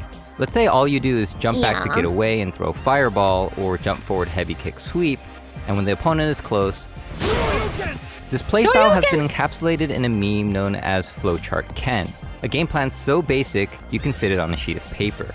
But what makes people rage is that this flowchart is surprising. Let me read this flowchart. Let me read this You can fit it on a flowchart. sheet of paper. Okay. Fight. Jump backwards. Hadouken! Did I hit him? No. What'd he do? Knock me down. Is he close? Yeah. Shoryuken! Am I KO'd yet? No. Okay, then we go back to the beginning. What a great flowchart. But what makes people rage is that this flowchart Did I learn? plan's so basic you can fit it I on missed one. a sheet of paper. Did I learn anything? Yes. Seriously? No. But what makes people rage is that this flowchart is surprisingly effective. The player Gandhi in the previous analysis video won by playing this way. There's something frustrating about losing to the same simple pattern, Oh my god, now I'm getting pissed! and it feels especially annoying to get hit by the same move over and over again.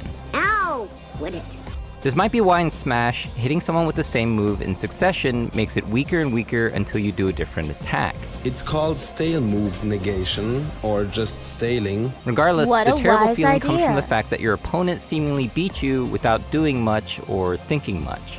You might call them or their character brain dead and say all they were doing is this one thing, or maybe you might say, "You didn't do nothing." And while you could be right about all that, why should anyone have to use any more brain power than needed to defeat their opponent? Doing certain tasks while brain dead, or at least without much thinking, is often the best way to do it. For example, how much do you think about when to shoot and when not to shoot in the vertical scrolling shooter Raiden? Hopefully. Oh, I've never played this before. Looks old as shit. Mower! Thank you so much for the 20 gift subs. That is very generous. Thank you. Blah blah. Or I guess since you're a mower of grass, I guess we should go. That's the sound of the grass as you cut it. Never, because you have unlimited ammo, there's no need to reload, Basically a and bullet there are hell. no I'm idiot so bad at bystanders those. in the way. Don't shoot! The shooting aspect of this game is something you just do. This mode of thinking that's unconscious, effortless, automatic, and fast is called System 1. System 1 is why it doesn't take long for you to know which of these you'd prefer to eat, and why you can quickly know how to finish the phrase bread and butter. Butter! These things are brain dead easy. But the game Raiden has one other button, the bomb button. You only start with 3 of these, so you need to think about when to use them and when not to. Maybe you'll use them when the bullet hell gets too overwhelming, I was gonna say or maybe you'll cheese. say Okay, so that was an IQ test. If you said anything other than butter, that means that your IQ is lower than Lucy Pyre's, which is very, very dire indeed. I really encourage you to get some help. save them for a certain boss. This mode of thinking that is conscious, calculating, and slower is called System 2. You need System 2 to handle things like solving 16 times 23 in Damn, your I'm head, always in or System 2 deciding for which 90% of these of you'd things in rather life. eat. If you were to think hard about when to fire bullets, but be brain dead about when to use bombs, you probably wouldn't be as good at Raiden. It's good to know when you need to autopilot and when you need to make deliberate choices. But System 2 is uncomfortable because thinking takes effort. It even affects you physically.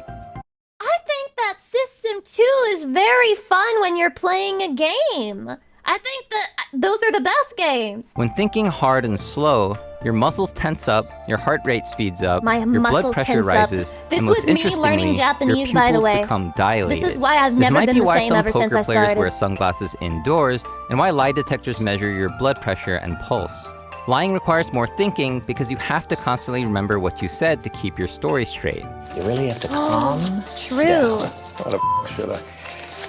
You'll fail the test. In fighting games, your blood pressure might literally rise from having to remember moves. From For salt. new players, your System 2 will be working From hard to rage. learn motion inputs. Things like the Dragon Punch motion are especially difficult because it's so unlike anything else you do in life. At least the 360 motion is kind of like churning butter. Well, actually not really. God, she was hot. But because Dragon Punches are such powerful anti-airs, people tend to try them every chance they get, even if they mess up a lot. But not DJ Qbert. Now, Lupe Fiasco Hubert. versus I like that Hubert. Hubert! Alright, let's go. DJ Qbert clearly knows how to do a Dragon Punch, He's got the uppercut after and everything. but he doesn't do it when his opponent jumps at him.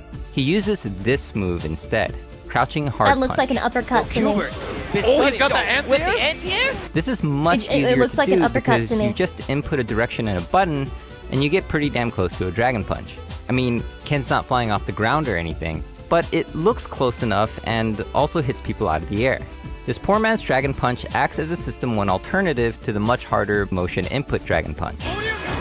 It's an DJ uppercut that Qbert doesn't was launch smart you? enough to use the simpler Interesting. move in tight anti-air situations instead of attempting a motion input he hasn't completely mastered yet. Another anti-air. Look at that stun bar. Another And anti-air. Qbert, the defense is so good. Few things take more effort than using your slow thinking System 2 under time pressure, and that's when things come out wrong. Hola, Super Nintendo Charmers. But of course, you can practice motion That explains why fighting games are so hard to get good at. The reactions have to be near instantaneous, if not literally instantaneous, which means that you have to play the game so much and learn the game so well that it moves solidly from System 2 over to System 1 so that you can play without thinking. input so much that it becomes fast, easy, and automatic. This means what once required your System 2 to perform can now properly be handled by System 1. With practice, He just some said activities he's can so become quick and automatic. Pre-watched. No, I'm not smart. I just pre-watched it. But what if you don't want to do the knockoff Dragon Punch and you're not able to consistently do the real one? Some games now give you the Then you're option me. to do a special move with either the motion input or a simple input during a match. In Grand Blue Fantasy Versus, there's a dedicated button you can press with a directional that lets you do simple input special Wait, moves. this animation but the is really downside is cute. that it has a longer cooldown time than the motion input, meaning you have to wait longer until you can use it again. We've But this gained no doesn't mean the fucking easy shit. I input can is see just the for anime art casuals, style. because You the don't best have to players tell me use the both obvious. motion and simple inputs depending on the situation. What's wrong No with matter that, how by the good way? you get at What's wrong doing with the being a motion weeb input, game? the simple input requires less time to execute. For example, cooldown time doesn't matter if your move wins the round.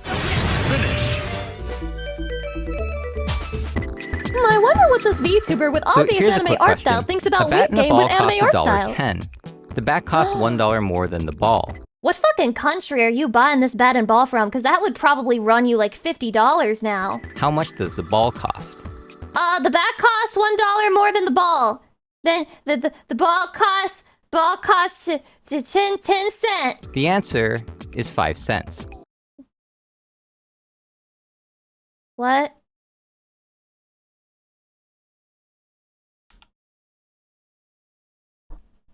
Ball. How much does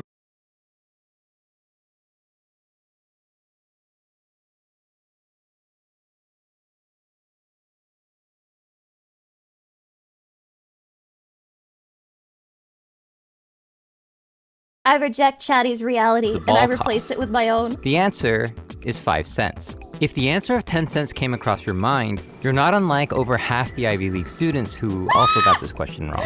Your System 2 was likely just sitting there while System 1 blurted out an intuitive but incorrect answer. System 2 can be notoriously lazy while System 1 can be very eager. It's not that it was a hard question, it's just that System 2 has to get up and tell System 1 to take a back seat for this particular problem. System 2 is in charge of self-control.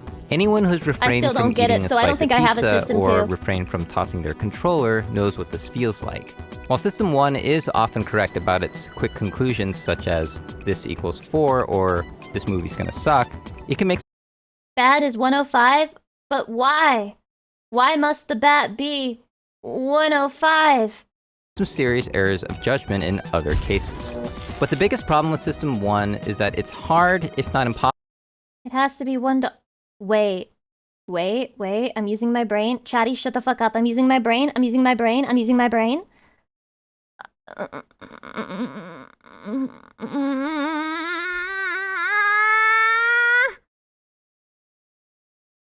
I got it. Eureka. I got it. I'm not gonna explain it to you, but trust me, I totally understand. Possible to shut off entirely. If you doubt this, try to play your favorite fighting game with all your buttons reversed. Even if you managed to never press the wrong button, it took more mental energy because System 2 had to step in, meaning tensor muscles.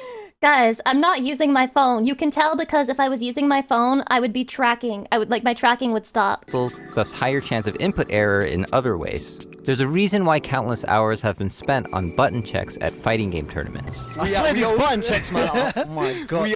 Razor bonus, that's such a sweet message. Thank you. I'm happy you're enjoying yourself. Also, Bren, thank you for the 10 months. Appreciate it. So here's a not so quick. Therefore, to get to 1.10, the ball must be 5 cents. So when you add $1, you get 105. So when added together, it gets you 1.10.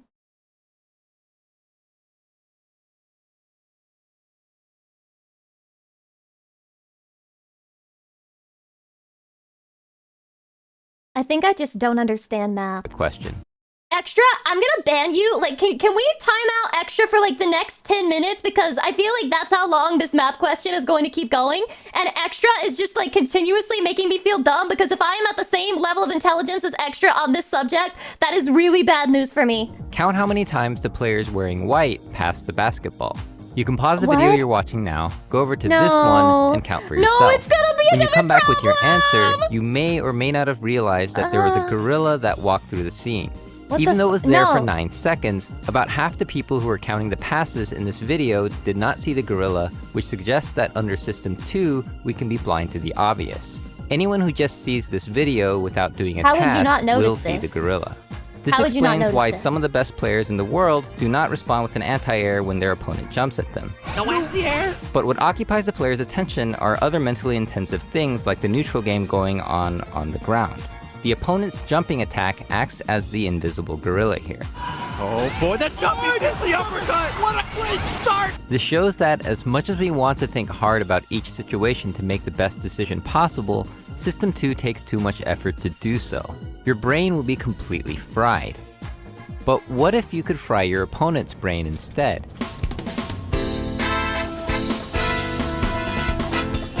Fighting game legend Justin Wong is one of the few people who can say they've made a career out of making people lose their patience. Justin, playing super lame. There's only 30 seconds left. Wait, I think it finally clicked. Zesty, you helped make the problem click. But, oh my god, I love how we paused on her with her fucking legs up in the air and her fucking fat-ass cheeks. Then again, it is Chun-Li, so I think you could pause on any frame and you would still be looking at her fucking legs and her fat-ass cheeks. It's kind of irrelevant. I finally understand, Chatty! I get it now! I get it! It makes sense! Because, they both cost $1.10! Which means that if the ball must be $1 this must be the ball must be $1 off. $1 off from the bat. But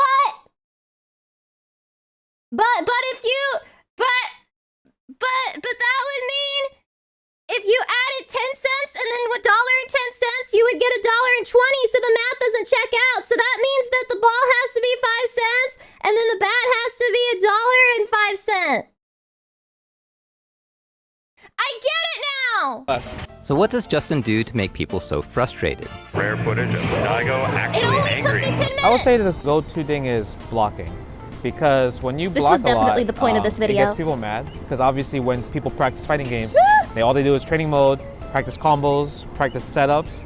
But if you just sit there and block and all they can do is just really like grab or just do a frame trap and then back off, for example, right? I think for them it's like not fun because it's like very dry because you're not giving them what they want. If you have good defense, Can we save extra and you just now? No, he's the sacrificial lamb for this video. block all day, they will get frustrated. They start blocking with their face. Blocking with their face? Excellent defense requires your opponent to have self-control because they can't just give into their temptation to go in and attack. I remember I used to play I'm too even greedy. faster than I do now. I'd never make I would it. make really quick mistakes. I'm supposed to think first, but I would want to beat them so bad. I just want to do this, and I want to do this. And I You wanna do get this, and I rage wanna do this. baited. Is that a But strat? the way Rage Tekken works, baiting? Especially at high level, you have to learn how to Rage shut baiting down. the You have opponent to see make how them they make react to mistakes. What you're doing. Oh my god, it's just like I real definitely life had to change how I fights. played before because I played way too fast, and I wasn't adapting. I was just playing to kill, not playing to break them down slowly. But Yes, self-control actually. is an effort. Using that strat against a woman is crazy. And then you look her in the eyes and you're like, typical woman, can't control her emotions. And all she can do is salt and rage. System And come 2 back activity, stronger! and studies by the psychologist Roy Baumeister have suggested that if you force self-control upon yourself like That's this, so tilting. I'm sorry. This fucking, what is this psychologist Roy character? Because its Baumeister have laugh is suggested so that if you force fucking self-control tilting. upon yourself like this, your ability to exert self-control even playing it lessens and I'm for the mad. next challenge. This is called ego depletion, and ego-depleted people have been known to succumb quicker to the urge to quit in physical tasks, resisting junk food, and apparently melee matches against Jigglypuff. Oh, he's done. He's done. Probably no fist bump, I'm guessing. And when you lose control, you make terrible decisions like throwing crabs at people. I love Hungrybox play. I love Jigglypuff. But I also see the fact that like Jigglypuff. other Smash players don't want to play lame. I know Melee is exciting, it's very hype, but all I see is aggressive, Rushdown, Fox, Falco, you know, like those characters. But then you see Hungrybox just timing you out, laming you out, and even just like other Jigglypuffs are just sitting there. We just watched and a video about you know, this. stalling the clock. And People it's called him smart, lame. man. The fact that that guy got that Ice Climber to rage quit, that was great. I love that. I love seeing rage quit stuff like that all the time.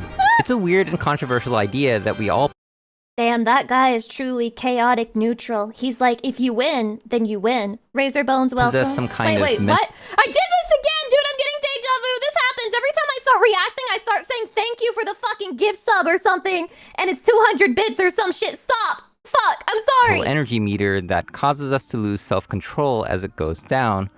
But effortful thinking actually does cause your blood sugar level to drop. Glucose gauge. So the question is, would it help to maintain your self-control if you just replenished yourself with more sugar?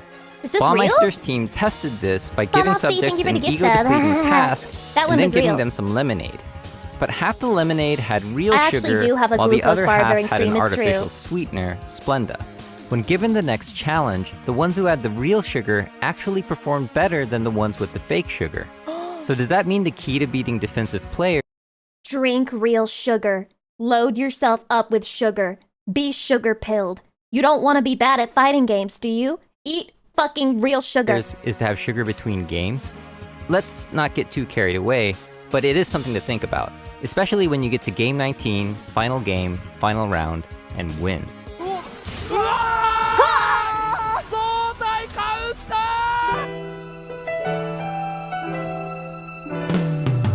The idea of either playing brain dead or depleting mental energy all the time understandably doesn't sound like a fun thing to do because it's not. But as you understand the game and meet the right opponents, you'll start to deliberately control your attention instead of mindlessly playing or forcing concentration on each task. Sometimes you'll be so absorbed in a game that you lose track of time. I get it now. So people hated Hungrybox playing Jigglypuff because he would get a lead in a game, and then he would time them out. Call me Lex, thank you for the half-year anniversary, I appreciate it. Worries seem to disappear, and all you can think about is what you're doing in the moment. Ooh, yeah, the that thing would you're tilt doing me. can I be would anything leave from Super Smash playing fighting scene games forever. to video editing. The psychologist Mihai Csikszentmihalyi called this state flow, but you might have heard it referred to as being You play to in the win, zone. not to be cool? Maybe that's what you do. Maybe you play to win, but I play to win in a way that makes me happy. Maybe you're concerned about winning. Maybe your end goal is winning, but mine is aura farming and letting other people know how fucking cool I am. It kind of feels in sync. It's like you're feeling good about your shot, your confidence is through the roof. It's the best feeling in the world. Csikszentmihalyi has referred to flow as an optimal experience, and Professor Raj Raghunathan writes that pursuing flow is one of the habits of the highly happy. But in order to reach this state, you need good tutorials. There has to be a kind of a clear goal. Good matchmaking. The goal should not be too difficult or too easy, but fairly well matched to your skills. And good netcode. The activity as you start acting towards the goal should provide feedback immediately. If you look at Csikszentmihalyi's flow chart, you'll notice the sweet spot to achieve flow is at the intersection of high perceived skill High perceived skill and high level challenge. What? and high perceived challenge. Arousal? When you are moderately skillful but highly challenged. You're fucking hard. Your dick is a wreck. But being good at something and facing challenges that match your skill is also how you get better. So, does that mean getting good is a key to happiness? Let's not get carried away, but it is something to think about. This was Gerald from Corey Gaming. Thanks for watching, what was that scene? and thanks for coming. After 4 months of grinding, we finally finished our new studio/fighting game venue. Eat sugar.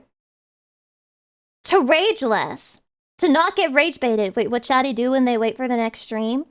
Wait. We're just watching the sun move across the sky. When it gets to here, we can goon again. What kind of weird gay shit are y'all doing in my Discord?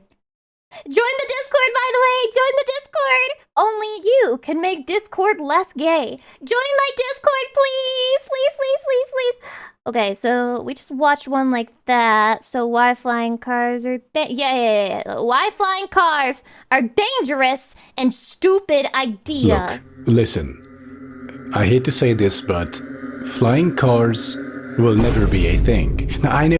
Maybe not to you. Maybe not to you. You'll probably die before we get flying cars, because you're not going to take the chips that make you immortal. I'm going to let them insert that shit right into my brain. Oh, I know. They're so epic. They are 420 Thanos, Keanu Reeves, Marvel, epic science machines, and they might even turn you into a pickle. What, However, in real life, flying cars would either be A, completely impractical, B, hazardous, C, detrimental to your mental health. The entire concept is just non-viable. And when I say non-viable, I don't mean we will not see any flying cars, period. Detrimental to mental health? How? I do think they'll have some kind of niche application, but nothing beyond that. Flying cars, by and large...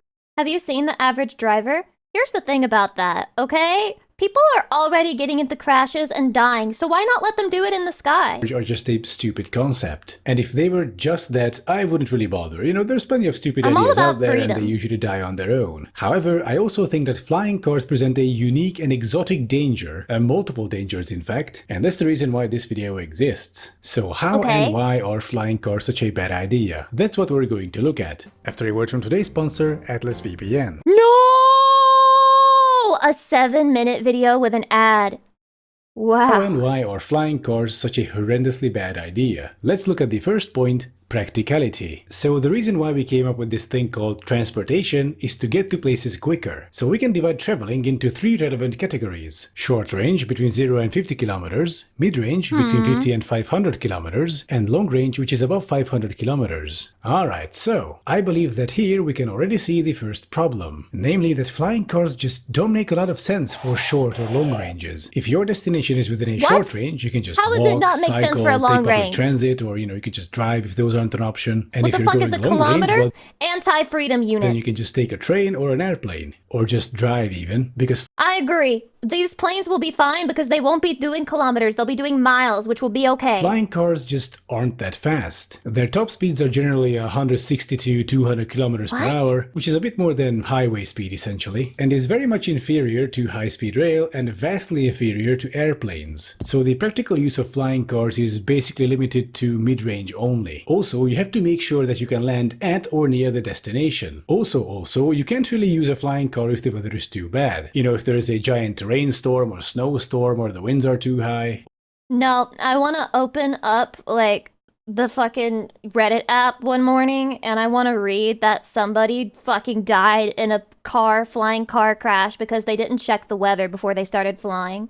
Simply Annabeth, welcome. Also, if you're going at night, you have to make absolutely sure that your destination has an illuminated landing area. And the thing about flying cars is that they are essentially just foldable sports planes. As such, their structure is very light and so very vulnerable. So if you go to a store in, say, land mode and someone backs into you in the parking lot, and say dents one of your flaps, then you can't really fly until it gets replaced. So every time you use your flying car in land mode, you are one slight bump away from weeks of no flying and hundreds, perhaps thousands of dollars of service fees. Alright, so things aren't looking great for the flying car, so...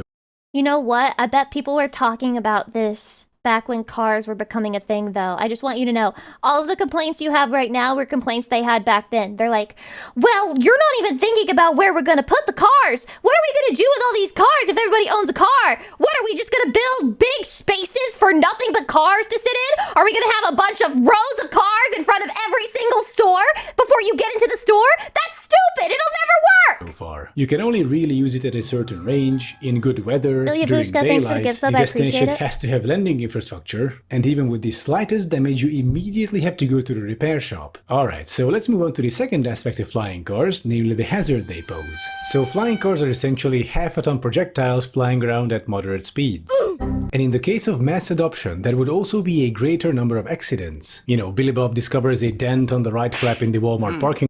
Listen, accidents will always happen with this shit. Okay, you can make all of the same argument for regular cars. And thinks to himself, yeah, this is probably fine. And then it turns out mid-flight that it's not really fine. Because of issues like this, flying cars would basically need to be banned above all human settlements, and basically all other strategically important infrastructure. For example, military installations, airports, seaports, high voltage cables. And then there's also the environmental considerations, meaning that flying cars would need to be banned.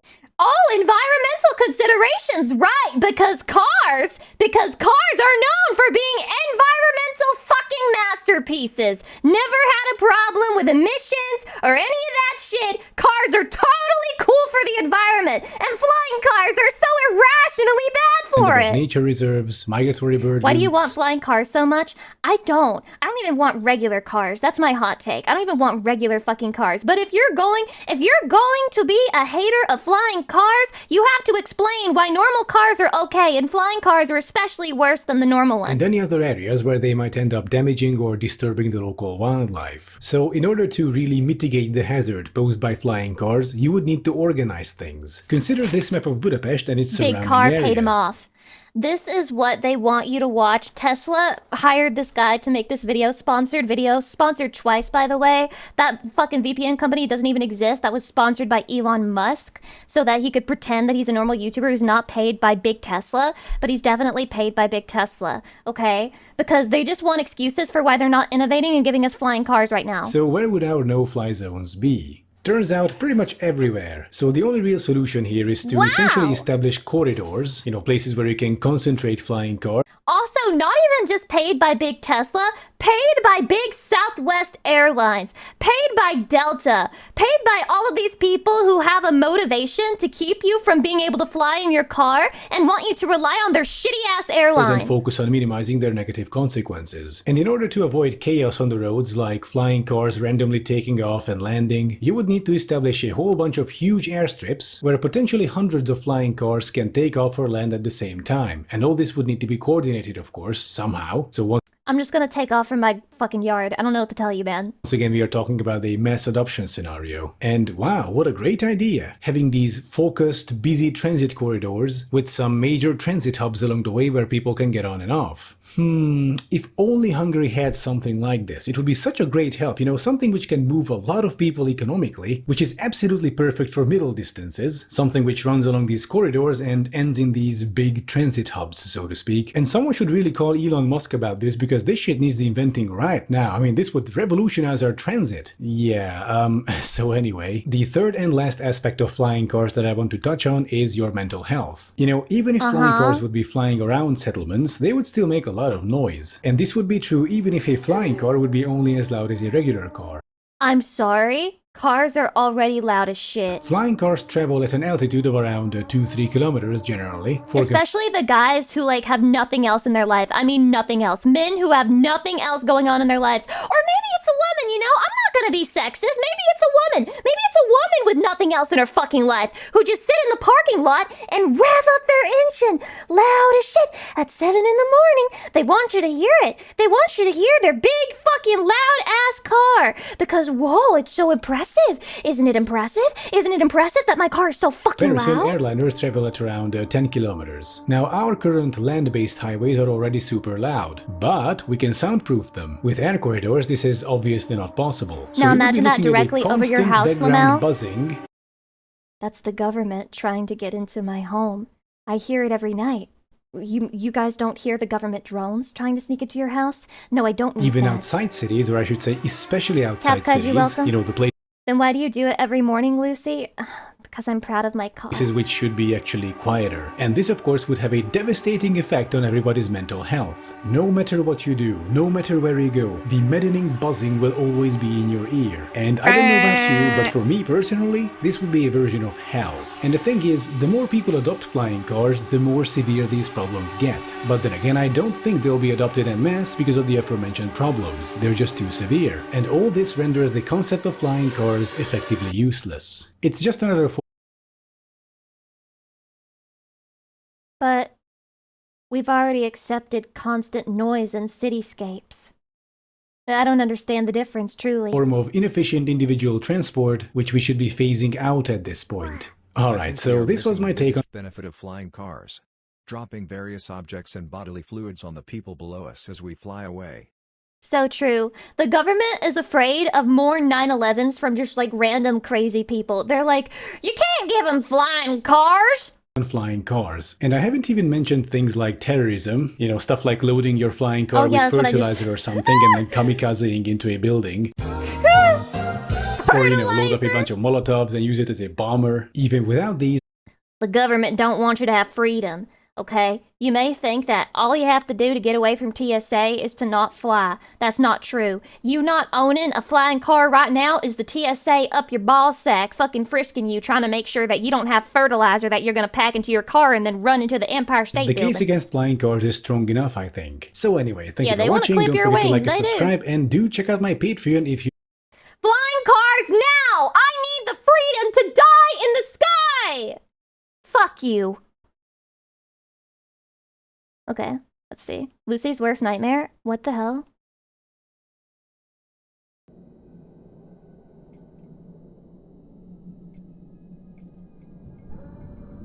Why? Why? Yes, I will. You don't need to ask. What? Who? For what? You know what? I just want to put it out there. My Funko Pop looks way cuter than the other Funko Pops. Mine is so cute. Wait, what happened?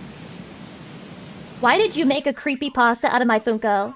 3 easy payments of $69.69. Supplies won't last. Plus only $69.69 shipping and handling. 30-day money-back guarantee. 1-800-BUY-THIS.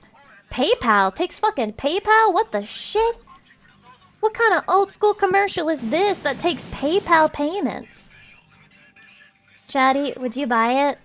Chatty, would you buy my Funko Pop? Would you buy my Lucy Pyre Funko Pop? No, no, I will not take the Funko pill. Don't take the Funko pill. Chatty, no, no, no, don't take the Funko pill. Wait, why does the price keep getting higher? Why does the price keep getting higher? despite nobody wanting to buy it. Explain. FOMO buy it? County, of course you would. Of course County's like, I've got FOMO, I've gotta buy it. I've gotta buy the Floosy Funko. There's only gonna be one. There's only gonna be one. I gotta buy it. Help me! Yeah, that's me. Literally help. Chatty, would you help me? Would you save me? Wait, the TV salesman was a Chatty? Oh my god. I'm gonna have to listen to that again later and like up the volume because I could not hear anything. Although I imagine it was really funny. Oh my god, how cute. What a cute ship post. Arigato gozaimasu. Never make it again. Never make it again. Okay, holy shit, this fucking video. I just want you to know somebody submitted a 50-minute long video and I did bring it up because I was willing to watch it. I don't know, man. I don't know about that, right? Yeah, holy 50 fucking minutes is crazy. This one was on the plate for last stream, so I want to watch this one because we didn't actually get to it. Bokura no Kaz Kazoku. Ayabe, the creator behind Boku no Natsuyasumi, once Boku no Natsuyasumi. My summer vacation. said in an interview that he wanted to give players the feeling of living their lives in fast forward. The effect of this glimpse into a life quickly lived is that we can begin to understand how apparently mundane choices have drastic influences over the lives of people around Thank you us, for the happy- especially 8 the months. children we raise. Shit. At the time of developing Bokura no Kazoku, Ayabe had been raising his own children for years, and when, His art at the style age is of slightly 40, creepy. he looked back on his life, I'm he had reading a this, I'm reading this. realization. Quote, I came to where I was so quickly. I had my childhood, grew up, and the next thing I knew I was 40. Bokura no Once I was Kazoku, 7 meaning years our old. family in Japanese, was developed by Millennium Kitchen for the PS2, focusing on the ordinary lives of adults and the important decisions they make as to their children's future. The game my God, I is a wanna play married this now. life child-rearing simulator in which the player raises a family over a period of 35 years, from the age of 25 to 60. So cute. It reminds me of Harvest Moon, A The Wonderful player's Life. choices at the start of the game locks them into a particular scenario in which they'll end up having a different number of children, each of whom has a unique personality. However, what happens over the course of the game will vary depending on the player's actions. Ganbaria. At the beginning of each season, the parents are faced with decisions to make that affect their child's future. The personality and destiny of You got stats for your baby. each child changes depending on how Yeah, child maxing. Me when I min-max and I reset over and over again because my child isn't being born with the right attribute. the player makes these decisions. There are a total of 15 different endings in which your children may or may not go to university, get married, If my get good child doesn't go jobs, to or have university, children they're a of their failure! own. Reset! I don't have children, but I can imagine that many parents may secretly wonder what might have happened if they could have done things a little bit Chatty, differently. don't look so sad. It was And just maybe a their joke. children ought to have Or was it? I don't know, Chatty. We're gonna have children together. What do you want for our child?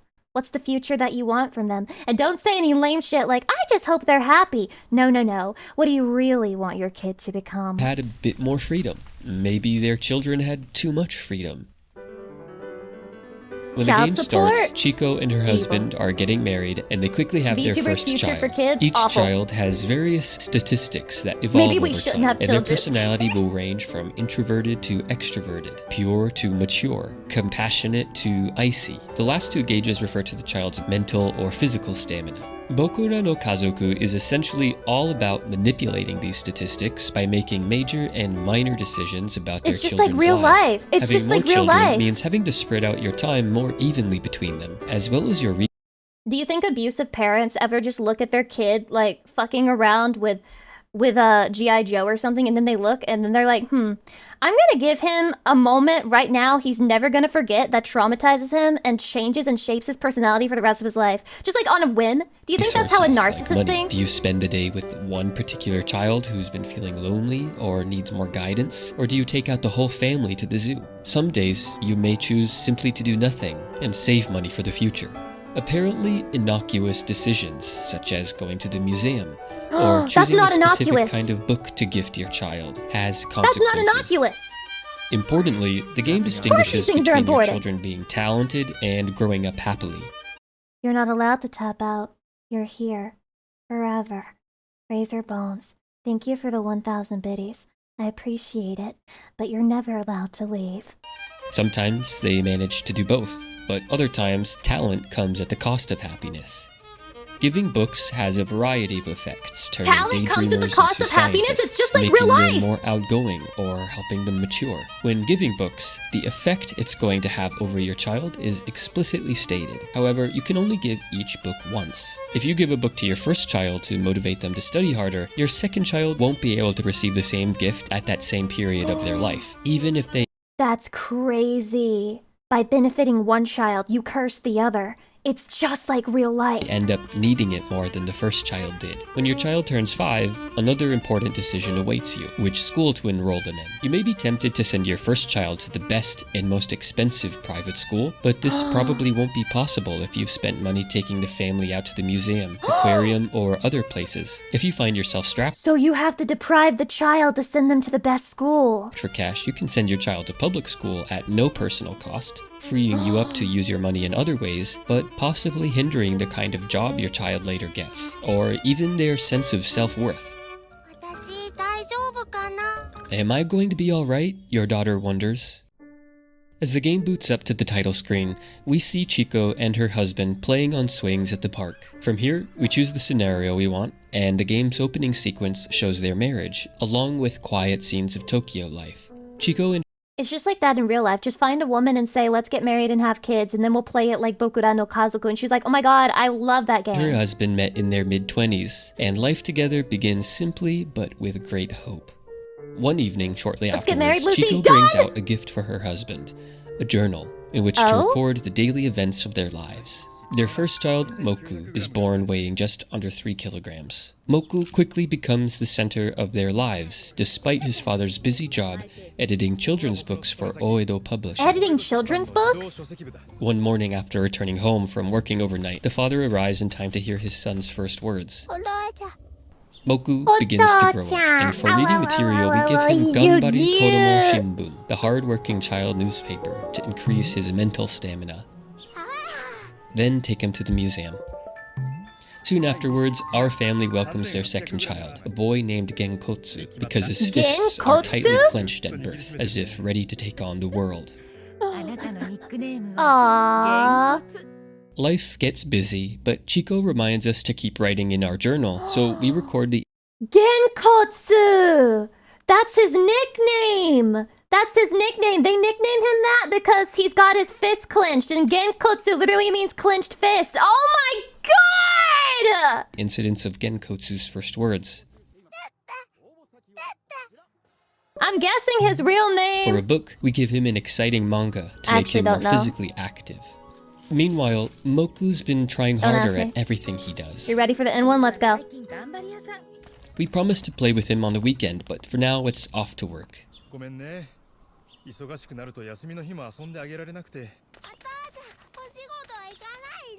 Later, our Dad, stop neglecting me. third child is born. We name her Pooh, and now things are really getting busy.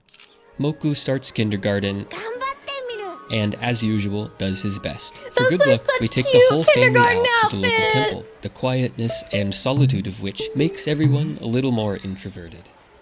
The next day, we take just Genkotsu to Tokyo Tower. A day out with him makes him a little bit more mature. Interestingly, our choices of their first books have drastic influences on their personalities. But I might be For his wrong whole about life, Moku will struggle to find a balance between work and fun. Genkotsu is always just a little bit too energetic. Pooh, who gets a book about playing at the park to get more extroverted, becomes a chef, thriving in the chaos of the kitchen. They're all growing up fast. That night, Pooh asks about the origin of her nickname, and we tell her the truth. It's because she farted the day she was born. A revelation.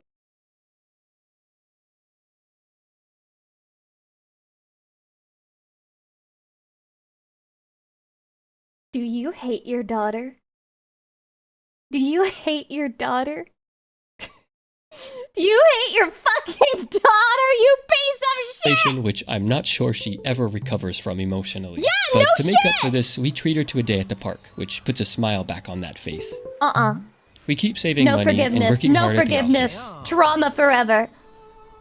From here, the game starts to get a bit predictable, but never anything less than charming. The kids are growing up in front of our eyes. We help them through emotional ups and downs, and try to give them the kind of books they need for whatever problem they're facing. Before you know it, life is passing us by, and all those little moments start adding up. The kids join sports teams and get almost as tall as their father. They get their first jobs delivering newspapers, making burgers, or ramen. Soon, they start having boyfriends and girlfriends. It's amusing and a bit touching to see these little kids looking more like tiny adults. This must be what it's like to be a parent, because in the parent's eyes, your children are still children, just bigger and dressed differently. As our kids enter adulthood, they follow their own paths. Moku goes to university, studying biology, and later becoming a journalist. But Genkotsu is the first child to get married, having met his girlfriend many years earlier. Moku has been working too hard, perhaps having been over-influenced by all those hard Moku is successful but lonely. And Genkotsu is having sex, but he got no money. He's a broke bitch. working student newspapers we used to give him. During a class reunion, he reconnects with the former you female always gotta pay a classmate, price and they get in married life. a few years later. Somehow, both Genkotsu and Pooh have grown up to become chefs. But Pooh is a much harder worker and more serious than Genkotsu. She never meets anyone, and doesn't get married. As the game ends, A woman not getting married in an old PS2 Japanese game? Shinzo Abe will have a word with you now from the grave. 2 grandchildren have been born. The first to Genkotsu, and the second to Moku. げんこつの家に 3900g の長男が生まれた。 Their father has kept a Damn, he diary through all these years, and on his 60th year, the pages are full. He is old man now.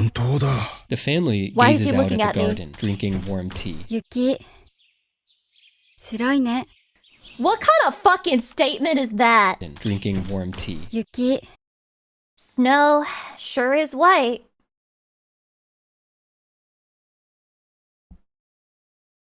Fucking riveting conversation, thank you.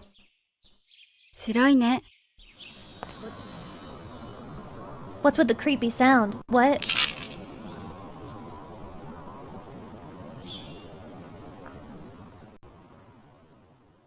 Sky sure is blue.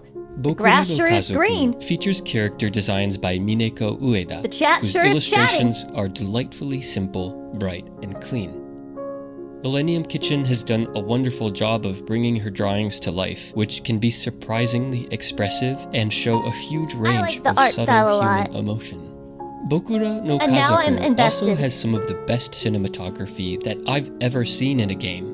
In fact, the backgrounds started out as photographs that were later reworked digitally, and the team took over The snow sure is 25,000 white. It's reference gonna live in my photos. head rent free. The style is reminiscent of legendary Japanese filmmaker Yasujiro Ozu, whose works have a lot in common with the games developed by Ayabe, focusing on the lives of ordinary people doing ordinary things. The plot of Ozu's early film, Ohio, is about the strange but humorous the relationship state, between the obviously. neighbors It's of about a the small state. Japanese town and their children, who go on a silence strike against their parents for being refused a new TV set. Based. Stick it to them parents. Ah, so desu ne. Baka! Growing up, I would sometimes indulge in a fantasy about being transported back in time and being able to relive my life from a particular When he said I had a fantasy of being trans and my brain froze for a second. age. However, this fantasy always led me to a question that I've never been able to answer. Hydration. If I could be transported back in time, would I make the same choices, or would I do things differently? Yatta garasu, thank you for the 7 months.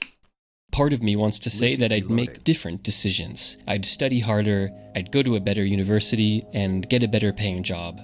But then, Another part of me thinks of all the amazing experiences I've had, and which I'd lose if I were to do things even slightly differently. I wouldn't have met the same people, I'd probably marry someone else, or maybe never gotten married at all. I would end up being a Shaddy, would you go back and change it all if it meant that you never met Lucy? totally different person. Are we born some particular way that stays with No. us throughout our lives? An essential core defined Orange Crush, the only honest one saying yes. I respect you for your honesty, however, you will be killed at the next cult meeting. us amidst endless superficial variability. If there's no essentially defining core, then who we are is our decisions. Though not everything in this life is under our control, every day faces us with a series of choices that eventually have major consequences. The trouble is, we don't always see the connecting Imagine having thread between these consequences. decisions and their effects. Could a book we buy for our children, nieces, or nephew have a major influence on their personality? Could one special birthday present, say a video game, that our parents bought us in the 90s, shape our lives irrevocably?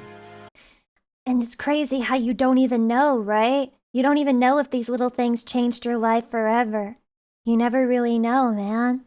What if there's a video game I played that set me down this path? Actually, I think if I had to pick one that set me down this path, it's probably Persona 3. So much of my personality is the result of an accident, of my mother buying me a game about a massive sword-wielding hero in 1997 at the age of 6, because I just so happened to be into swords at the time. But I doubt she could have seen the effect that game has had over my life. Bokura no Kazoku draws our attention to how our choices about ordinary things accumulate in unfathomable ways. So it wasn't hentai? Okay, this may come to you as a shock, Shadows Embrace You, but I was not watching hentai in kindergarten. At the end of our lives, what faces I saved us that for middle is school, a thank you. vast network of mostly unintended consequences. Therefore, perhaps the message of Bokura no Kazoku is pay attention.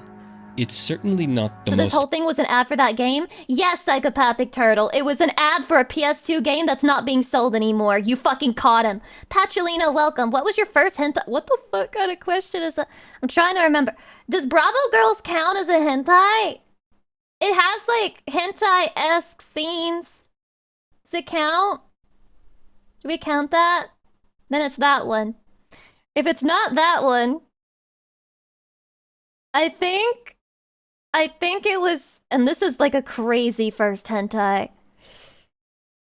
Inochu. immediately engaging or exciting game out there. But as far as games are able to speak to us on an existential level, Bokura no Kazoku is up there with the greats. Not despite, but because of the fact that its subject matter is purposefully and completely ordinary. And, like all of Ayabe's games, the beauty Fair, it was very popular. How the fuck did that get popular, by the way? Because it has like a lot of crazy shit in it.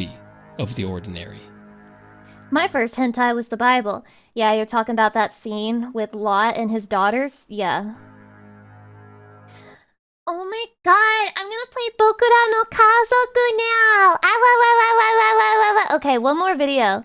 I'll let Chatty decide. Do you want to watch How to Reduce Salt or Career Date? I'm not sure what this means. But, salt because longer? I'm seeing salt. I'm seeing salt. So, do you like making people feel salty? No. Oh, yeah, I love making other people salty. It's one of my favorite things. Like, especially when And this marks the difference between these people who play these games and me. I can make someone's family salty. So, like, someone's family will travel to a tournament with them or something, and they're right behind them playing. I love that feeling when I beat them and I see them either crying or they sad or whatever the case may be. That is the best feeling ever in my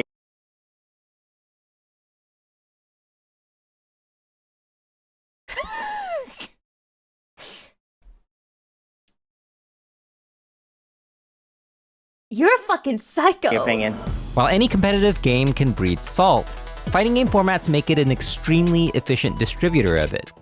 In the first year crazy. Street Fighter 6 was at EVO, it had Hydration. 7,083 competitors who paid to compete, and 7,077 of them got eliminated after course, losing that's how it just works. 2 best-of-3 sets. That's a lot of salty people gathered for just one weekend. An event like this is possible in a game where the length of a round is limited by a 99-second timer. I respect him for saying that. This guy respects people for saying, like, the sickest, most disturbing thoughts and feelings and desires and urges that they have. For that guy, it's not enough to be a winner. Other people must suffer. And where a round can be over in seconds. What a round! Oh my god, that's a 10-second round! It makes one wonder if this is all just some cultish exercise in masochism or even sadism. That felt good, didn't it? Like feeling sour or bitter, feeling salty encompasses a range of negative emotions, and it usually comes when something is not going your way in the game. If you're beating yourself up. This must be why I don't get that salty, because life has never gone my way, so I just like accept it as normal whenever bad things happen to me in a game. Like, I've watched other people go through something in a game where they're getting like super tilted, and I'm just like, oh, I just accepted that as part of the way that the game goes. For not doing better, you might feel shame or inadequacy. Good games though, you played well. No, I dropped like multiple combos. You did. If you think your opponent wronged you somehow, you might feel anger or resentment. Do you think there's a lot of fighting game fans in my community? If you're a fan of a fighting game, press 1. If you're not, press 2. We'll see here if this person is right. And if you think there's something wrong with the game or environment, you might feel despair and frustration. I shouldn't come I wouldn't say they're the majority, but that's a decent amount of people. here and lose the monitor or the PS4. If I'm convinced that guy's a fucking psycho now. someone outplays me, that's good shit. But if I lose to somebody with online infrastructure as part of the matchup, that's the thing that gets me mad the most. If being so emotionally affected by competitive gaming seems odd or even pathological, consider how people behave in traditional sports. In any competitive game, players will inevitably suffer some form of psychological pain, which sounds bad, but I like to think of it like the inevitability of suffering physical pain in a sport like soccer. Growth through adversity is why we have competition in the first place, and it's also why we have coaches. But if you're like, This is terrifying. Like, everything about this is actually scary looking. Like most people, you probably don't have a coach, and you're probably not going to get a therapist just because you hate Blanca. So is it possible to Shadi, would you get a therapist if you were getting super tilted over a game, and if the game was like your job and like you went to tournaments and so you had to like keep it together? Would you go to a therapist and explain like what the game is and explain the combo that got you killed and stopped you from winning the tournament? use salt on your own? The self-help book Feeling Good by David Burns claims that you can alleviate your anxiety, depression, guilt, and anger with a concept called CBT, not cock and ball torture! closed beta test, but cognitive Oh, I did not think it was closed beta test. behavioral therapy. It may seem like overkill to treat video game salt with a book designed to restore people's will to live, but the same stuff applies, albeit with lower stakes. The core concept of CBT is simple. When your character gets KO'd and you lose in the most unfair way possible, it seems like your saltiness is a direct result of that, but this isn't the case. Burns argues that you first see the thing that happened, but then you process what happened in your brain in what's called your internal dialogue, and that negative interpretation of the event is what makes you feel the salt. This idea has been around for a long time, going back to the Buddha and the Greek Stoic philosophers. Epictetus said, men are disturbed not by things, but by the view which they take of them. He's really like, so he really thought he fucking cooked. I'm sorry, there's a guy with an alpha podcast right now who like goes online and all he says is, dude, it's not about like what happens to you, it's about your mindset. And there's some guy fucking drinking it up, licking the fucking cum off of the floor after he fucking nuts on it. And that's literally, you are not a philosopher just because you say something like that. Like, this is so basic. Disturbed not by things, but by the view which they take of them. But maybe you feel that the way you look at things is already very accurate, and any deviation would be an exercise in self-deception. Cognitive behavioral therapists argue that you can prove your negative thoughts wrong by identifying them and pointing out their fallacies, which are known as cognitive distortions. David Burns has a list of 10 cognitive distortions and... Okay, so here's my problem. I go live, I stream, I can't resist shaking my tits for chatty because I really like my boobs and I like being a sexy anime girl. Then later, I feel like a whore. So how do I logic myself out of that? No, there's nothing slutty about going online and shaking your tits for men. There's nothing, like, that's normal. It's, like, it's not slutty at all. It's really not a big deal. Yeah, you want me to lie to myself? Calling them out in your internal dialogue is the key to feeling better. This is in no way a replacement for the book or seeking a therapist, but it'll give you an idea of how this stuff works, and maybe it'll save you from an embarrassing moment or two. True. All or nothing thinking. That's me. After getting eliminated from a tournament without winning a single match, your automatic thought might be, I'm the worst. That's me. This is very unlikely to be so true. So true. No, At it's the true. same Street Fighter 6 bracket mentioned earlier, the number of people who did not win a single match was 2,657 That's a lot players. of people who are the worst. But even if you took those players and had everyone play each other in the largest round-robin tournament ever, you would find a last-place finisher, but would that player be guaranteed to be worse than this guy? Or how about this guy? Yes. I don't play a whole lot of video games. You would have done better just by fucking around on the fucking controller and just pressing random buttons. Words like worst, best, absolute, and completely are examples of all or nothing language, and while we casually use these terms all the time, Worst episode ever. most things are not black or white. All or nothing thinking is the root of perfectionism, the idea that any mistake means you're worthless. So Not true, only is this that's untrue, me. perfect is an impossible expectation to satisfy, which But means I'm you'll gonna constantly chase be it. disappointed until you realize that shades of gray exist. Overgeneralization. What? This is the false assumption that just because something didn't go your way, it will never go your way. This kind of automatic thought often comes after getting Wait, rejected. Chatty, are these Whether you get logical rejected fallacies? after a job This is how I interview, live life. a first date, or just asking to get next game, it makes no sense that the outcome will be the same every time because the people and situations are always changing. We are not living in Groundhog Day where every day is the same, and even if we But can were, you prove that? changing your approach can lead to different results. Something is different. Which was the whole point of Yeah, the movie. sex, that's what's Anything different is good. The pain of rejection leads people to overgeneralize, and you even see this in-game. In Tekken, one of Kazuya's best moves is his Hell Sweep because it's too fast to block on reaction, but if it's blocked by a prediction or luck, he can be severely punished. You live and die by the Hell Sweep. While standing too, he'll do all that. A Kazuya player who overgeneralizes might get their Hell Sweep rejected once, think, what's the point, my Hell Sweep will never work, and stop using one of his best tools for the rest of the match. You tried your best, and you failed miserably.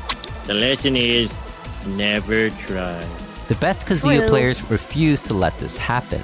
Oh my god! Oh, the beast! Mental filter. This is when you focus on one bad thing about a situation while ignoring all the positives, and then claiming the whole situation is bad. Justin Wong is one of the greatest fighting game players of all time, but he's also known for one of the greatest losses of all time, Moment 37. He's While never one could mentally imagine how recovered. devastating this loss would have been, Justin didn't dwell on it much at all. So I don't think I got salty Really? when like that moment happened. To us, it was like, that was good shit, right? That was wow. Like I'd never seen that before. The Daigo was Tuesday. I lost that set, but I was not salty. Do you really believe it? Do you really believe it? Chatty, do you really believe it? Because like Ultimate End, Marvel Top 8 was after that Daigo parry. I won Marvel 3 free. That was his fourth EVO title in Marvel vs. Capcom 2. The way he lost in Third Strike was spectacular, but that didn't make his Marvel trophy suddenly disappear. When you filter out all the things you've accomplished and only think about that one mistake, you're making a lowlight reel in your head and putting it on repeat. A lowlight reel. Imagine making a reel of Tiger Woods missing putts and calling him a bad golfer. It's absurd, but your automatic thoughts love to do that. Anything can seem bad if you Hard to censor be all its salty good when a crowd is going wild? I feel like that would make you more salty. It's one thing to fail in a crazy, like, extremely rare way. It's another to have the entire crowd of people behind you who are celebrating how badly you got fucked. qualities. Disqualifying the positive. That would traumatize This one goes me. one step further than mental filter. Instead of ignoring the positive things about something, you take it and somehow say it doesn't count. Lucy, this When just someone shows you're not built compliments for you on- competition, and I have never denied this In once. your gameplay, you might have an automatic thought like, they're just being nice. When you win a match, you might think, I was lucky, or they were going easy on me. Of course, you might want to be humble like Ryu. I still don't have what it takes. I still don't have what it takes. Is that how I sound? I must train harder. But at some point, you have to celebrate your victories, big or small, if you want to enjoy this activity. Even Daigo, who has written about his aversion to complacency, mentions in his book that he celebrates his victories. It's just that he keeps them short. If every time you win you think it was a fluke or I just got lucky, then you might just be disqualifying the positive. But you got lucky! I love that. Jumping to conclusions. This is when you automatically come to a negative conclusion about something without proper evidence, basically acting like a terrible detective. This is me with friendships. I don't know how to navigate them, so if anything happens, I assume I did something bad and it's over and they hate me. There are two ways this comes about. One is called mind reading, hastily assuming that others are thinking lowly of you. Yes, of course. This is when your friend isn't responding to your text message and you immediately think they're disrespecting you when there could be a million reasons why they're not answering. Mind reading is particularly insidious when playing online ranked. Because there's little to no communication outside of the gameplay, it's easy to assume that your opponent has no respect for you even when they're playing their game just like you are.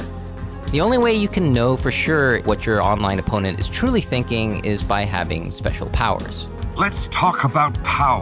I have special powers. Chatty, I can read your mind right now. You're thinking about how cute and lovable I am and how much you want to stay with me forever and watch every single one of my streams and be here for every single thing that I do and support me. Real power. The second way to jump to conclusions is called the fortune teller error. This is when you become pessimist Nostradamus and predict unrealistically bad outcomes as fact. It's one thing to go to a tournament and predict, I probably won't get first place, but it's another to think, when I lose, they're all gonna laugh at me. What's more realistic is that when you lose, you'll be like over 99.9% of the entrants who will get eliminated in bracket. Fortune telling can be particularly distracting during a match. Something you often hear from the best players is not to think about the outcome of the match during the match. 게임을 하고 있는 도중에 다른 생각이 가끔 들 때가 있는데 그러면 보통 그 게임은 져요. 이거 져서 패자조로 가면은 다음 상대가 누구누군데 정말 힘들 것 같은데 어떻게 하지? 이런 생각을 할 때도 있어가지고 대회가 잘 될 때는 그런 생각 없이 그냥 게임에만 집중해가지고 잘 되는 경우가 많고.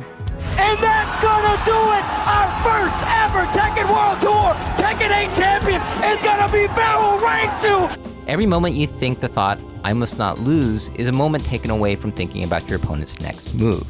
If you have an automatic thought that tries to read people's minds or predict the future, call it out. You don't have magical powers. Magnification and You don't have magical powers, Chatty. You can't predict the future. But I do predict that you'll like, comment, and subscribe whenever this video comes out on my VOD channel on YouTube. minimization. Magnification is when you take something bad and blow it out of proportion. And minimization is taking something good and downplaying its significance. Wait, this is A me. great example of magnification is when someone taunts you during a match. He did a taunt combo to Punk in Grand Finals of Evil? What's interesting about taunting in fighting games is that it loses its power to provoke if it has a clear benefit in the gameplay. Third Strike players expect others to use the taunt command because they know it gives characters various buffs. This is not disrespect. But in Tekken, the key charge is a move that buffs your next attack while removing your ability to block, so it's mostly useless.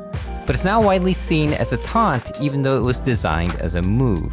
What this all means is that for a taunt to be effective as a tool of psychological warfare, it has to be a Super Smash Bros. Taunt. Be useless in the game. For a useless thing to become a big deal, you need magnification, also known as catastrophizing. Oh my god!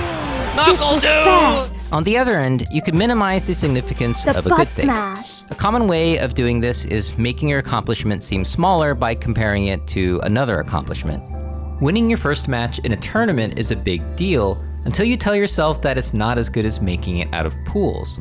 But you can be like this even if you win EVO 9 times. You can say it wasn't 10 times, and so on. But it's not 10. I like even numbers. Wait. If you can only hold L's and not take W's, of course you'll feel like you only lose. Emotional reasoning. This is when you think the way you feel is evidence for the truth of the situation. This isn't to say your feelings should never be trusted. Intuition's rooted in experience can save lives. but your feelings would not pass as proof in a serious court case. How reasonable do you think these automatic thoughts sound? I'm mad at my opponent, therefore they wronged me somehow. That's very reasonable. Human society is built off of that idea. Burn him, he's a fucking witch. This game seems impossible to learn, so it is impossible to learn. So true. I should go online and complain about how the game is unfair and it was made poorly. I feel like I'm playing poorly, therefore I am playing poorly.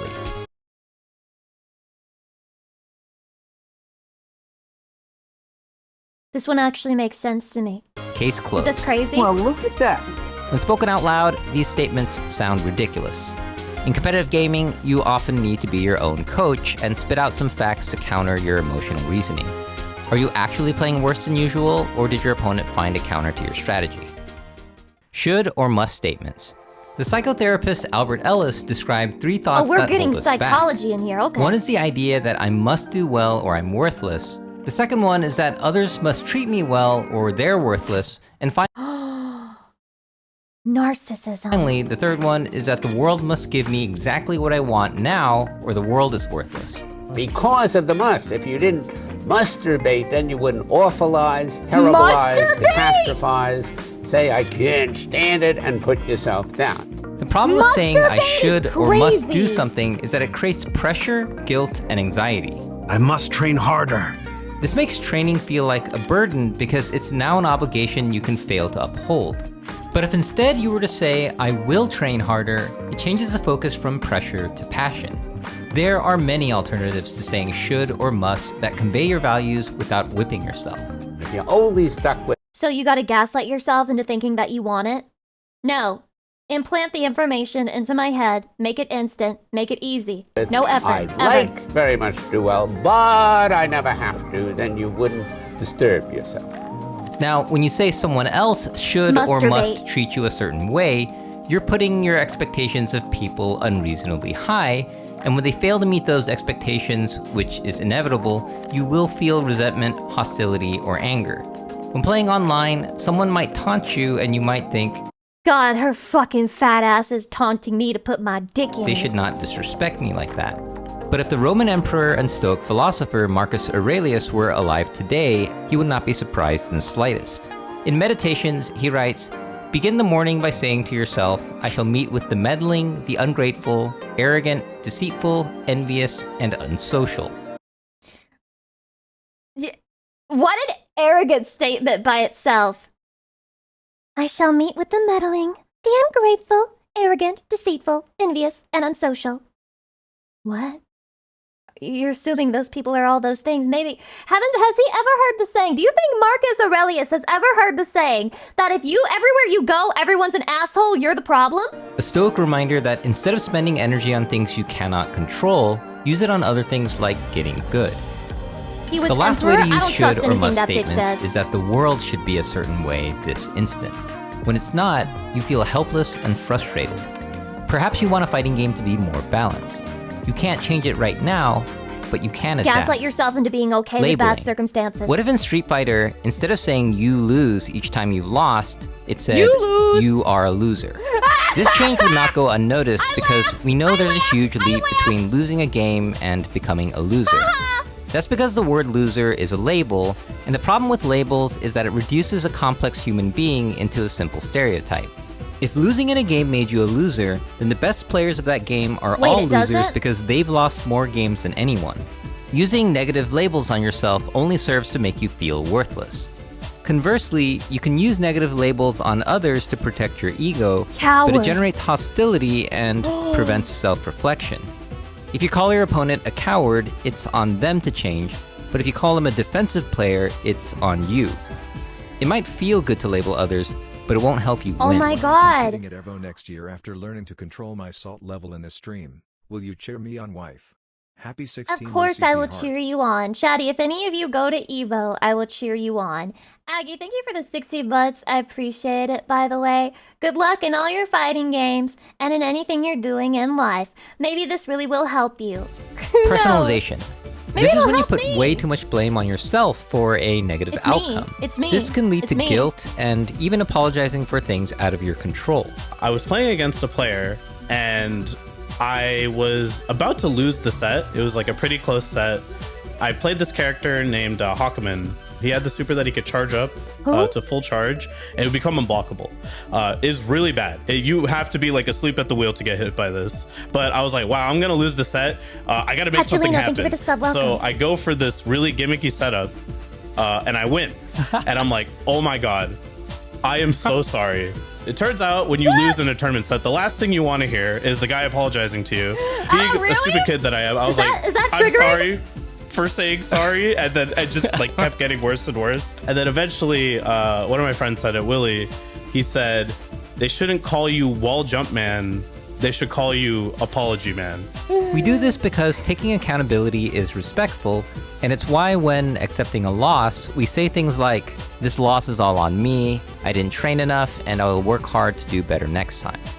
But is anything really the result of one person?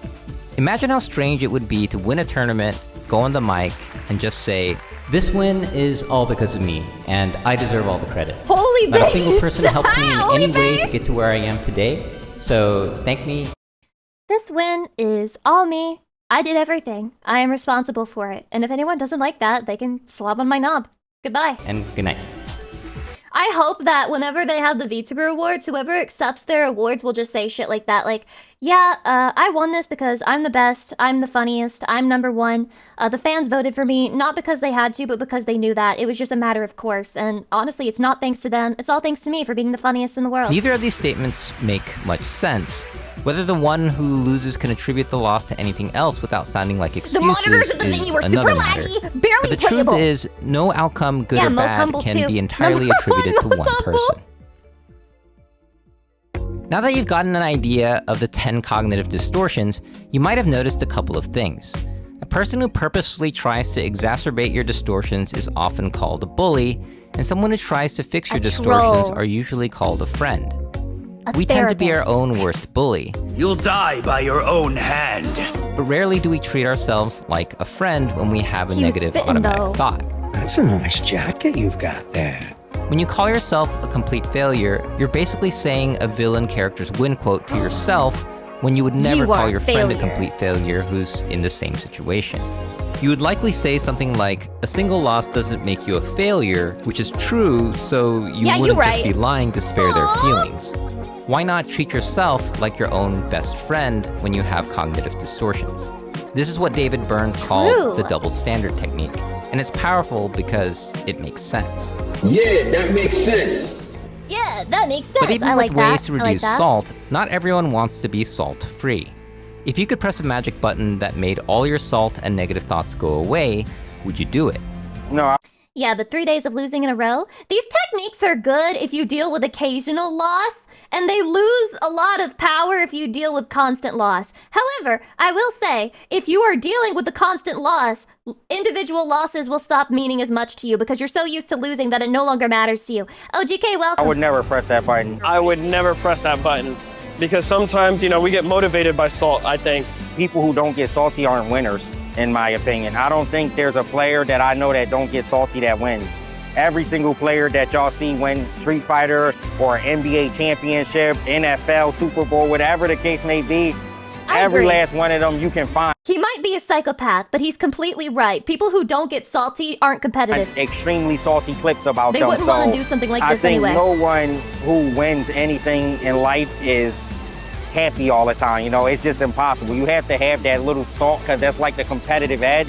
If you don't have that, I feel like you can't really go far in competitions. For me, salty is necessary for me to realize what's wrong. So salty itself is okay, not bad. It's up to you how to use it. So if salt is a fuel that motivates players to get better, then why are we trying to eradicate it? Thinking, Because it I'm a feels complete bad, failure it after feels losing bad. means you have high standards for yourself. Getting angered by your opponent taunting you likely means you have a sense of dignity and fairness. When you personalize a negative outcome, even if it wasn't your fault, it shows that you are empathetic. So instead of a magic button, Burns suggests you think of it as a magic dial. For example, I'm a complete failure dialed down is I wish I did better, which serves the same purpose without making you overly sad. By toning down the Does it? excess salt instead of removing it altogether, you can still do you while having enough salt to season your next victory. Use your salt from today to season your next victory. So the question remains, why play competitive games that put you through all this? Punk, yeah. I mean, he's got to feel Masochism! some kind of way after that. What a crazy run. Because playing with others is a chance to learn about yourself in an environment where mistakes are not life or death. Oh my God, he finally did it. You can say anything you want about this kid. He is an Evo champion, and you can never take that away from him. In the book, The Anxious Generation, Jonathan Haidt argues that children need to go out and play more with real people instead of being isolated to their smartphones and other screen-based activities. We have overprotected our children in the real world and underprotected them online. He writes, "It is in unsupervised, child-led play where children best learn to tolerate bruises, handle their emotions, read other children's emotions, take turns, resolve conflicts, and play fair." He's probably right about that. Though he He's probably right acknowledges about the that. benefits of gaming, he is skeptical that online gaming could be as beneficial as hanging out with friends in the real world. As a sick Psy major, do you agree, Lucy? I think that we are only now just beginning to see what it's like to live in a world of a generation that has been raised mostly by the internet and by technology, and not in person.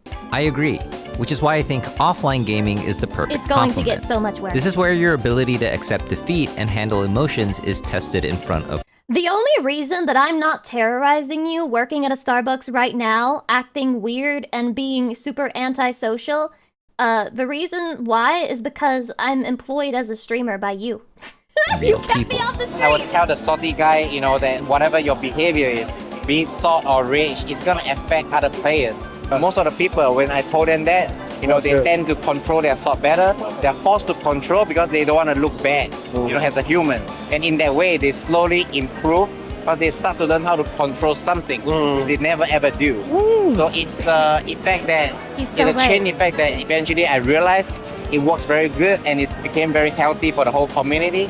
You know, it's like you're basically processing the salt to become a better person, right? You're not letting that, you're not acting on emotions right away. So, you know, it's building character. And this is why I feel the offline open bracket fighting game tournament is so valuable, and I never Oh want my to see it die God. off. It's one of the fun. Who is he cosplaying? Away.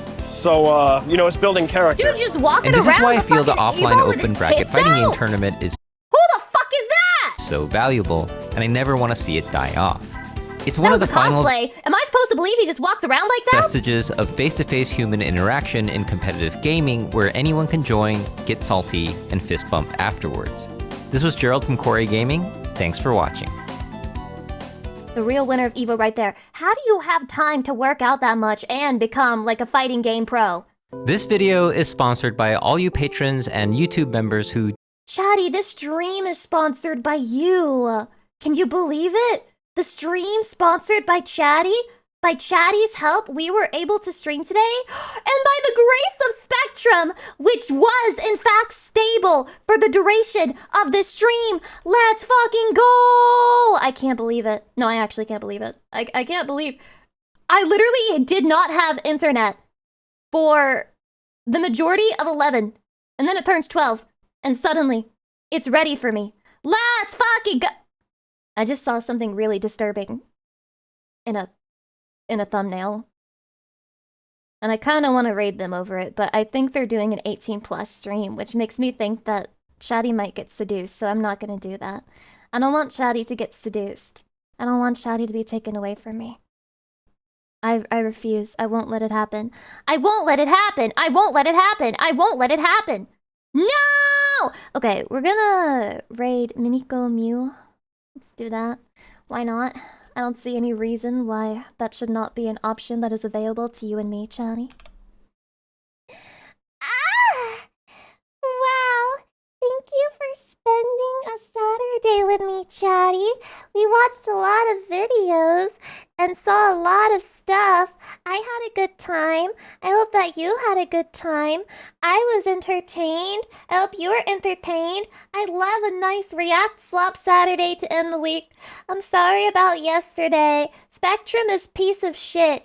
and cringe. We hate Spectrum in this chat. Tomatoes, tomatoes, tomatoes. We throw things at them. And then we fucking kill everyone who is responsible. Except we don't do that because that's murder. And it's a sin and it'll get you sent to hell. Which would mean that you would be living with me because I live in hell. Which means that you should kill everyone who is involved in Spectrum. Or maybe you shouldn't because that's an evil thing to say. But I think after we watched that guy say sociopathic shit and everyone was chat was like, he's right. I think maybe you guys are also sociopaths, so there's nothing to worry about. Anyway! I love you, Chatty. I'm gonna take a shower and get clean. I haven't showered this whole week. I don't even want to know what I smell like. But I'm gonna do it.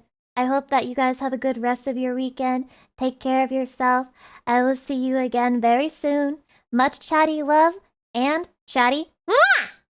Bye-bye! Bye-bye-bye-bye-bye.